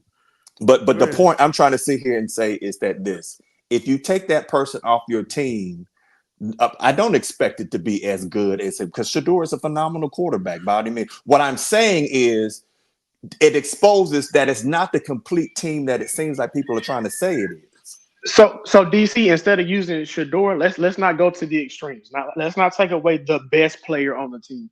Let's say they lose a left tackle. I don't want to say that because that's Jordan C. Let's say they lose a guard and a tackle on offense. Then let's say they lose their number 3 receiver on offense. Then let's say they lose a linebacker, an edge, and a safety. What does that team look like now that, what I'm saying, those legit starters are not playing? And that's my point. And that's why, like, all this talk about the transfer portal matters. That's why the transfer portal matters. Yeah. So because even if you're talking about depth, right? Yeah. Yeah, they're not talented all across the board. They're not talented all across the board, not just being top heavy. Yeah, it's easy to say we got Shador, we got Travis. Okay, but what about the 13th best player on your team? But we have to wait to see who we get in. That's a good point. You make a good point. And I've been saying it. If we're not, I think we started the show off with that. If we're not delusional around here, it's not like when you lose a guy like Savion Washington, the dude is 6'8", 320 pounds, right? If he was a D.E.P.T.H, like if you keep him, you feel solid enough to say, whoever is the starter. If he's not a starter, then we're really good. Like we were having conversations, and Tim can tell you, there's been shows where we said, well, if the starter is not the starter, we're looking really good. But look, we've lost a lot of pieces now. So now it's like we can't even have that same conversation no more because it's like, well, we did have a few guys that were here, and if they weren't starting, we're like, okay, then that means that we have D.E.P.T.H. But think about it now. Now we can't really say that much. If your scenario is true, then of course. But again, what is the likelihood that we lose all those guys? I'm not saying you're gonna lose all those guys, but I mean there are situations where a team can get blown up during the season, and guys get hurt. So my concern is, okay, yeah, you had a solid number 2 on your team leave and go into the transfer portal. Now that 3 that you don't have that much confidence in, or is a freshman that you're still trying to develop, now they have to be that number 2. If you can't fill that position with somebody at the very least as good as that person that left, if not better. Hey, Phil, let me help you out for a second. Let me help you out and bring it to reality. We got North Dakota State, which is a trap game, but then we go right into our rivalry games, Nebraska and Colorado State University. We are not, I guarantee you, we are not going to be 100% after that CSU game. So this is what Phil is talking about. So when you go to just like last year, we lost Travis Hunter in the CSU game. These 2 back-to-back brutal rivalries on the road. We had them at home last year. We got to go to Lincoln, Nebraska. We got to go to Fort Collins, Colorado. These are brutal rivalries. I've been a CU fan, been following CU since 1989, ongoing. We are not going to come out of that game healthy. So how we function against Baylor, which is going to be a softer team at home, is going to be telling. That's going to tell you everything, right? Because I guarantee you, we are not going to be healthy. We will be lucky if we're 85% healthy after the CSU game. It's going to be brutal. Tim, did you have something to add? Because you came back on. So did you want to say something, Tim, or you on the road? What about you, Tennis? You're back on. How's your audio now? Can you hear me? Okay. Tennis, go have a great weekend, Tennis. Your audio is not coming in clear no matter what you do. So Like just go have a good weekend, tennis, because it's not working. Whatever you did, something happened. It's not working. What about you, Tim? Better get rid of that flip phone, tennis. Yeah. Uh, Got get rid of that flip phone. no, I was just gonna say. Hey, Willie, I can see your Motorola Razr or something, dog. Okay, with y'all. Got that Go ahead, Nokia. Tim. No, I was just gonna say that I agree Oh, with Flock is Phil. back, yo. Flock has been a minute, bro. I agree with what Phil is talking about, man. Like that depth is crucial, man, to you getting into that. Oh man, there goes his audio. Lord have mercy. Well, let me jump in real quick before he comes back. Is that because I agree, and Kevin's making some great points. I'm not dissing him, but Wild Dog just said it. You got two rivalry games back to back. You got to get, and then that last part of your schedule, that Texas Tech, Utah, Kansas, and Oklahoma State, which was runner up to the Big 12. That's a lot.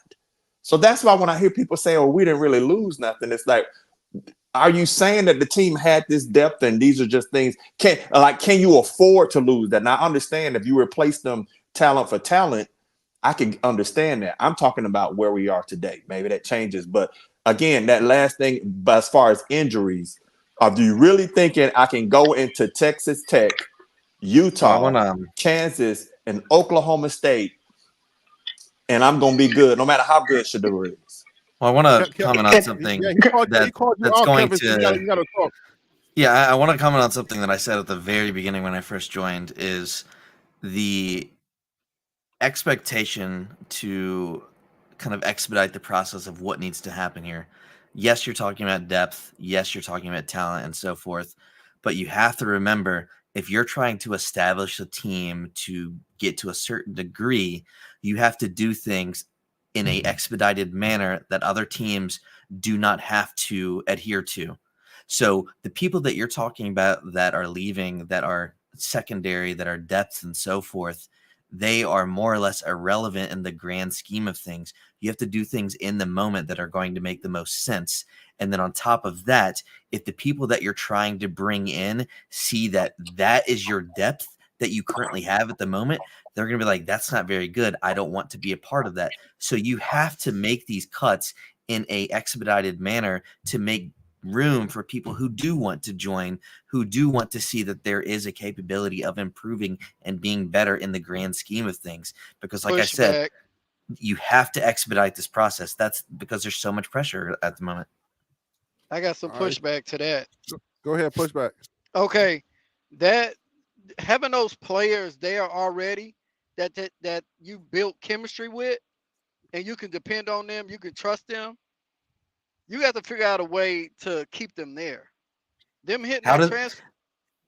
but how does Them hit. chemistry and trust do anything when you can't get Okay, performance? okay. You said Ooh. expedite. You said expedite in order to get people out the transfer portal to come to see you. Now that's a hope, right? Am I right or wrong? Because you don't have them, you're hoping to get them, right? Or am I right or wrong? If you Well, yeah, it's don't a You're hope. have hoping. it, You're hoping. it Okay, you're so hoping. So that but everything is a hope at hold that on, point. hold on 1 second. You already got if if if if I go play if I go to the casino and spend $100 and then I say, well, I can go out here and Uber hoping that I make that $100 back.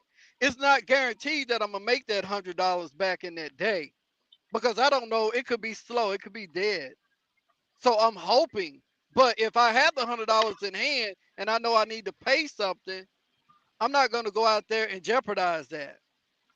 But do you not understand? Well, maybe it's not an understanding thing. It's I'm do you not? understanding what you're saying, No. but It's not about that. I'm making a different point. I'm saying you're talking about chemistry and trustworthiness and reliability. What does all of that have to do with anything if you can't depend on the person who does fill those roles to give you the performance to improve? okay. Let me ask you this question: do you depend on Alto McCaskill as your as just say for instance he would have been a number two? He doesn't give the performance though. Do you follow college football? So I follow college football, yes. Okay. Did But you see what he did as a freshman? I saw what he did as a freshman. Okay. Did you see what he did? He showed glimpses, even though he was hurt year 2, right? If you can't replicate a process, you're not reliable. and I'll give you that. I mean, I agree with that. I agree with That that part, but I mean, but okay. I mean, I'm not gonna throw away what I already have on hand, and I'm a build what I have on hand up to bring them to that. I want to bring my number 3s to number 2s or even number 1s. I want to bring my number 2s to be able to play at the level of my number 1s. I'm not gonna So have you, my first string but like I go said, against. you're dealing with incremental improvement in an environment in which you're trying to win in. You can't bring in people who want to win while they're looking at people who are so below them in a performance aspect. Wait a minute, what do you mean by that? I'm trying to make sure I I'm understand your not point. understand that point. So if you're trying to bring in players who are actually key makers and who are going to be performing in a high level, if you have players that are out there that we'll just take the offensive line perspective. If you're bringing in players who are actually good offensive linemen and that is your secondary, that is your depth that you're playing around, they aren't going to view them as someone who's reliable from a performance standpoint. They're not going to do any of that. So you have to bring in players who are good, who could be a good depth while maintaining the fact that you actually have good starters. So there has to be an expedited process to get the better players in there quicker. Okay, I got That's you. not I how get what you you're build saying. championships, though. And I want to make this point. I typed it in the chat. I don't know who's looking, but I think because you have Shador on the team, he's trying to get into the league. I think Dion has to do things a little bit more different. It has to be more of a microwave and trying to get the best team he possibly can now to elevate his son. Right, wrong, or indifferent, I think we can agree that he wants to put his son in the best position possible. If once Shador leaves and if Dion stays at Colorado, which I'm iffy on, we will see how he truly intends on building this program once Shador and Travis and Shallow leaves, because he's going to have to find a way to every year bring in some real talent, bring in some quality talent, have some younger guys come in that are going to stay in the program and understand the quote unquote standard that we're hearing about that CU has. And I just want to make a quick last point. That OSU game is the last game of the season. If this season starts going downhill and it gets really bad, that OSU game at home, last game of the season, can get real ugly. It can look like that Oregon game or that Washington State game. Because the fans are not going to show up. The fans are not going to show up. And I think the guys are going to quit. We saw it happen last year. Oklahoma State University has a chip on their shoulder. And all these other new teams coming in and all these talking heads talking about Utah or Arizona and all this stuff. Oh, you let Oklahoma State University get a chip on their shoulder. They're coming headhunting. Texas Tech is too. Don't forget about Texas Tech. Can you guys hear me? Can you guys hear me now? Yeah. Uh-oh. You got his audio back. Hey, Willie, Willie, are you on the beach? Are you on the beach, dog? No, that's somebody else's call. No, I'm That's at the house. CU Buff Dynasty. CU Buff Dynasty, your audio's coming in real like you got a window down or something. You're driving with the window down. But yeah, I have to leave. I do appreciate the conversation and great show, man. You guys have a great day. All right, man. Come back on, man. Yeah, don't be a stranger. Blessings to you. Don't be a stranger. Listen, guys, what makes you think that we're going to show up as a lackluster team? You say, well, this team is going to show up and that team is going to show up. That's somebody else. That ain't me. That's okay. This team is going to, they're going to have this. What makes you think that CU is not going to show up with an attitude? That's half of the battle right there. You got to come with attitude, man. You got to come with the desire to win. All I said was if the season goes down, I say if the season goes down and they're losing like last year, I think it can look bad. That's all I'm saying. Now, obviously, if they have a chance to make a bowl game, maybe even make the conference championship, of course they're gonna come out with their hair on fire. But if the season is already a wash, them guys gonna quit. We saw it happen last year. That's my point. Harry. Man, Harry B is breaking it down game by game. Harry B is breaking it down game by game for us. I'm keeping an eye on Harry.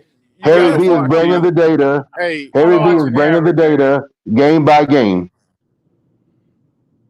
Yeah, we're on OS. We already did the first 3 teams. I Right. got 4. I got a few more to go. But go ahead. Hey, See when you Buff Dynasty. Let's see, go ahead so I can go home. I gotta yeah, get on the road.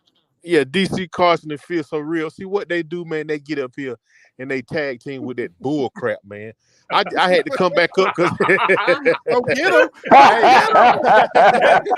I had to come back. Get him, brother. Get Hey, him. I was doing my Zen Zen Chi type thing riding down the road, and I hear this DC Carson talk about some take. I don't know if it was Feel So Real.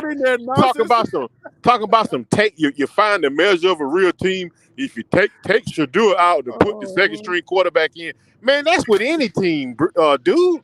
What are you talking about? Okay, so that means we're speaking facts then. If you agree that's with any other team, then we're That's speaking any facts. team. So, but Okay. the way you said it, you tried to make it seem like it's only for Colorado. No, you take Alabama, raggedy Now, Jalen Phil, Milroe out the starting lineup in Alabama fall. Phil, let me help you out. Let me help you out, brother. What Phil was hinting at, because we talked about it before, is like, look, right now, Staub is QB2. How in the hell is that when you done brought in, you know what I'm saying, 4 and 5 star quarterbacks in the transfer portal?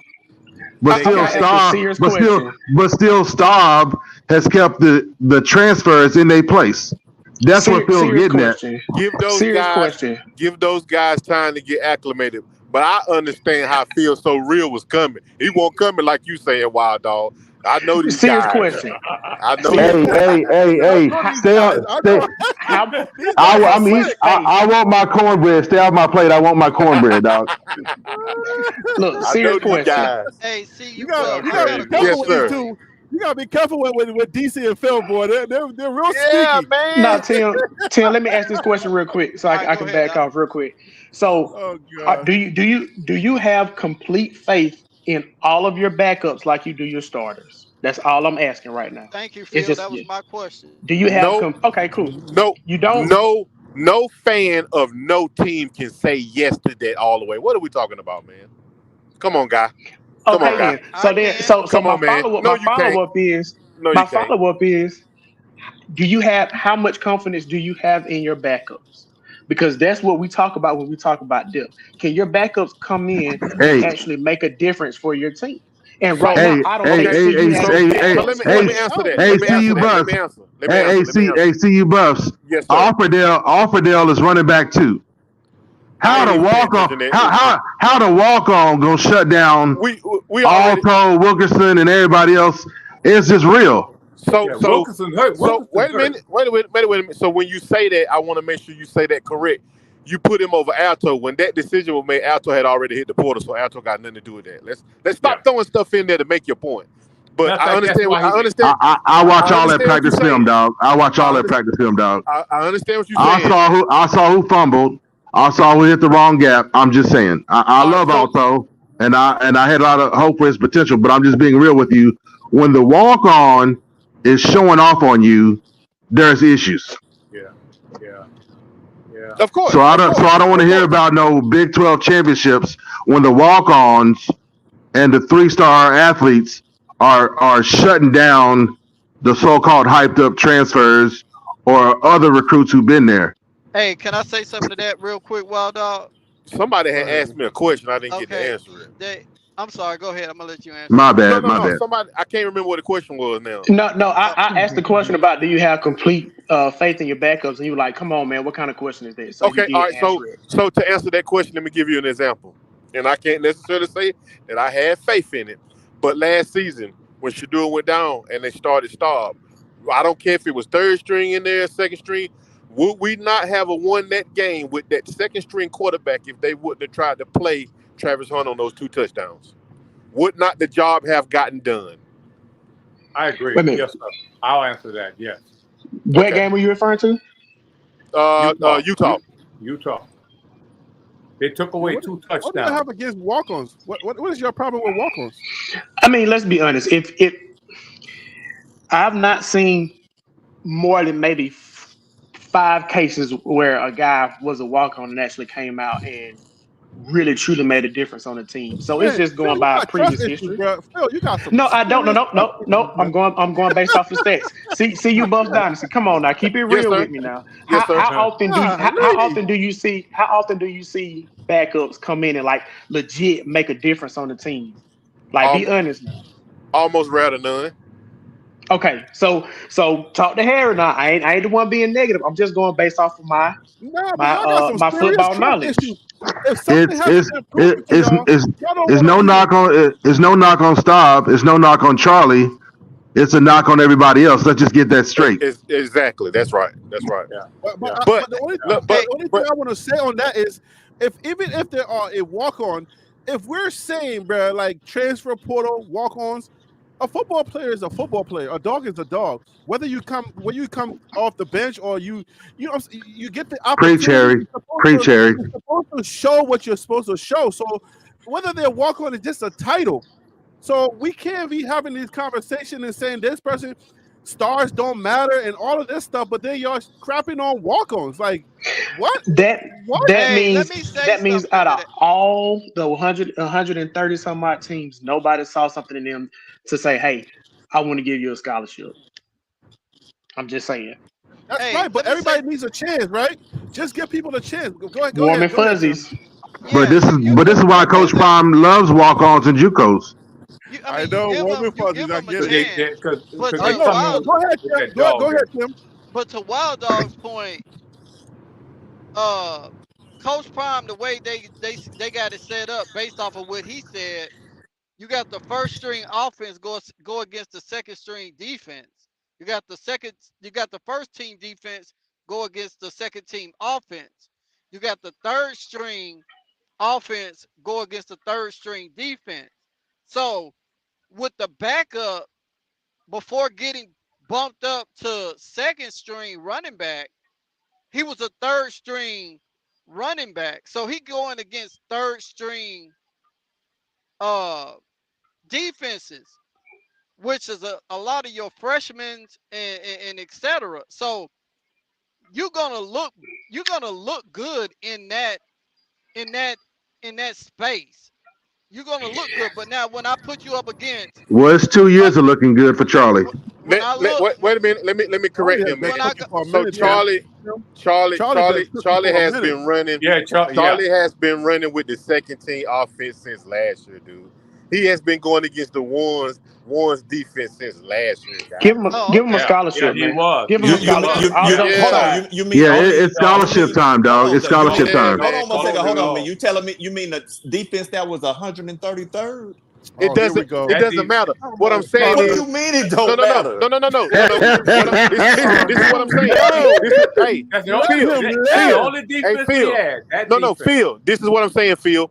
When my man put a statement out there as if he was going with the threes against threes, that's incorrect. I'm letting him know No, I follow that you. Charlie has been going against the first team defense since last season. I'm not Right, saying and I'm on his anything else. side. I'm on his side. I'm just making sure that he gets the But thing DC correct. ain't gonna let Oh that yeah, live yeah. though. I DC is appreciate you not gonna let that correcting me. live Yes, though. sir. Yes, They sir. were bums. Yes, sir. It doesn't matter if they were bums. They were the number one defense for us. That was the point, DC. That's Come on it. now. Yeah. No, Let it man, you live, can't bro. say that's what I'm saying. You're sitting up here saying and say, okay, like for example, y'all looking at But practice you're and not in going, context. The context was not whether we were talking about other. We weren't talking about the fact that they were bums against other teams. We're talking about our number one defense. But then you're gonna throw in there, oh, you mean the defense that was 33rd in the nation? Come on, Yeah, I man. mean, Hey, we them just need Come to boys, on, you point gotta them out be it's guys, honest. hell, man. Come on, Hey, DC. it's easy to look good against the scrubs, you know. Yeah, y'all DC. Yeah, hell, man. What did Y'all Coach? hell, But and but man. hey, What give did Coach? Charlie a What did scholarship. Coach Give say? Charlie a Can't wait for scholarship, you. man. Yeah. What did Coach say and about Charlie? See, if I put Charlie in the game today, he guaranteed Charlie will get 125 yards. That's a lot of They're yards not for a gonna run the backup. ball that much, man. Get out of here. Hey Tim, Oh you my Dion most know of the he God. lying time with in that, the man. game. Some of the time in the game, yes, it will. but we talking about depth. We talking about depth, and people want to give Trevor Woods a hard time, right? But Trevor Woods Right. was demoted all the way down to the bottom, worked his way up from the third string scout team to special teams, all the way up and then being utility, proving his utility, got asked to start at middle linebacker, inside linebacker. And then folks want to hate on him. Don't hate on him. Hate on the other jokers that can't show up. You know But what I'm saying? yeah, He but won't Wild Dog, stay when you there. saying, but when you're He won't saying stay there, that, world dog. when you're saying that, then again, like we talk in circles. Let me make sure I'm reinforce this so folks don't stop tripping. I'm not saying CU is going to suck. Not at all. Everybody get a final word. DC, this is your final word because I gotta travel. So go ahead. That's fine, man. Everybody get a final say. Hey, Harry, you can go. Just leave it on. Just leave it running. Just leave it running, dog. Leave it. Just leave it running. I gotta take the computer with me, so I can't leave it. No. Phil can be co-host. I can't leave it on because it lives on my computer, and I gotta pack the computer because my wife is gonna give me that look right now. I'm about to roll, man. Y'all have a wonderful weekend, man. Yeah, my wife is gonna I give me think that CU. look. So let me go. Let me get out of here. I know y'all I gearing think up to CU go. gonna be all right, man. They're gonna be all right. It just may take a little bit more time than some expect. It may take a little bit shorter time than others expect. But man, y'all So have we a need good to get you weekend. another computer, Harry. We need to get you a computer you can leave running. Listen, Phil, and DC, Coach Prime's 40-40-20 is going to prove you guys wrong, and that's going to become the standard.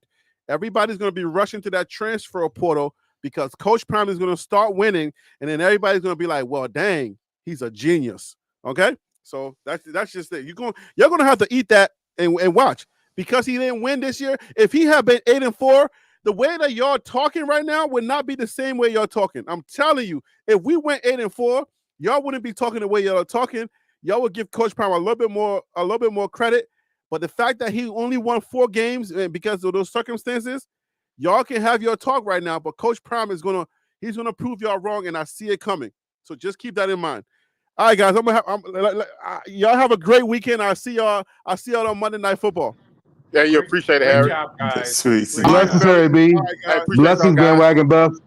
All right, y'all. Peace Y'all out. be easy. Hey, Yes, sir, man. Blessings. Hey, appreciate y'all guys. keep an eye out for that All right. linebacker from Michigan, Elijah. That's right. That's right. That's right. Yeah. All right, guys. Peace. Oh. Let